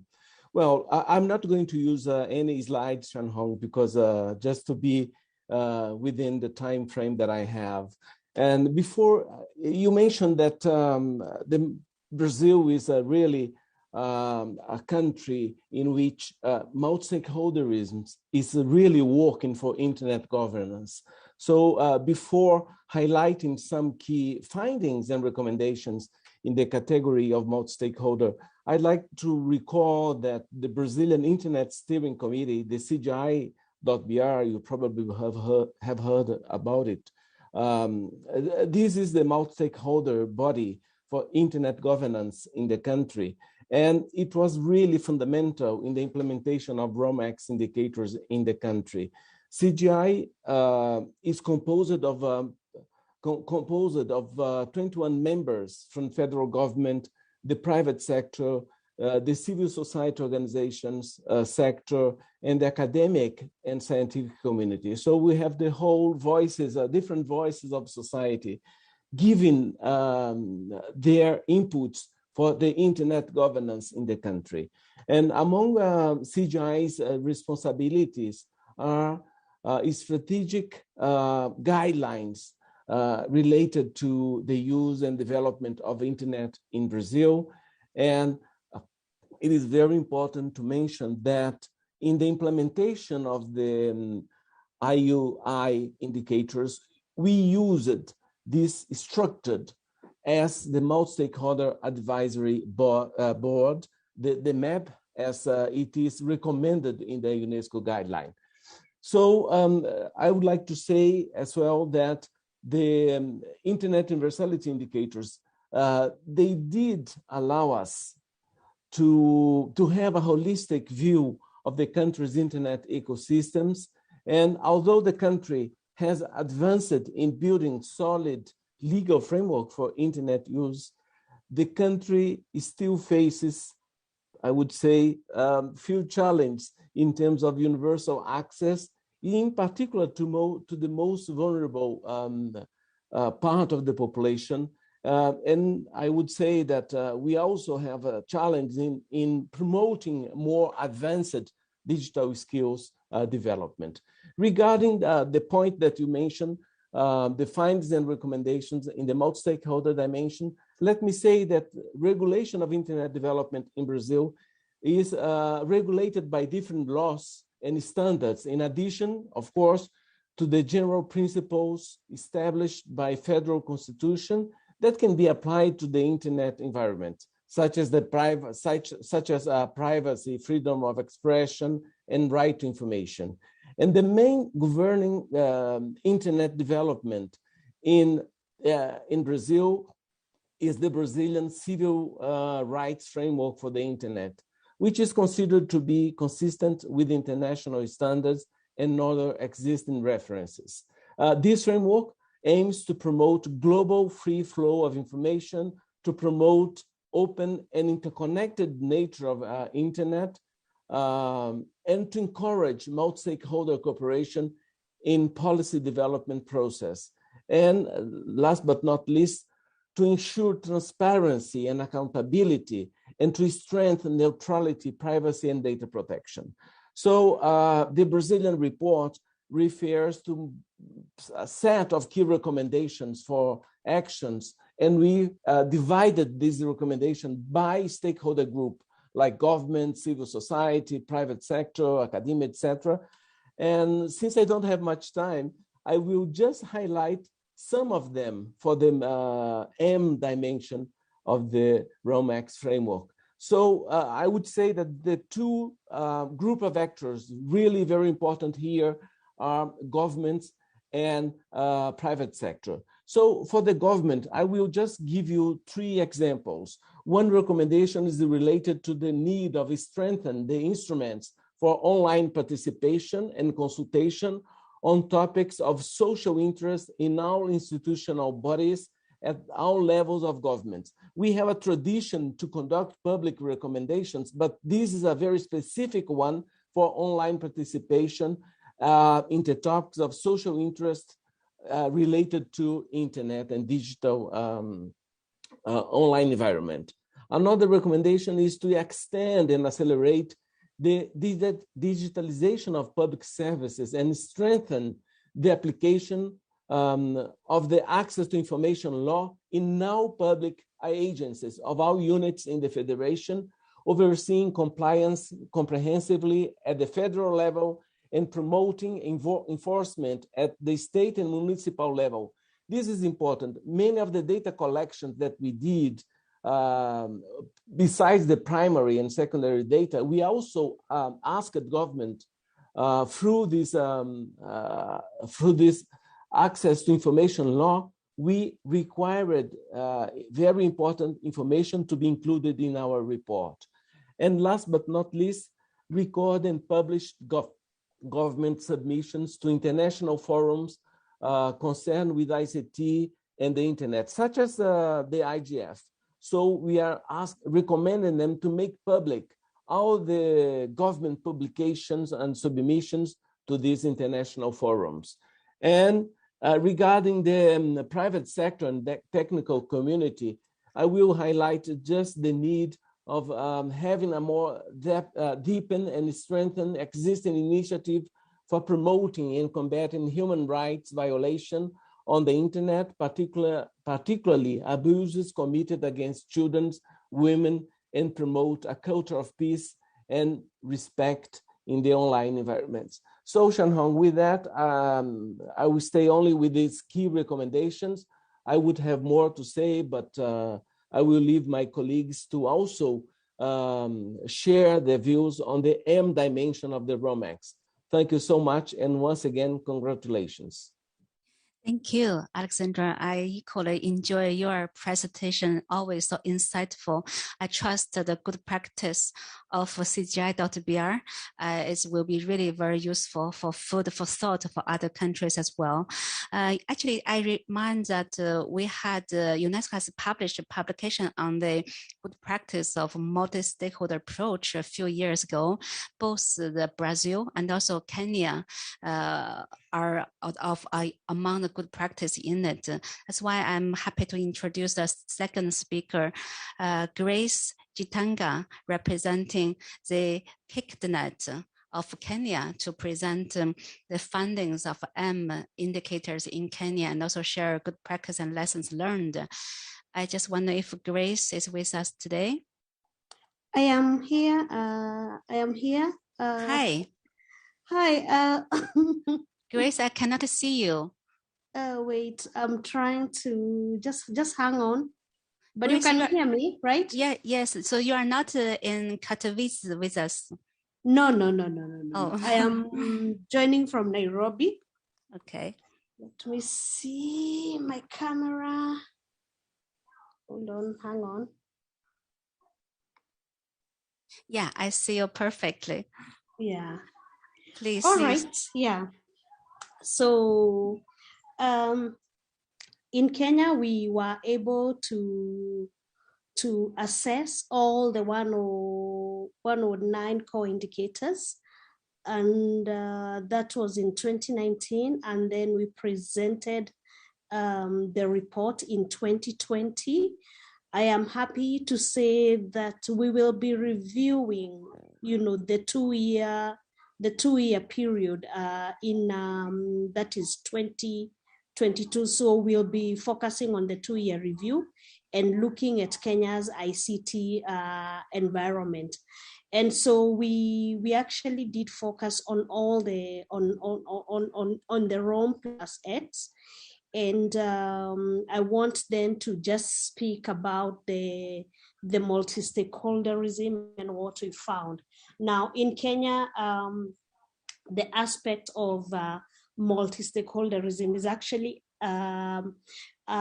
entrenched in our constitution, Article 10 of our constitution, that places a constitutional requirement on anyone who is making ICT to involve the stakeholders. And therefore bodies that make ICT laws and policies have actually do have a requirement for this. However, such bodies like the regulator, the Communications Authority, has actually always had a public consultation even before the constitutional requirement. And so when we come to multi-stakeholderism, Kenya was among the first countries that held a national internet governance forum. And in that, it actually embraced multi-stakeholderism. And that has continued up to today, where we have various stakeholders coming together, industry stakeholders to organize the Kenya IGF. Of course, KICTANET, that's the Kenya ICT Action Network, convenes. And then that multi-stakeholderism is seen in terms of participants, in terms of the topics that are discussed, in terms of even the funding and the resources that are contributed. So we have that multi-stakeholderism in nature. So in terms of the report that we did, I want to start by saying that multi-stakeholderism then in ICT policymaking seeks to bring together diverse groups such as the government, the industry, the technical expert, and civil society to engage. And this is in the design and implementation of policy standards. So the concept underpinning this model is that all actors that make a significant contribution to the digital governance system should participate in a consensus decision representing a collection of agreed viewpoints rather than a single source of confirmation, and thus gain legitimacy. However, sometimes efforts to build a meaningful, inclusive, multi-stakeholder approach have been undermined by mistrust among stakeholders. And this has seen instances where some stakeholders have been excluded in some policymaking processes, or their positions not being reflected in the final outcome, outcomes. And so, then we for instance, we have the ICT committees of the National Assembly and the Senate, as well as the Communications Authority, who have called for public participation on different laws at different stages. And sometimes there has been a very low engagement of ordinary citizens, which has been associated with the lack of understanding on how ICT policy processes relate to them or have a contribution in their lives. And therefore, most of them have missed sometimes the big announcements. But also some of these big announcements have been put in daily newspapers, and there are few people now who buy the newspapers. And so, as the processes continue, there's need to actually look at platforms that ordinary people can actually get to know and participate and engage with the policy making processes.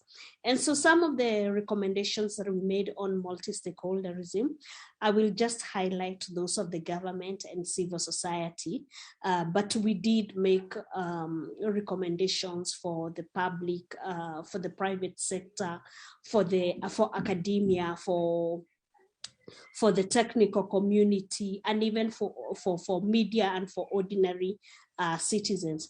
So for governments, what we said is that there is need to enact public participation legislation, even as Article 10 of the Constitution provides for public participation. We need an attendant law that then outlines how this, that guides public participation process. So we recommended for a framework that should provide for avenues, for thresholds, for timelines and formats for citizen engagement, while ensuring access to draft bills, and also reporting back mechanisms and structures that then are very clear and outline if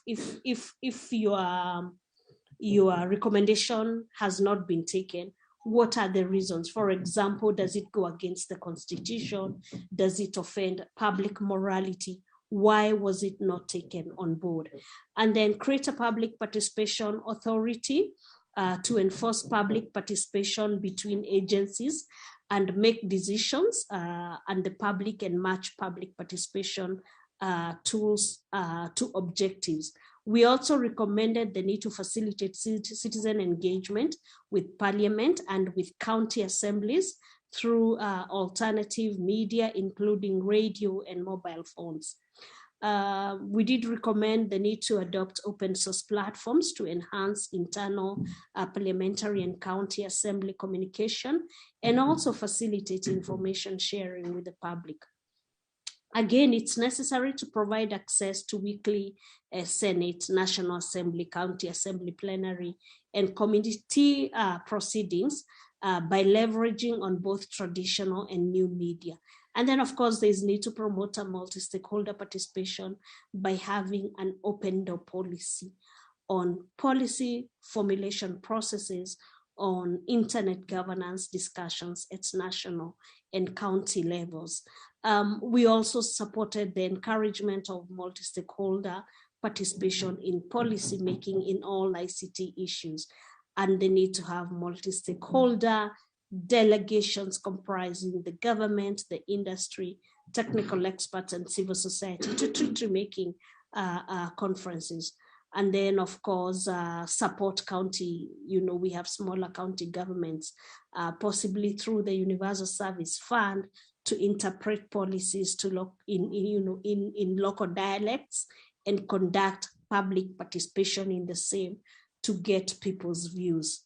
So for civil society, we did recommend that there's need to conduct research and document data on all multi-stakeholder engagement to track participation and monitor inclusion, diversity, and stakeholder representation. And we actually looked at the need that the fact that we documented this UNESCO study is really groundbreaking, because it has all the information at one stop, and it allows for an assessment that is all around in the different areas of participation where ICT policymaking processes, are concerned. And then again, the need to engage, civil society need to engage the national and county governments in ICT policy initiatives, as well as find ways to collaborate or utilize the existing policy structures and processes to foster good governance. There's also the need to hold the government accountable to transparent and open multi-stakeholder participation in international policy-making processes, as well as advocate for balanced and inclusive stakeholder representation at national, regional, and international internet governance forums. And finally, foster more inclusive participation on internet governance issues from underrepresented groups such as women, persons with disabilities, and marginalized communities. And of course, one recommendation to individual users, which we, working in internet governance, need to ensure that individual stakeholders continue to understand is the need, how do we make them cultivate interest and endeavor to participate in awareness creation programs on internet governance and the meaning of stakeholderism, so that they also understand they have a stake in these processes and they need to contribute and they need to actually speak about issues and how they affect them. And I want to end there. I don't want to go into very long. I know people have been waiting, so let me end it there. Thank you, Grace.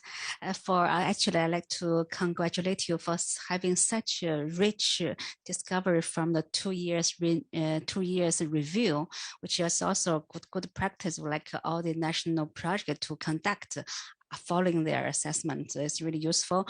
Now I'd like to introduce the representative from France, Mr. Lucien Castix. Hi. Claire. Claire Mélanie Popino. I will be speaking for the French team. My colleague Lucien is still in a bilateral meeting. So let me put on the camera and I will... Sure, we are welcome. Okay.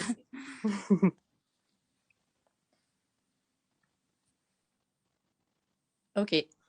Is it fine for you? I saw you and then you disappear. Could you try again to turn on your camera? Okay, it didn't work. Okay.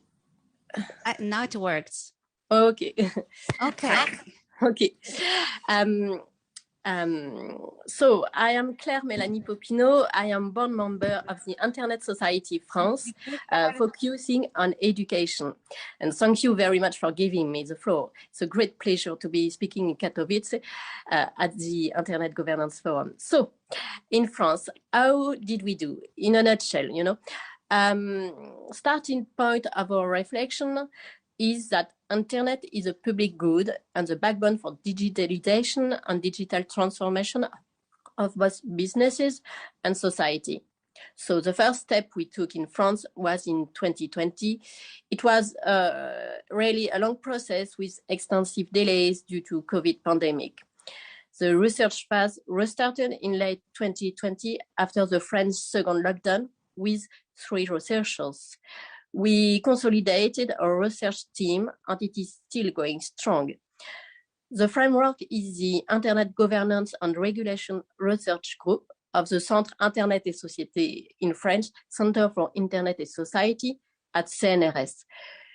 We built in an interdisciplinary team and we consolidated our multi-stakeholder advisory board, which is composed of 15 people, to bring the expertise of actors from the different stakeholder groups and to be able to access more data from different sources.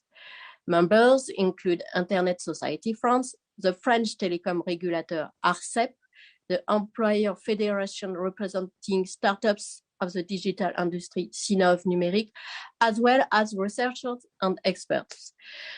The idea is to provide and promote a working space for the different stakeholders in France. Now, the case themes we have identified in the preliminary work. First, policies and digitalization and digital transformation. The indicators force us to look at the internet in an holistic way. Key finding during the COVID crisis is the approach needs to focus on the digitalization of small and medium enterprises and, of course, on digital inclusion. We have also identified a key thematic around freedom of speech and content regulation, both at the national level and the European level, with ongoing discussion around the Digital Services Act, DSA, and Digital Markets Act, DMA. We did, of course, a policy review of the French legislation impacting Internet. And in France, we have two major laws enacted in 2021 in August on the principle of the French Republic. And in October, it is a law on protecting intellectual property online. Another case thematic around cybersecurity is very important with the revision of the NIS directive at the European level, as well the thematic of online abuses, and the promotion of the Paris Call for Trust and Security in Cyberspace, which aim at ensuring international cyberspace security. Also, the Christchurch call led by New Zealand and France to fight extremist content online. We finally have an emerging debate about the environmental cost of digital technologies from 5G to data residency. And I'll stop there. We are looking nonetheless forward to your remarks. Thanks. Thank you, Claire, for your excellent presentation. We are so happy to hear so much progress achieved in France. Now, the last but not least speaker for this semantic session is from a special guest representing the Ministry of Transport, Information Technology and Communication from Bulgaria. Anelia, floor is yours. Please share with us your multi-stakeholder efforts in your country. Thank you very much, Shannon. Hello to all of you. Thank you for being with us today. The internet is much more than digital technology. It is also a network of economic and social interactions and relationships. As such, this has shown potential to enable human rights, empower individuals and communities, and facilitate sustainable development. The internet has developed rapidly into a force which continues to transform access to information, opportunities for expression, and many aspects of government and business for people around the world. It has become a global marketplace for ideas, goods, and services. It has both facilitated the respect of human rights and raised new risks. Among the challenges that need to be addressed are digital divides between different countries, between urban and rural areas, between people with higher and lower incomes and higher and lower levels of educational experience, etc. In this regard, the Bulgarian Ministry of Transport, IT and Communications proposed the measure conducting a national assessment of the development of the internet in Bulgaria through the adopted framework of UNESCO Internet Universality Indicators in the context of the 4th National Action Plan within the framework of the International Initiative for Open Government Partnership, thematic area, transparency and access to information. What is the public problem that is solved with the measure? The current COVID pandemic has proven that the quality of the internet environment is crucial for the proper functioning of the modern world, especially in crisis situations. Digitalization has become much more important as a factor in protecting rights and freedoms and opens new opportunities for learning, entertainment, and work. In Bulgaria, there is no regulation of the internet, and therefore we do not have consolidated and up-to-date information network and quality of services, which is essential for the National Information Society policy, which should take into account in a timely manner the status and processes of technology and society development. The information society policy is a horizontal policy, and a comprehensive assessment of the internet environment in Bulgaria through the UNESCO indicators will be extremely useful for all sectors of economy, for social and technological development. How will the implementation of the measure contribute to solving the problem? Through transparency, awareness, and effective cooperation of many stakeholders: government, civil society, the private sector, academia, the technical community, journalistic community, etc., for an open, globally connected, secure, and reliable internet. How does the measure relate to the values of the Good Governance Initiative? The measure is related to the principles of the initiative: transparency, civic participation, accountability, and technological renewal. The UNESCO Internet Universality Framework is a research tool for all stakeholders designed to achieve meaningful and comprehensive findings that will have real value for policymakers, regulators, and other stakeholders to improve the quality of digital policy development and implementation. Which are the stakeholders? Policymaking institutions, civil society, private sector, academia, technical community, journalistic community, etc. So far have been attracted as partners organizations from the Public Council for Information Technology and Internet Governance at the Ministry of Transport, IT and Communications.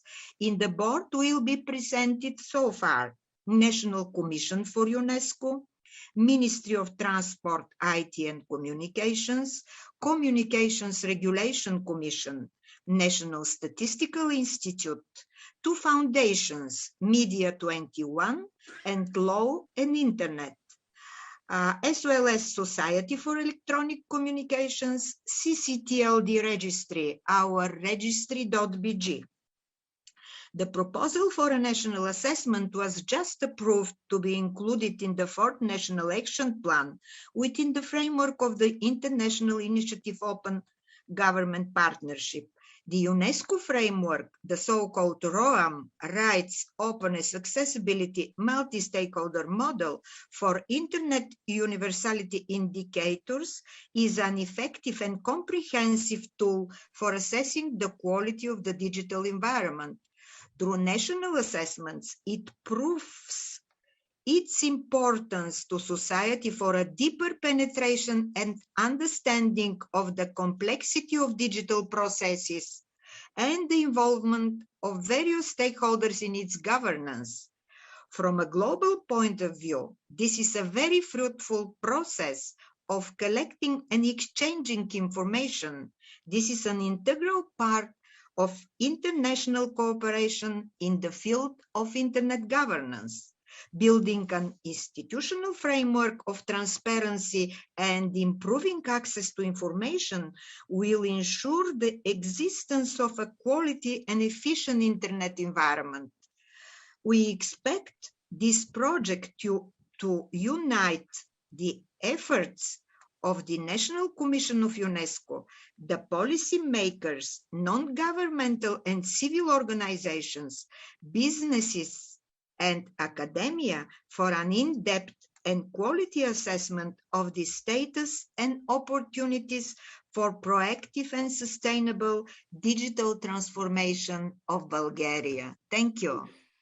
Thank you, Anelia. I think we should really give you our applaud for such a brilliant news that you and your ministry are embracing ROMEX indicators in the country. And all you are saying sounds music to me. UNESCO really stay committed to providing all the support. I wish you all the success in assessing the indicators in Bulgaria. I'd like to give floor to Madame Maria Oliveira again, as one of the strongest advocates and support of ROMEX indicators and framework, and to say a few words, and the floor is yours. Thank you very much, Seung-Ho. Can you hear me? Yes. Thank you very much, Hong, and thank you all to the fantastic speakers in this session and the previous session as well. I just wanted to highlight a few elements that come out that are really extraordinary.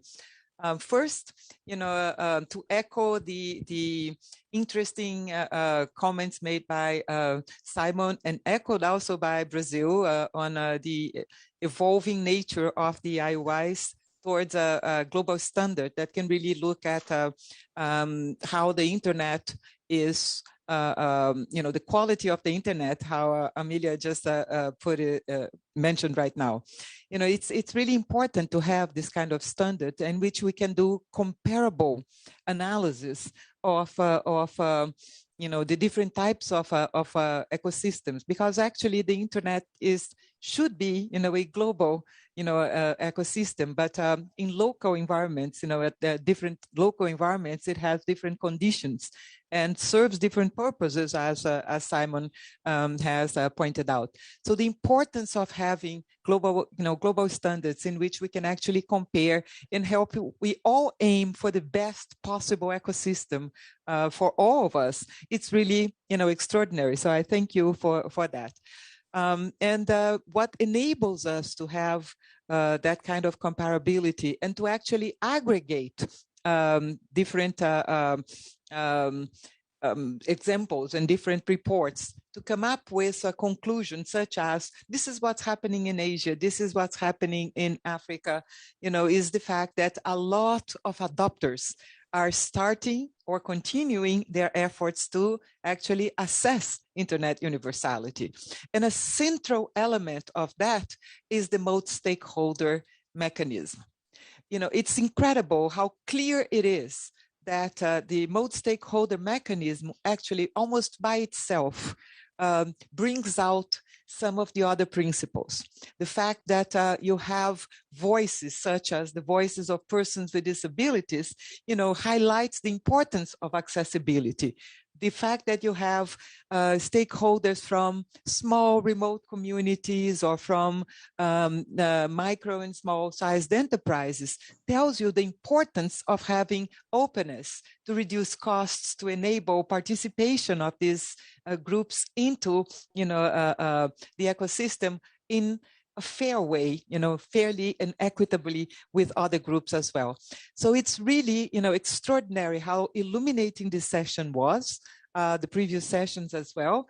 And I'd like to invite all speakers and the audience as well to suggest to us tools, guidance, and elements that can help us build the support system that report writers, the multi-stakeholder groups can rely upon in order for them to do the very best possible job of assessing their internet ecosystems so that we can all benefit by aggregate views, by comparable views, and at the national level, by actually national views as well. So thank you for all your brilliant presentations. This was extraordinary. I'm smiling, big time, because, this is exactly the kind of conversation we should be having. So thank you and congratulations to all of you for these brilliant, brilliant sessions.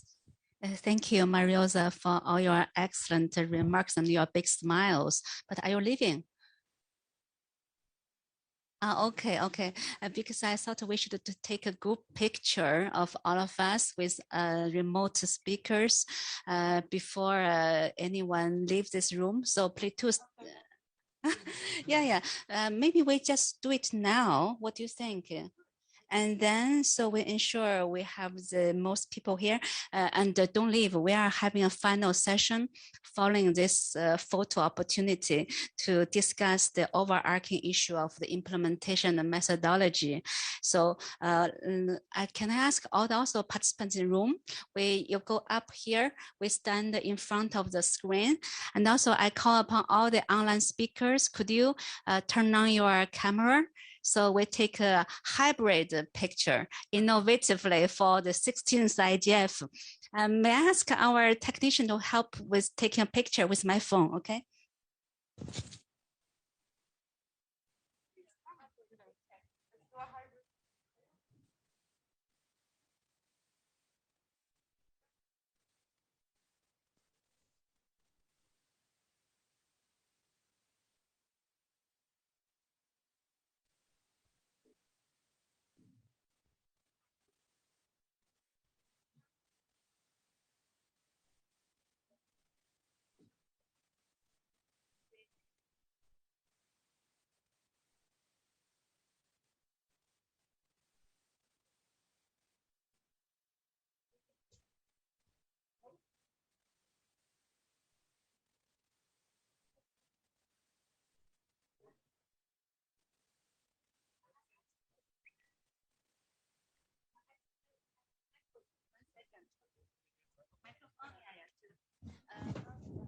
Hello, everyone, online, offline.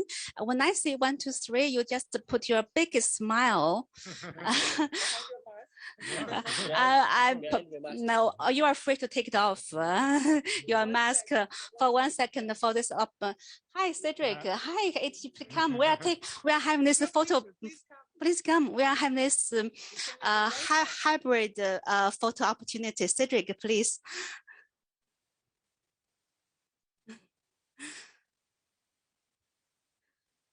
And you should be the center right here.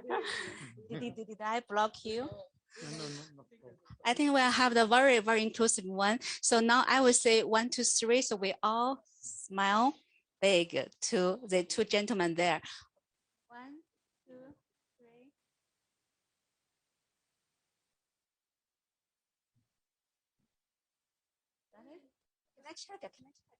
Can I check a bit? Let me see. Okay, thank you. Oh yeah, look, so this one looks great. But let me take one more backup. 1, 2, 3. Maybe you can take one more. You put it up, so you have the screen and every people here. Like this. Okay, great.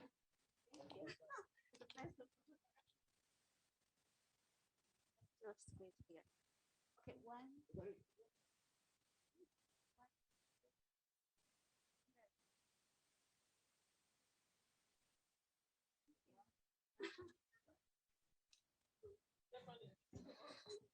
Thank you so much.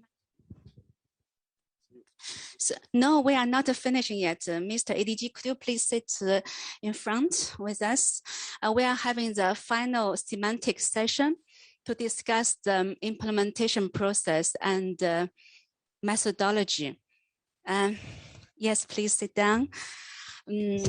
I think we are having only 22 minutes, and then we have 4 speakers, and also we have Mr. Taufik Jelassi to address the closing remarks. So let's be quick, everybody. 3 minutes, if we could. So now I'm introducing the first speaker, Mr. Shavka Sabirov, the president of Internet Association of Kazakhstan. Hi, sir. Are you with us? Yes, I'm here. Thank you. So please take the floor to share your experience and your suggestions on the implementation of a ROMIX indicator in Kazakhstan and your overall review and the comments, suggestions on the way how we can really improve this national assessment process. Floor is yours. Thank you. At the first, let me just thank you for organizers of this meeting, because it's very, very useful and helpful for us. We are working close to 3 hours, so I try to be very brief and short. As the first is, let me say, I'm not going to repeat all just general words about universal indicators, because everyone knows about them. I just like to point to a few moments. Kazakhstan is the regional leader in ICT field in Central Asia.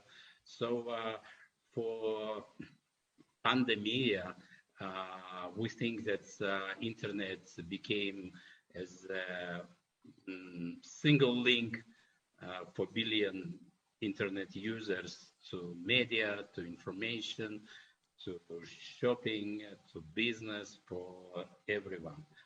And also for Kazakhstan, we have a huge territory. Kazakhstan is the 9th territory over the world, and we have only 18 million people population. So it means sometimes the distance between cities or villages, it's about 2,000 or 3,000 kilometers. So sometimes to get the internet or any information, it's just internet, it's just a single way. So that's why for Kazakhstan, it's more important to get this research to get indicators. And also we are going to include some additional points such as IX centers, Internet Exchange centers in Kazakhstan. For example, tomorrow we have a meeting with ISOC about IX in Kazakhstan. So the next one, Internet in Kazakhstan just gave to us a lot of information. As I said before, in traditional media, we have over 95% is a government media. In internet, we have over 85% is the independent media, and only 6 or 7% of government media. It means internet bring us freedom of expression, additional information, and also we have to think about companies of digital communications, which came to direct connection to freedom of speech, as we see to our social network, where the companies of digital communication can be as a moderator. So we have enough examples for the role for blocking any pages for some commentaries of people. So in Kazakhstan, we just see for the last 2 or 3 years, the law comes very, very strong in internet. And I think the same situation in our neighborhood countries, including China and Russia. We have 2 big countries. From the one part is China, or another part is Russia. So we have to get a balance between 2 countries and try to keep our freedom. So the internet it's really important in Kazakhstan. So I think we are going to all procedures through the research, organizing the multi-stakeholders advisory board, creating methodology, to ask analytics to work close to analytics groups and get the total recommendations to our government and NGOs, what's going on with internet in Kazakhstan, because we have to understand where we are right now. And also during the pandemic, we have to present our research for business as well, because the business just increasing.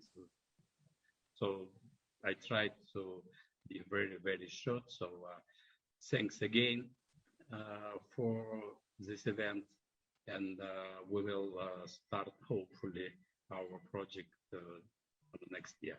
Thank you. Thank you so much, Shavkat, for sharing so valuable insights from Kazakhstan. I'm actually also inviting my dear colleague, Mr. Sergei Karpov, who is the officer in charge of UNESCO Almaty Office Communication and Information Program. He has been really coordinating a number of Rome projects in the region. And Sergei, now you are ready? Yes, please take the floor. Thank you, Shenyang. UNESCO Almaty office covers Kazakhstan, Kyrgyzstan, Tajikistan, and Uzbekistan, 4 countries. And I would like to present some trends and challenges in the region. First of all, only Kyrgyzstan have pluralistic and media environment, including public service broadcasting and community media. Number of internet users are growing, especially mobile users. Mobile payments is growing as well. But at the same time, pressure on media and journalists is increasing. Self-censorship at the editorial boards is growing. Stagnant financial crisis in independent media. And also growth of disinformation against the background of local conflicts on the borders and situation in Afghanistan. Talking about internet users and issues of Central Asia, in Central Asian countries, digital transformation started for the last few years, including of Rome principles, right, openness, accessibility, multi-stakeholder participation, and artificial intelligence started by UNESCO since February 2020. Internet universality indicators will take care about the process in Kazakhstan in 21, started in 21, but it will continue till 22. Shavkat Sabirov just mentioned about his efforts on building multi-stakeholder participation. And some numbers you could see, the Kazakhstan have 18 million people, Kyrgyzstan 6, or close to 7 million, Tajikistan 9, and Uzbekistan 34 million. And also at the same time, you could see the coverage of internet users, 82% in Kazakhstan, 70% at Uzbekistan, 38 in Kyrgyzstan, and 22 in Tajikistan. You see the variety of the region. Also, if you could see the gross national income per capita, you would understand the situation in the country. Universal access to information and fundamental freedoms are not seen as a right of the regional residents, women and vulnerable groups, and as a tool for their self-development, reinforcing gender inequalities and the weak engagement of vulnerable groups. The inclusion of people with disability, we are open solutions at the beginning of the implementation, and UNESCO Almaty is doing some efforts on that. Linguistic diversity is limited to state languages. Media and information literacy, including digital literacy, just observed as a tool for resilience and in face of misinformation, hate speech, and violent extremism. This is the trends and also the problems.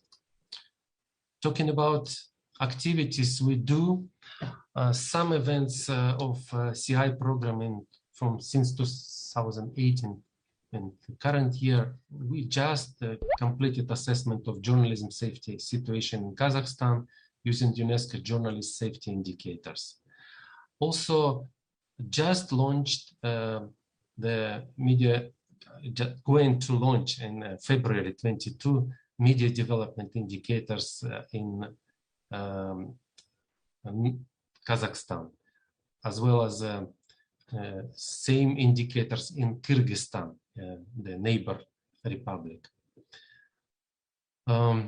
We are focusing on inclusion of learners with disabilities in open and distance learning, as well as artificial intelligence and translation of important MOOCs and courses, including gender mainstreaming indicators and other 56 publications into local languages. Recently, we introduced Internet Universality Indicator for Russian-speaking countries. It is the reason why you can see the Cyrillic letters on the Rome logo. We call it Poduk because it's a different pronunciation and different letters. This is more or less what we do and what kind of tools we translated the series of publications to assist media developers and researchers of internet. And the guidelines are available in local languages, including Kazakh and also Kyrgyz language. And what we are going to focus on, we are going to promote these 4 priorities further to support communication and information in Central Asia, building inclusive knowledge societies and universal access to information, with a special focus on SDG 16.10.2, freedom of expression and safety of journalists with specific SDG, media and information literacy, and inclusive digital transformation. This is more or less what we're going to do without a lot of details, just a general overview of the process in Central Asia. Thank you. Over. Thank you so much, Isaki, for having been the driving force of Rome and also the entire CI in Central Asia. And now inviting my dear colleague from UNESCO office, Cairo and South Sudan, Mr. Aman Bandri. Are you with me? Are you online?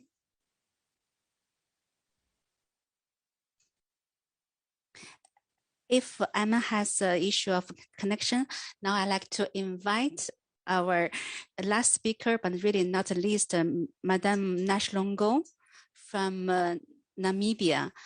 Is she in the room? Oh, I'm sorry. I just saw her.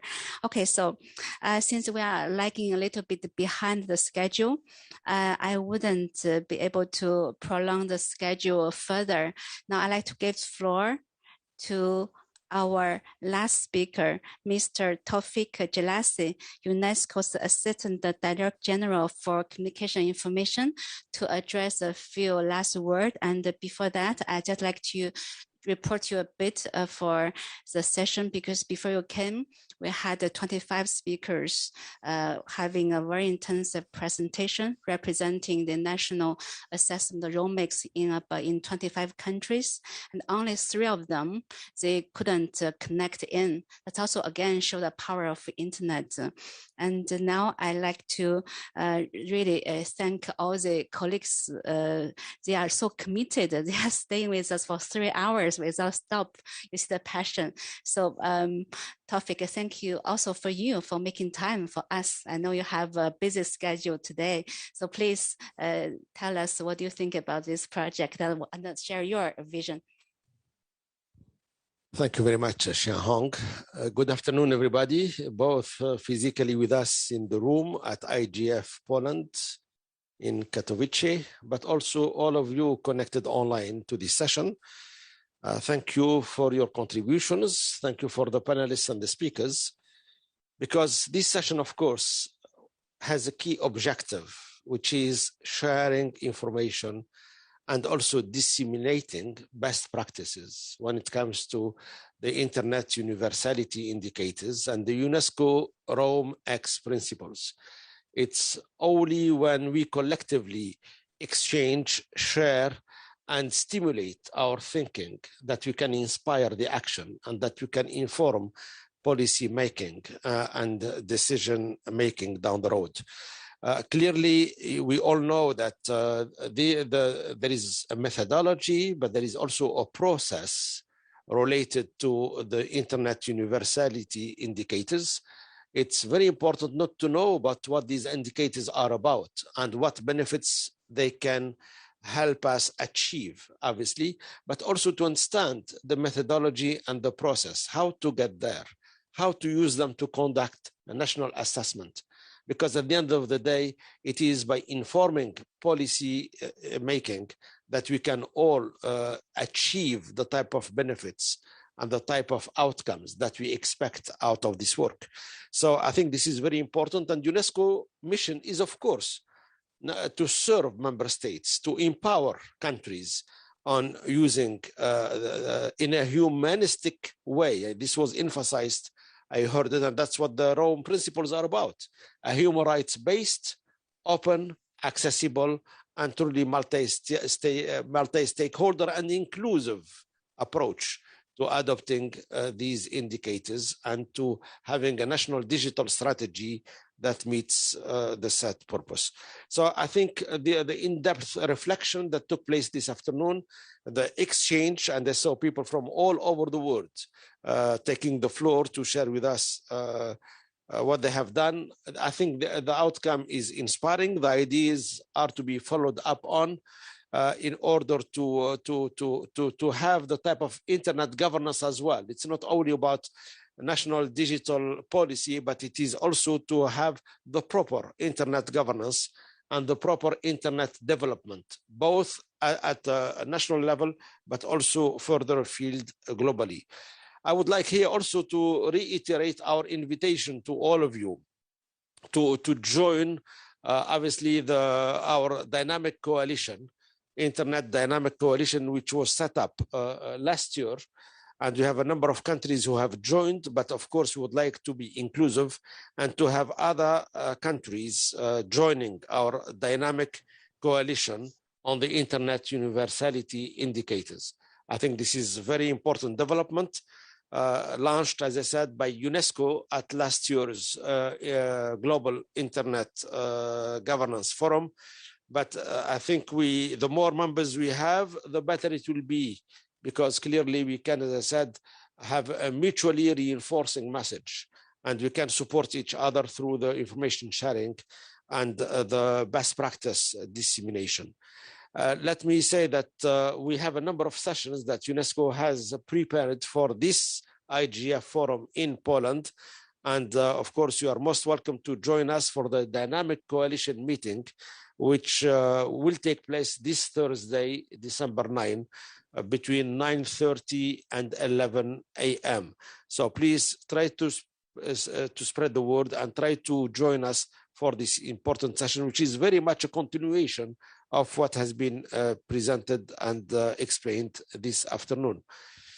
Let me, in wrap up, because I see that my time is up, let me here say that it is only through our collaboration and cooperation to mobilize the tools which we have at our disposal, such as the RomeX indicators, that we can together develop the internet that we wish to have, the internet that we want to have, an internet, as I said, that is truly human rights based, open to all and accessible by all, but also following a multi-stakeholder approach that is not only led by national authorities and public sector, but involving also the private sector, academia, civil society, digital companies, internet companies. I think it is only through that truly multi-stakeholder approach and consultation that we can achieve the objectives that we set for ourselves. I will continue to follow your exchanges, your interactions, and the consultations that UNESCO has initiated, and hopefully that together we can achieve the set objectives. Thank you all. Thank you. Thank you, Mr. ADG, for all your strong support and sharing your vision and the advice, which are super valuable to all of us for the next step. May I make an apology because I have my last speaker from the previous session, Madame Nashlongo Giovasio, coming back. So if you allow me, I'd like to give her 2 minutes to express you and also to share us the multi-stakeholder participation and also project in Namibia. Yeah, please come. Yeah, please come over to here. You have a presentation, or no, not really. Okay. Yeah. Thank you, Dr. Xianghong, and previous speakers, and all our previous speakers that have been joining this session virtually, but also in the room. Really appreciate the opportunity. My name is Nashilongo Gervashes. I am from Namibia. I wear many roles, but amongst others, I'm the founding president of the Namibia Internet Society chapter, and currently also founding member on the Namibia Internet Governance Working Group. For Namibia, we haven't yet started with the RomeX assessment. We're looking forward that now that it has been mentioned for Namibia, we particularly are excited for this assessment for the country.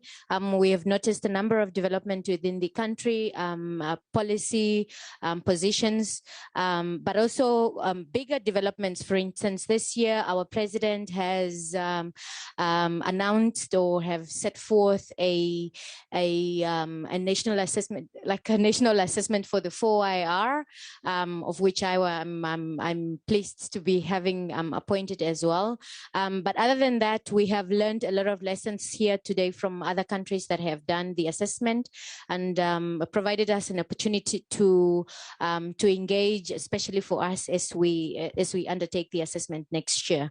We particularly looking forward to constitute constitute our multi-stakeholder advisory board. What we have learned from here in the room to be very inclusive of all sectors, from civil society to the private sector and the technical community, but also academia. But yeah, other than that, we're also looking forward to include a stakeholder, not other, just the stakeholder methodology that is inclusive of everyone and that is taking multi-dimension approach. Thank you very much.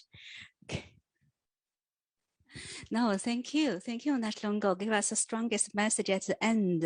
You know, I like to make one more apology that today we're having 25 strong speakers, presenter. It's overwhelming presentation. I am speechless. I'm just feel that so thrilled by the power of Romex, by the efforts, extraordinary efforts made by all our national speakers, national researchers, and your stakeholders.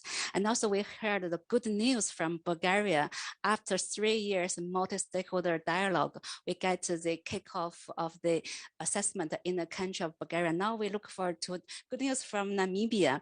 And then I have one more last message of thanks to our technicians in the room. Actually, I have bothered them from early morning to ensure we have all the PPTs to be presented, all the sharing screens. Thank you so much for being so efficient and so helpful to make this hybrid super successful. And also I'd like to thank our speakers online as well, all the participants in the room, as well my colleagues Karen and Stephen, who have helped us to reporting on this session, to organization. So last, I still apologize. We have no time for discussion, but as ADG said, we are having a dynamic coalition rolling out on Thursday, 9:30. Please join us. I will ensure we have more discussion. And UNESCO team, my colleague Cedric, and our director who just left, we are all here in IGF for a few days. I'm ready. We are happy to provide more support if any country, any stakeholder want to seek more help from us to support you on this project. So thank you. Let's have a applaud for all of us, for success for all of us.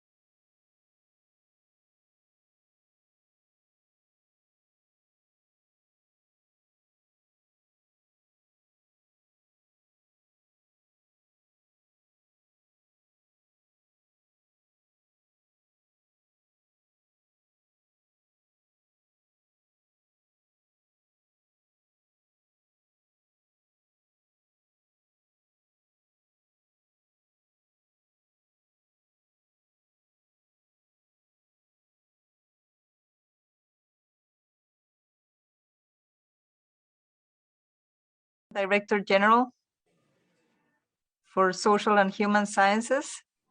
Well, I think there is something.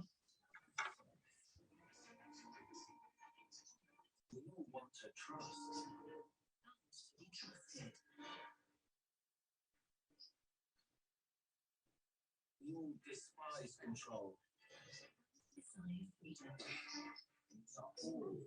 United.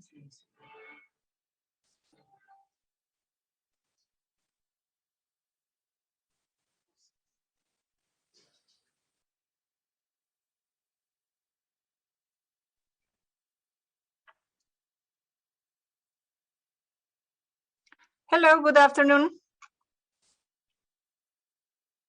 It's great to welcome you in this session of the International Governance Forum.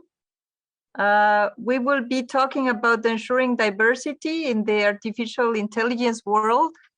And I'm very pleased to be joined by three fantastic speakers. We have with us Sumaya Al-Hiri, Head of the Governance and Data Department at the UAE Ministry of Artificial Intelligence. We have Alice Xiang, and great to have you, Sumaya. We have Alice Xiang, Head of the Ethics for Sony Group. Welcome, Alice.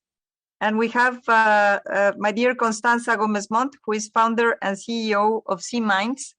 And she was also a member of the expert group that drafted the recommendation on ethics of artificial intelligence. My name is Gabriela Ramos. I am the Assistant Director General for Social and Human Sciences here at UNESCO. And this is the sector that oversaw the development and supported member countries in their negotiations of the recommendations on ethics of artificial intelligence. And we are proud, and we come to this forum with the great news that 193 countries in the last General Conference of UNESCO approved the recommendation with standing ovation. And therefore, this is the first ever global instrument on the ethics of AI, which is related to the things that we are going to be discussing today, because the fact is that ethics is about inclusion, ethics is about justice, ethics is about respect, is about diversity, and this is something that we are going to be discussing in this session. Unfortunately, Minister Balgobin is not able to join us this evening because he just got trapped in some other things. We will have some time for questions and answers at the end, and I would encourage you to just raise your hand, and so we can give you the floor to do a very concrete questions. You can follow up the discussions and tag your comments with the /IGF 2021 /day 0 -26 and /diversity and AI. And the discussion today is quite relevant because of several reasons. First, because if we look at the business model that big tech and digital companies have now developed, is highly concentrated. We know that 5 countries in the world and 200 firms are producing the majority of the developments in the AI system. And the rest of the world either are users or are just not connected, because we still have half of the world that is not connected. In terms of diversity, cultural diversity, we also know that the majority of the developments are produced in one single language, and language is culture, and language is history, and language is mindset. And therefore, much of what is produced is being produced with those lenses. We know also that only 22% of the personnel, of the staff working in the developments of AI are women, and therefore diversity from the gender perspective is neither high in these technologies. And therefore, what I would like to advance in the conversation today first is to get our figures right and hear from our speakers how do they perceive this issue. But also, I would also like to advance how much of the downsides that we know the technologies bring with them is also linked to this lack of diversity. How much of the biases or the stereotypes or the outcomes that sometimes the AI technologies provide with are linked to this issue of not being very representative, either in the data sets or in the way we advance the algorithms or train the data, and on the way we apply the conclusions of AI. And this is not a minor issue, because we know that, yes, certainly AI can help us to make day-to-day decisions, but they can also support governments to take major issues related to health, related to education, related to finance. And day by day, also, the big platforms are doing or taking a lot of decisions regarding these technologies. So diversity for us, for UNESCO, is key. Is really core to the definition of what needs to be done in the ethical world and the way we advance it in the recommendation. But it's also because we know that it produces more sustainable outcomes. Just a very short comment on the recommendation. Constance is here with us. She was working with us as the expert group, as part of the 24 expert groups that the Director General Azoulay put together to draft the recommendation. The ethics was defined as a set of values that bring us together as humans, but also related to the promotion and defense of human rights and human dignity, to the question of fairness, to the question of inclusion, to the question of living in harmony.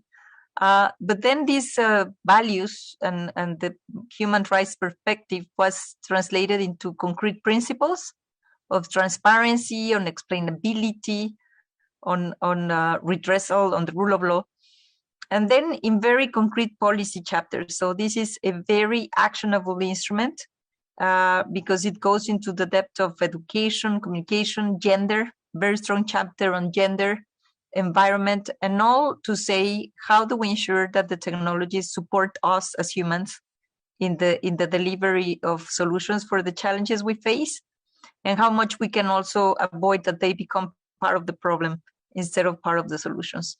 We will be implementing with our member states. We're going to develop an ethical impact assessment linked to the recommendation, and also a readiness assessment to take into account the very different levels of developments that countries are experiencing in this domain.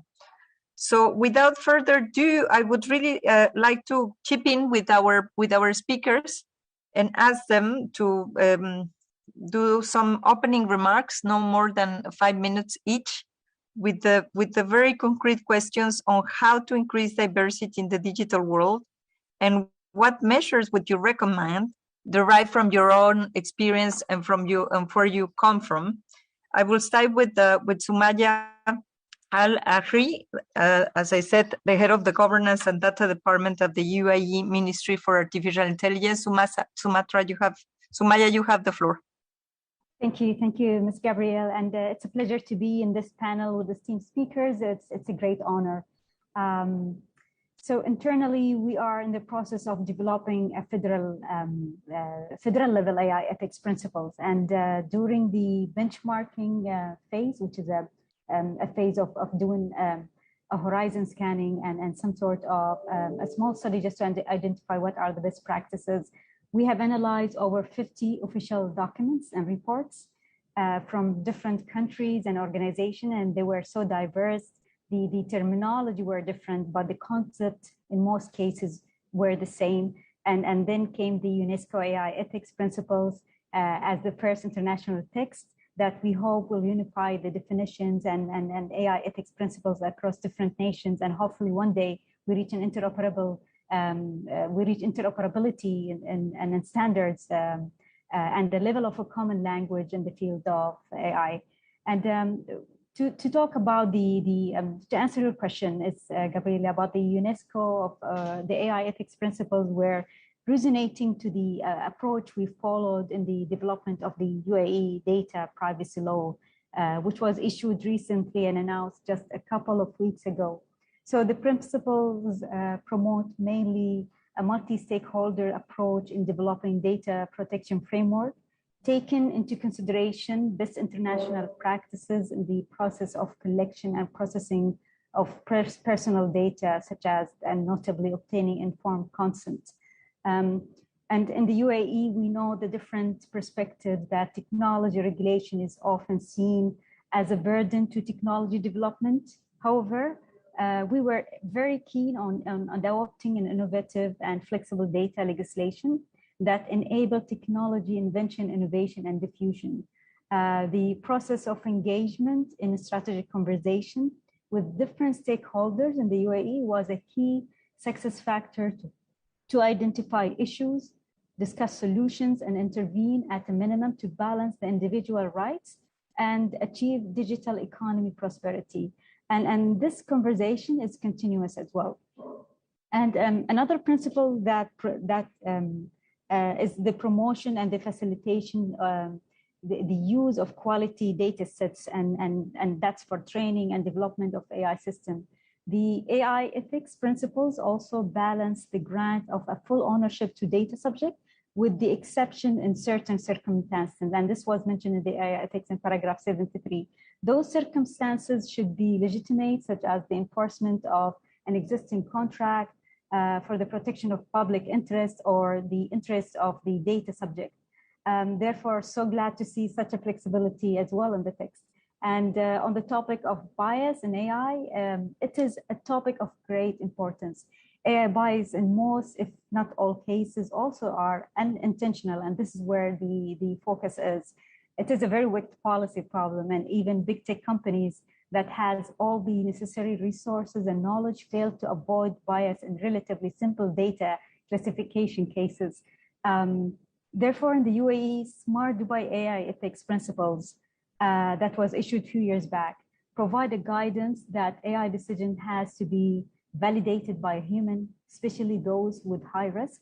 Also, we are looking into the principle of system maintainability, which has been mentioned in myriad AI ethics principle, which is made regularly. The maintainability is a process, a very regular process for any AI system to avoid a snowball effect of biases, especially in unsupervised machine learning AI technology. I hope this answered your question. This answer my question, Sumaya, and actually make us very proud, because the fact is that as one of the members that was very strongly supporting the recommendation, the UAE now is really into the ground of how to make it count, and all of the elements of what you mentioned is what the recommendation applies. The whole AI life cycle, starting with the research and the development and the implementation and the but at the end is human determination. And the fact is that we need to be aware of these limits to advance more diversity. Let me give the floor now to Alice Yang, that can bring the perspective of the private sector on how to advance diversity. What the Sony Group does to do that. Maybe you are part of that drive and can share some of the insights. So please, Alice. Yes, thank you so much, Gabriela, and thank you so much for the invitation to be on today's panel. It's truly an honor and pleasure to join the rest of the panelists today. So Sony was actually one of the first companies in the Asia Pacific region to come out with AI ethics guidelines back in 2018. And diversity is actually one of the key values among our AI ethics guidelines. And so for my opening remarks, I wanted to speak a little bit in terms of why diversity in AI is so important in particular. And so when people think about AI, oftentimes they think of AI as simply being code, maybe data as well. But what makes AI unique and different from many deterministic technologies is that AI learns from examples and is based on the objectives that are set out by its developers. And so in order to develop AI that works well for all people in a global market, it is thus very important to think about diversity at the heart of AI development. And so the data that AI learns from as vignettes of the real world should be diverse. If a computer vision model, for example, is only trained on faces of Caucasian individuals, it will likely struggle to accurately identify and recognize individuals from non-Caucasian groups. And cases of misrecognition can lead to substantial harms given the proliferation of AI into higher stakes domains such as healthcare, education, finance, and employment. And in addition, when it comes to setting these objectives for AI, it's important to consider diversity and fairness. So how can we ensure that the model is optimized to work not only for those who are in the majority of the training data set, but for all relevant individuals? And in addition to how diversity can affect the performance of the model itself, it's also important to consider the fact that AI products are increasingly global in their reach. And so in order to address AI regulation and AI ethics on a global level, we need to consider how values and cultural contexts can differ by country. So AI ethics, of course, is the intersection of AI and society. So without an understanding of the societal context where the AI is being developed or deployed, it's extremely difficult to adequately address relevant societal harms. So for example, law enforcement use of AI is extremely controversial in the United States because of its history of biased policing practices. And so AI developers who study AI ethics tend to be quite well acquainted to the failure modes of trying to develop AI for the US law enforcement context.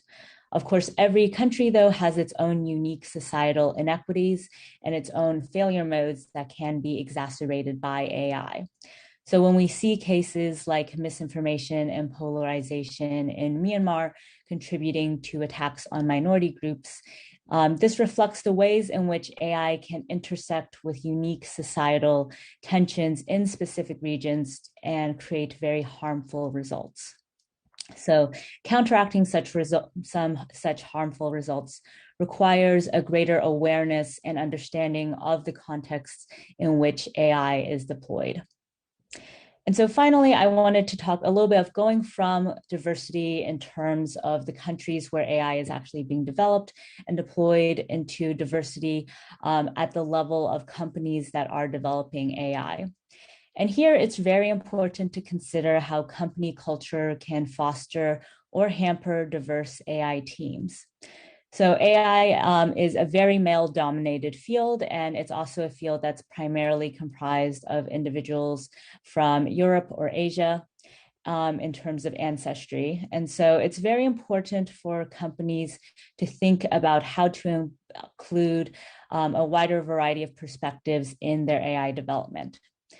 Oftentimes, companies blame diversity issues on pipeline issues in terms of number of available candidates with relevant backgrounds.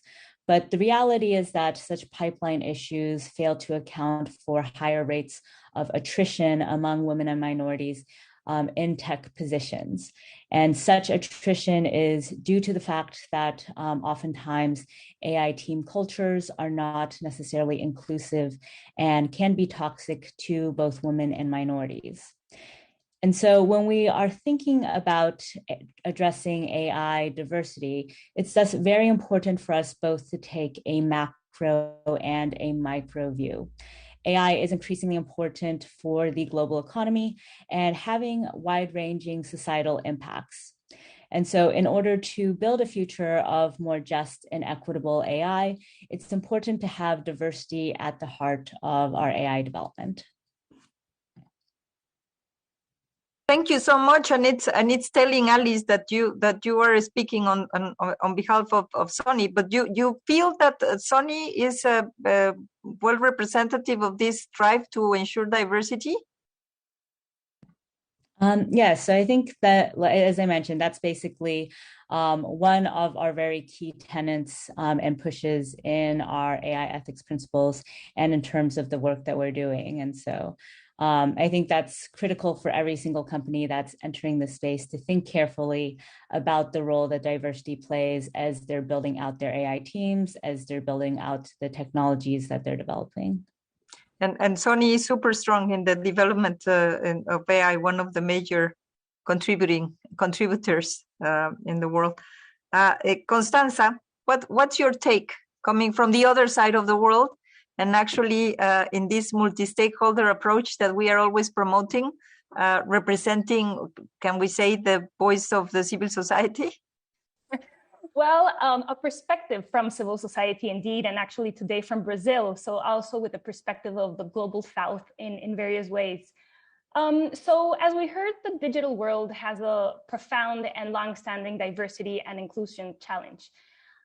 When we talk about, for example, that only 8% of women are CEOs of top 500 companies around the world, or actually the data you showed, Gabriela, of 22% of women participating in the AI sector, we're not only talking about superficial facts. Actually, we're talking about root causes of various important issues for fairness, justice, and now actually all fundamental rights that we touch in the recommendation. And to mind this diversity gap in the digital world, we have to address diversity in the workplace for sure, as the other speakers, Sumaya and Alice, have said, ensuring both the appropriate hiring processes and retention processes, of course. And also some of the foundations to access diversity of talent that are spread in different geographies have been actually strengthened during the pandemic. Now we have seen that companies have gone digitally, and now they're starting to hire people from different geographical concentrations of talent. And thus more opportunities for people that live all over, and not only in the tech clusters, can access this workforce. This sometimes becomes an important factor actually for many underrepresented communities, which have local networks and social support systems in their hometowns. However, we have to go beyond addressing diversity in the workplace and expecting that this is like a checklist, that if we have just diversity, we accomplish inclusion and we have equal opportunities. And actually to this end, I believe that all of the speakers here today, we recognize that diversity and inclusion are not the same thing. Diversity is about representation, and indeed it is a very, very important step. And inclusion is about respecting and giving value to the diverse perspectives on the participations and the contributions of different groups, which is equally important. For this, enabling education programs, for example, for managers and people from all levels on implicit bias, and not only understanding cultural differences, but also celebrating them as a part of the DNA of the institution, becomes key when we talk about diversity and inclusion. And to talk about diversity and inclusion of the digital world, leading to more opportunities and social equality, we must also broaden the discussions and the narratives with a broader lens to look about the barriers beyond the workforce realm. Actually pushing for more and better ways to enable more prepared talent, for example, from underrepresented groups, the need for greater investment, for example, for access and education for reskilling programs tailored for communities with a strong focus on the youth sector, for example. And tech skills have to be complemented, of course, with other skills, such as, for example, negotiation. When we see that not only the tech skills are what makes or breaks the participation of underrepresented communities in the tech sector, but also core skills such as negotiation, for example, that has led to huge impacts in, for example, the salary you have when entering a company. And moreover, it is not only about addressing how to have more diversity and inclusion in the development of the digital tools through the tech sector, but also the need for more diversity and greater inclusion of the accessibility of these tools. Actually, when we talk about accessibility and democratizing access for many communities all over the world to be able to participate in this digital economy and be able to benefit from these tools makes a huge difference when we're talking about a broader social justice and broader social equity. For example, I'm right now in Brazil.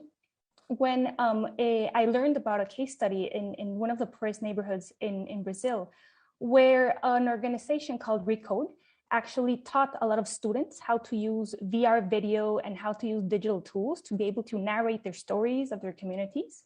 And with these skill sets, they made a video about one of the most remote areas and communities of Brazil.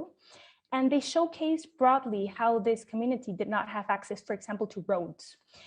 And using these digital tools, these students from a far community in Brazil got the attention of both civil society, the government, and everyone, enabling a greater conversation on what to do with this. Well, story short, this led to the creation of more roads for these communities, which then led to the access of agricultural and selling their products in the market, etc.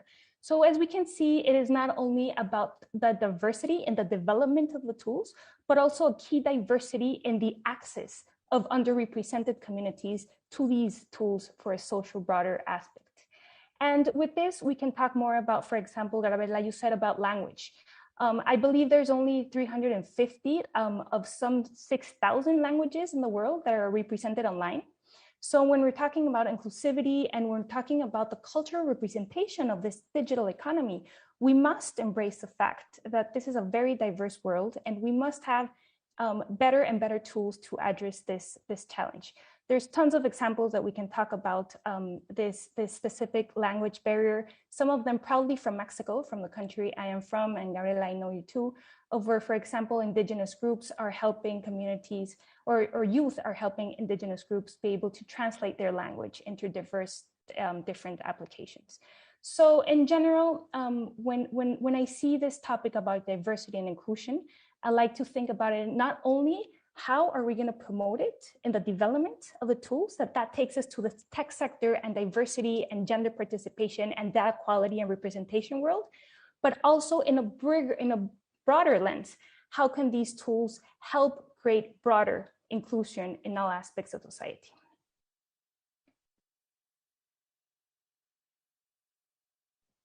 I think you're on mute. I think that's the right framing, and this is something also that Alice was mentioning with the micro and macro, because one thing is to look into the very concrete technological issues related to how diverse are the algorithms or how unbiased or how diverse is the data sets and how much we can ensure that you have more representativeness. The other point is, and I think that's probably more important, is how do we ensure that the digital transformation contributes to close the gaps that we have in the regional, in the analog or real world, and this is exactly what UNESCO is main message with the recommendation. Is not about just fixing the technology, but ensuring that the technology contributes to these broader goals and not exacerbate them. But I want to take on one of the issues you were talking about, 350 language, and we have thousands, no?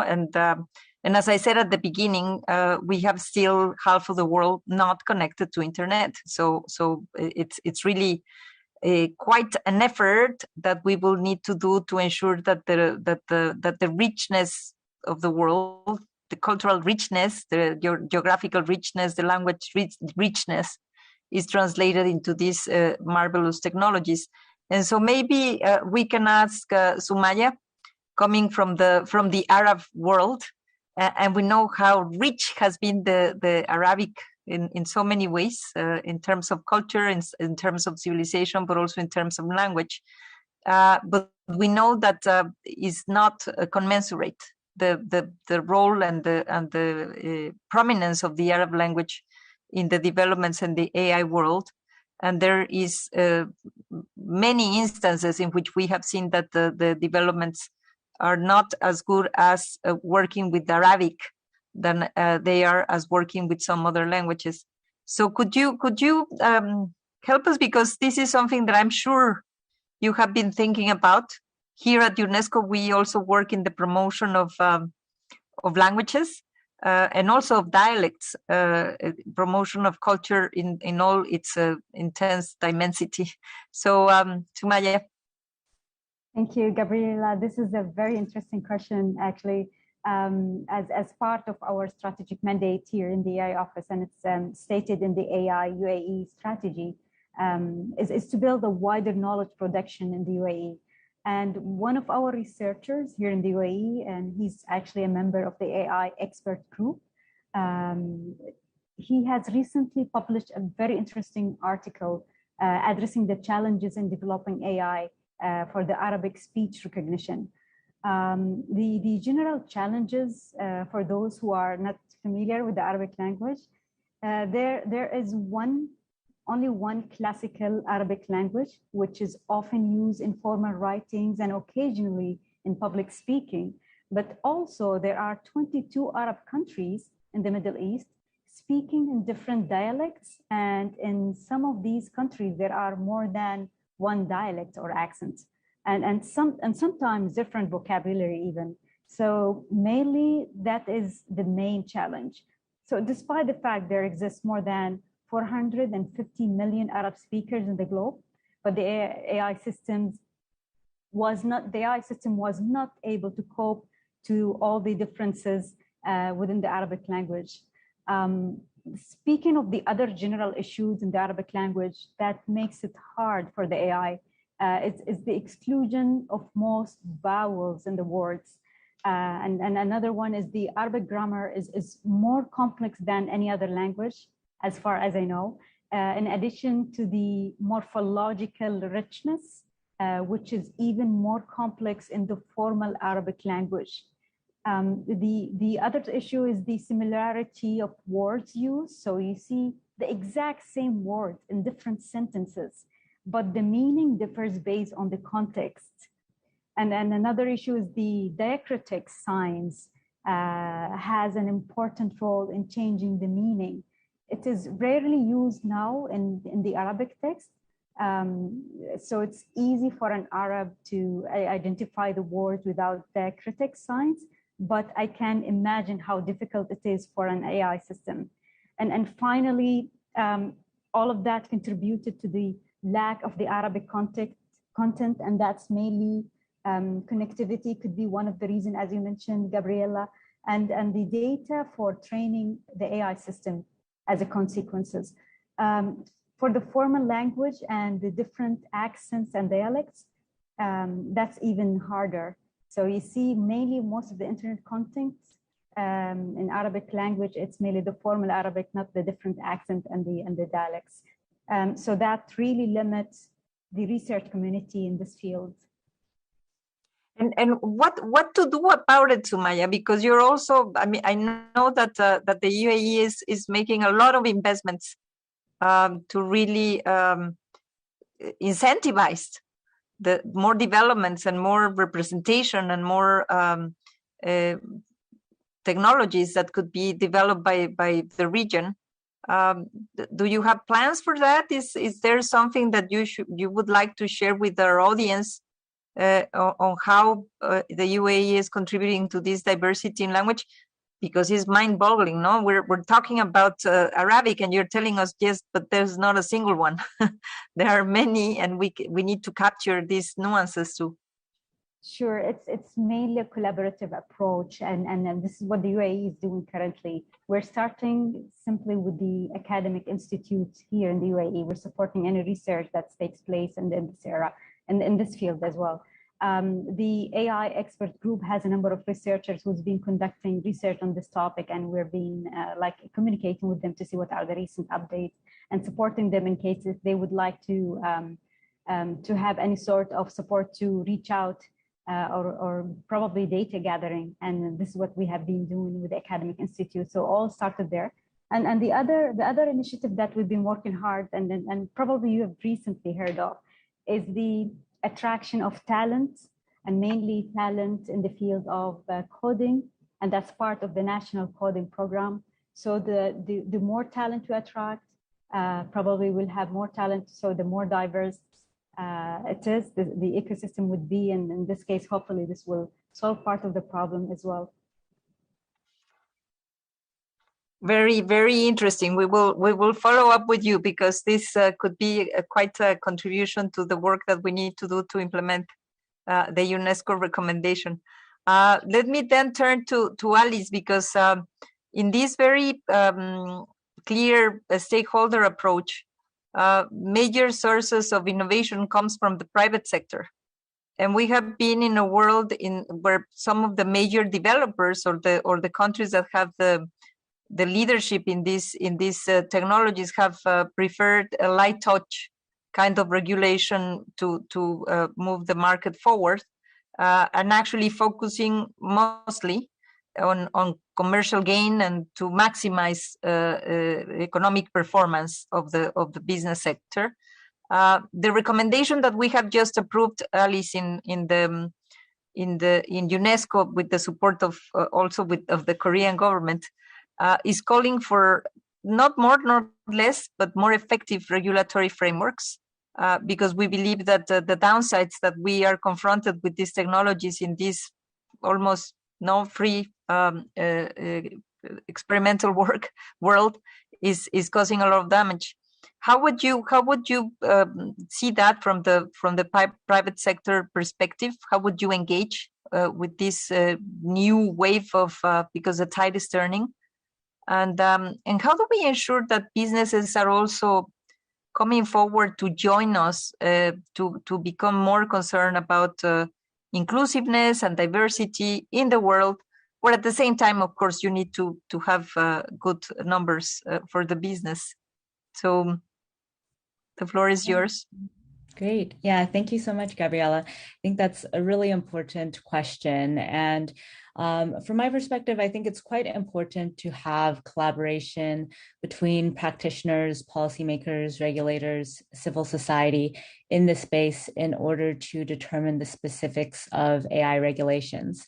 And I think increasingly companies do have a lot of their own internal apparatus as well to try to address some of these harms. So in fact, for example, in my role as the head of AI ethics for Sony, my teams are responsible in part for conducting AI ethics assessments internally and trying to get ahead of issues before they become a problem by identifying potential harms at the stage of even planning for AI technologies. So before a single line of code has been written, we conduct assessments to try to ensure that the types of products that people are proposing are in line with our AI ethics principles. And I would say that even though companies are sort of doing this one by one, of course, regulation is a very important aspect of this picture as well to create more conformity across the board. That said, I think the challenge of regulation in the AI ethics space is that there are not necessarily yet clearly defined best practices across industry that can simply become the basis for regulation. So this is both a very broad space and also a very new space. So by and large, companies have very diverse practices at the moment, and there's not necessarily a clear sense of what is the best practice. And indeed, even when we get to very basic questions in this space, like how do you define fairness or unfairness in the context of AI, we see extensive debate on these fundamental questions.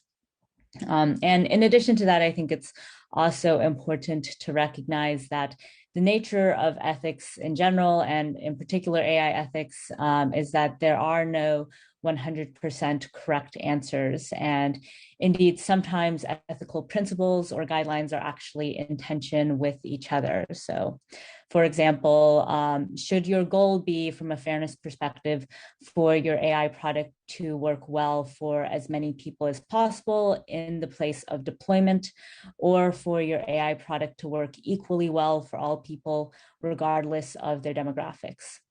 And in this case, you might think, okay, of course we want both of these things, but in practice, it can actually be quite difficult from a technical perspective to optimize for both. And in another example, transparency and security are sometimes in tension. So for example, the more you reveal about your data, how your model was developed, how it arrived at specific decisions, the more possibility there is of security breaches from hackers who now have a better understanding of your system and its potential weaknesses. And so when we think about policies or regulations in this space, it's very important to try to strike the right balance where ideally you're incentivizing all of these relevant principles, but in practice it can be quite a tricky line drawing exercise, especially in these areas on the margins where there can be some tension between multiple ethical desiderata. And then going kind of to the point about how do we think about policy and regulation on a global level. So I think this is a really important question given the global nature of AI. And in fact, this is a challenge we're seeing already even in just the data privacy space. So not even thinking about AI regulation in particular. But with data privacy, every country has its own laws, and sometimes these laws can have quite different definitions, quite different rights in place. And this can create a lot of tensions when you're trying to build AI products for a global market. So for example, let's just start with the very basic case where you are trying to collect a diverse data set because you're concerned about bias in your models. And so in this case, you need to consult privacy lawyers from around the world in order to ensure that your data collection practices are actually in compliance. And it's not as simple as simply saying, well, as long as you comply with privacy laws in a few regions that have particularly stringent laws, you'll be okay across the globe. In practice, there are a lot of very small nuances that can make that quite difficult. So even something as basic as just wanting to actually ensure that people are represented in your data often comes with all of these additional challenges just from a global conformity perspective. And so from that standpoint, I think as we think about developing further regulations in the AI space, it is quite important to have this sort of international discourse, because to the extent regulations have some conformity across different regions, that can be very helpful for ensuring that regions are included in AI development and that AI products can have more of a global reach. And let me ask you, because yes, it's you're making very good points in the sense that for somebody outside the industry, it might be like, well, but it's very simple. You need to be inclusive, but sometimes, or you need to be transparent, and you need to share and be explainable, and all of these principles that we have in the AI world. But then you have those other downsides in terms of the vulnerability or the risks, or even the fact that you have some business operations that might be competing with some other outcomes. But the fact is that globally, what I see is that there is growing concern of the lack of accountability in some places, not all, but in some, that some developments have caused harm. And for example, the recommendation of UNESCO calls for explainability, of course, but we are also recognizing that there are multiple objectives and that this is not a straightforward issues. But the fact is that I feel that the governments are increasing their stance to be more directive in terms of regulation, and we are seeing that that's happening in the EU with the directives that are being negotiated. The US has several cases in the procurement and in the prosecution list, and also they have launched this Bill of Rights. Where is Asia? And I know Asia is too big, but where is Korea? Where are the main players there? Because the fact is that if you go for national regulations also, then for the companies this is very heavy. Compliance becomes very heavy, and we prefer to have like common rules, general, and then have operations that are not so complex, no? Yeah, certainly. I would say so from the Sony perspective, so even though we are based headquartered in Asia, we take a very global perspective on this, especially given many of the regulatory movements in the US and EU. So for example, we have issued comments on the proposed EU regulations. And I would say that for many companies, the general perspective towards these regulatory movements is not so much that people don't want any regulation. In fact, I think many companies would be quite in favor of having clear regulation that provides clear rules in terms of what the acceptable versus unacceptable use cases are, what is needed for compliance. So from that perspective, I don't think it's necessarily always a tension between industry and folks who are pushing for more regulation.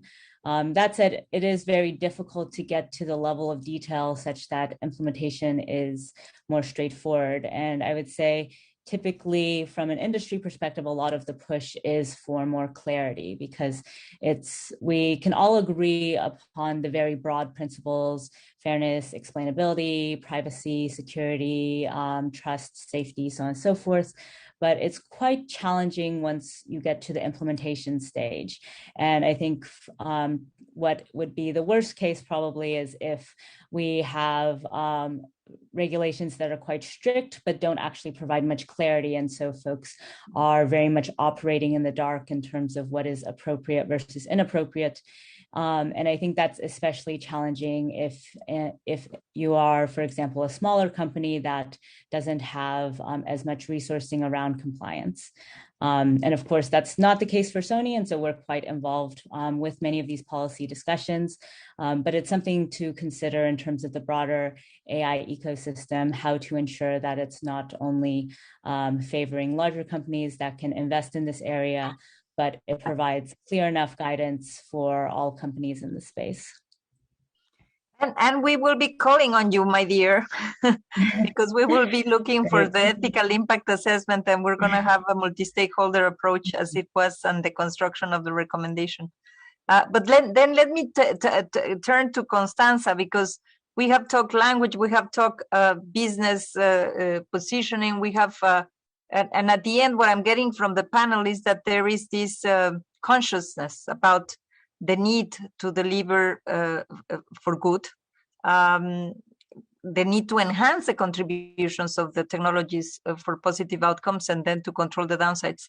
But Constanza, you were key, and I know because you and I work together, to see how much the gender lenses were really introduced as a particular element in the recommendation of UNESCO. And I would say that in this technological context, all the gaps that we see for gender around the world, in labor, in representation, in decision-making, in all the issues and incentives for women to be in certain disciplines and not in others, are compounded. And they're scary, because the fact is that these technologies are not just helping us advance certain areas of our economy, they are building another economy. And therefore, if we are building another economy, not having women well represented is a risk. So could you share with us very concrete elements of how you think this aspect of inclusion can be better tackled? Definitely. Firstly, and what I love about the recommendation and the instrument we built together with the input of thousands of people around the world, is that gender, that it was normally how it was treated in other documents or other ethical recommendations. Gender and participation was under bias, was under discrimination. However, what I love about this instrument, it is that it has a special aspect to it, and it has a section that talks about gender, not only in the code and not only in the biases language, but also in the greater and more profound root causes that we have with gender disparities in the sector. It is not easy to say that only 14% of researchers participate in the sector, but also we have to question what are the root causes are impeding gender equality in general. For example, when we're talking about AI systems and widening the gaps, we're not talking about only certain aspects, but we're talking about all human rights. For example, we're talking about biases in the hiring of the workforce that translates into economic opportunities for women, but also we're seeing about if or they cannot have access to credits, for example. But then talking about broader, and which I love about the recommendation, that goes beyond and touches other points. For example, how can we talk about effective women participation if we're not talking about the culture of institutions? and the sexism, for example, or what policies are in place for practical institutions to be able to retain talent and retain women in the workforce? How can we talk about equal access to opportunities in women in the workforce, especially in this digital economy, if we're not addressing the fact that we need maternity and paternity leave in institutions to address this participation? How can we talk about it if we're not addressing the fact that there's a social network that has to be set in place for women and families to be able to leave their babies in a secure place to be able to work in the first place? So when we talk about this aspect, one is how can we have a specific focus and action plan that has specific actions for gender, and not gender being embedded in other aspects of action plans, such as biases, such as in the AI lifecycle. So it has to have a special focus in action plans. That is one of the recommendations this ethical instrument sets, and also strengthening and highlighting the fact that we need more education tailored, program tailored for women. We need more economic incentives tailored for women. And especially, and I'll end with that because it's a very passionate topic we're working on with gender, but gender, we cannot have a discourse that is, oh, gender, as if it was one group that we're talking about. We have to talk about the diverse areas of gender. We have to talk about women with physical incapacities. We have to talk about women that are minorities. We have to talk about sexual preferences. We have to broaden the aspect when we talk about gender equality and female participation to be able to touch about the various lenses there is. Because a narrow view to gender will also lead to narrow actions. And this recommendation, one of the underlying facts that it highlights is gender is not one thing, it is a virus and multiplicity of perspectives that have to be included in action plans.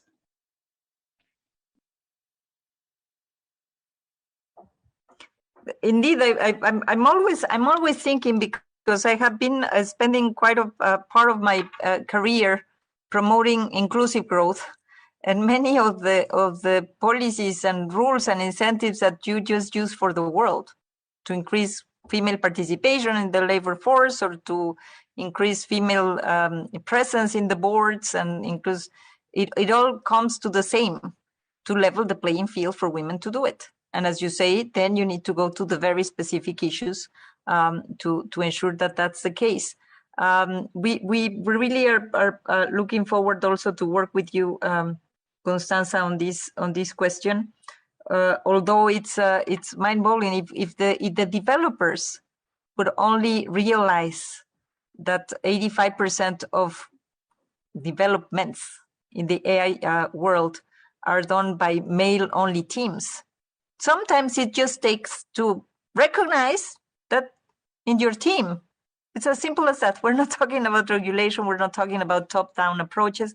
We're just talking about getting into the mindset of people that are in this business, the fact that they need to have diversity at the table and at the teams, and ensure that this is the case. I want to tell you that we have some questions here, and I want to move to the public, because this has been a fascinating conversation, and I could spend 3 more hours with you, my dear friends, because each one of you are putting things at the table that brings some other issues. But there are some questions that I want to raise with you, because they are really linked to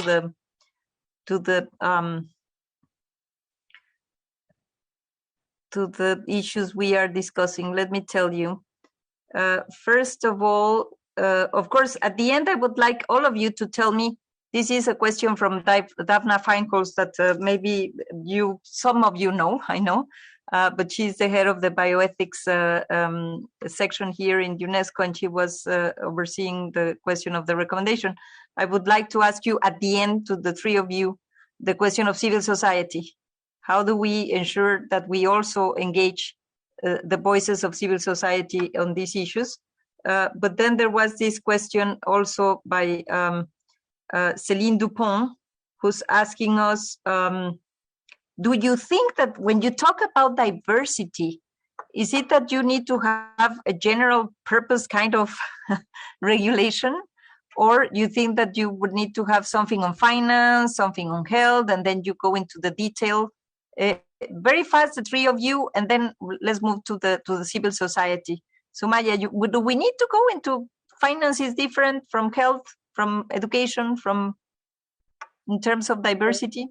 Yeah, because finance is a male's world. Sure, that's a great question actually, and then the preferred approach to technology policy is a cross-cut policy. And this is something that I learned during my experience in the technology sector. And the cross-cut policy is similar to the AI ethics principles approach. So you set a very general principles so that others can adopt it in a way that suits their either nation legislation system or probably their sectors. So I would go for a general statement or a policy that sets the diversity principles. And then it can be adopted in different sectors in a very special format. And that's my preferred approach, I would say. Thank you, Sumaya. What about you, Alice? I would say in terms of diversity of teams or things like that, probably healthcare or finance is not necessarily a unique area to regulate.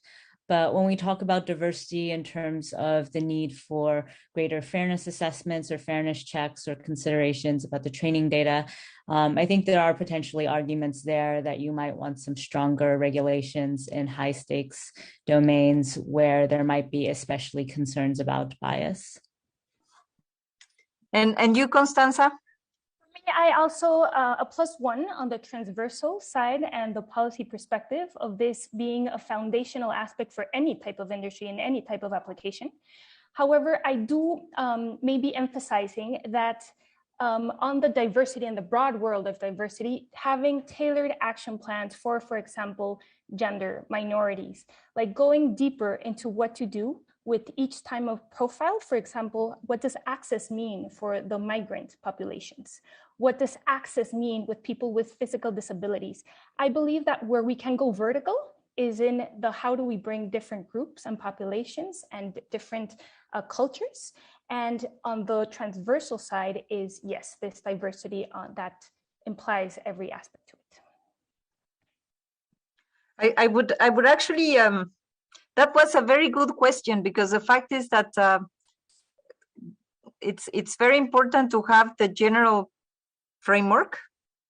But when you think about, for example, health, no? The health data that we are generating and the health applications that AI is developing that are just mind-boggling in terms of the promise of bringing solutions to so many ills of our populations. But we have been confronted the fact that in the health sector, some of the solutions are really male designed. And sometimes the technologies are not able to provide the very same outcomes when it's related to women, or again, they perform less well. So it's quite an interesting question. Let me then get you into probably, Constanza, we will do the other way around, because it's not easy to, and because you are also in an organization that is bringing the voices of civil society in many ways, doing very good research, but also a very good advocacy. It's very easy to say, bring the civil society, no? And we did it with the recommendation. We could not have done it without regional consultations, but for that we spent 2 years in reaching out, in trying to bring representative people and getting to understand. And companies need to deliver, and governments need to deliver, and you need to deliver, and therefore how you ensure that you bring these voices and get their insights and the contributions that they can make. For us, it has been a lot of one, open mindset. So we are definitely seeing a shift in mindset where transparency is a base of trust. We're not only seeing it in very specific applications, for example, algorithmic and explainability of algorithms, no, but we're seeing it more as a culture change, where we're seeing that there's an explicit added value to have trusted ecosystems to move forward for the effectiveness and the sustainability of action. So this does not only imply within institutions with the development of certain governance frameworks or certain policies within an institution, but broadly speaking, we're talking about new governance frameworks. So for example, in Mexico, we're doing a lot of policy prototypes, understanding how can we regulate a field that is moving so fast and that has, as Alice said, some tensions all over. So having these new forms of experimental governance types where we're working as civil society, that C-Minds is taking that facilitator role, bringing together government, regulators, companies, and startups, for example, and other experts in the civil society to tackle questions together. For example, in Mexico, what does it mean to regulate transparent and explainable AI? Well, these questions are quite complex, and understanding the value that multidisciplinary and multi-sector teams bring to the equation is another form of diversity, which have a lot of proven cases in both the effectiveness, the appropriation, and also when we're talking about how to transform principles into action, there is no way that civil society cannot have a seat, like it has to have a seat at the table. If not, sustainability and profoundness of action is not possible. For us, it has been two factors. One, transparency in the processes, and also rethinking the power structures behind these processes. We do know that there's a power component to these, and making a very transparent participation and enabling more voices throughout the entire life cycle has been key to our efforts. We just learn from each other, and that's just so enriching in every step of the way. Alice, over to you, and then we will have Sumaya for the last word in this panel, but not for our conversation that will continue. Alice. Great, thank you.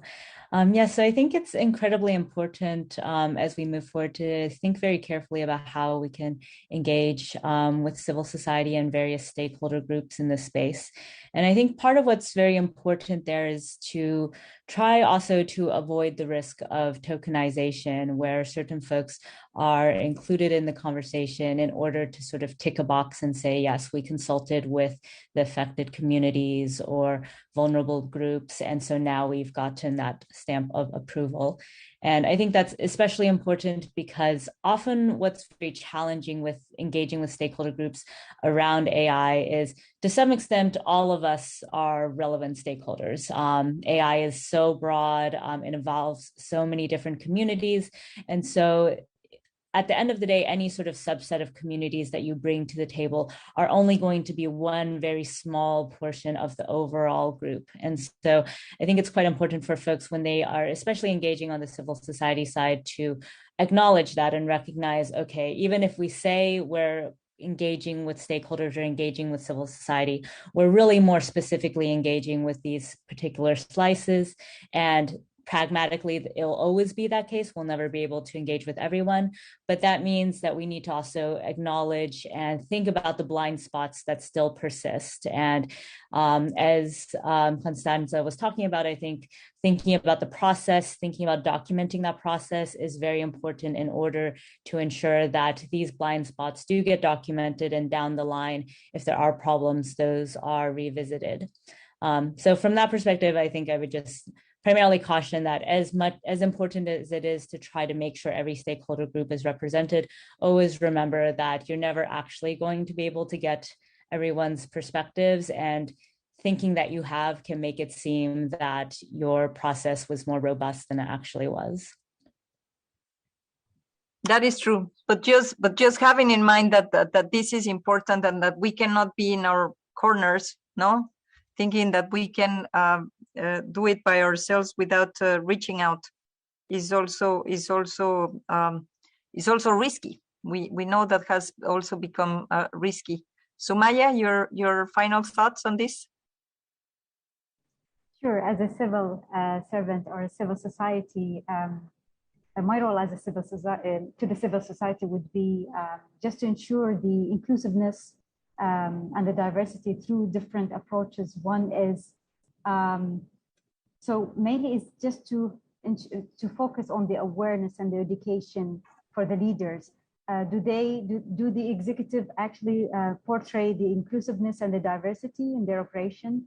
The other way as well is to honor the diversity of the team. I saw that one of the WEF Economic Forum initiatives related to the AI procurement in the government. And one of the principles that they have stated is to have a diverse team, diversity in terms of the gender, the background, the knowledge, and this will ensure the inclusiveness as well after the development phase of the AI system. And then another way is something that we are looking into right now in the UAE is the awarding approach. So we define some criteria of excellence. How do you define excellence in AI system? And based on that, you award those who were really in compliance with the guidelines and the principles, which are not yet enforceable. And then there is the enforcement way, and that's being or fighting anti-discriminatory behaviors. And this is something that we are currently enforcing in order to ensure the diversity and as a consequences, the inclusion as well. Well, I think that what Sumaya is reminding us is that the governments have the duty of care and have the tools to ensure that that the business model that these technologies deploy will be aligned to the outcomes that we all want. Diversity might not be an outcome in itself, although for UNESCO it is, but it's the most effective tool that we have to ensure that the outcomes of whatever we do, as I said, it could be the technological developments and the digital developments that we are talking today, but also it can be just in any school and any university, in the government, diversity in the government, even dealing with things that are not related to the technologies, are always a source of controls for risks not to be taken.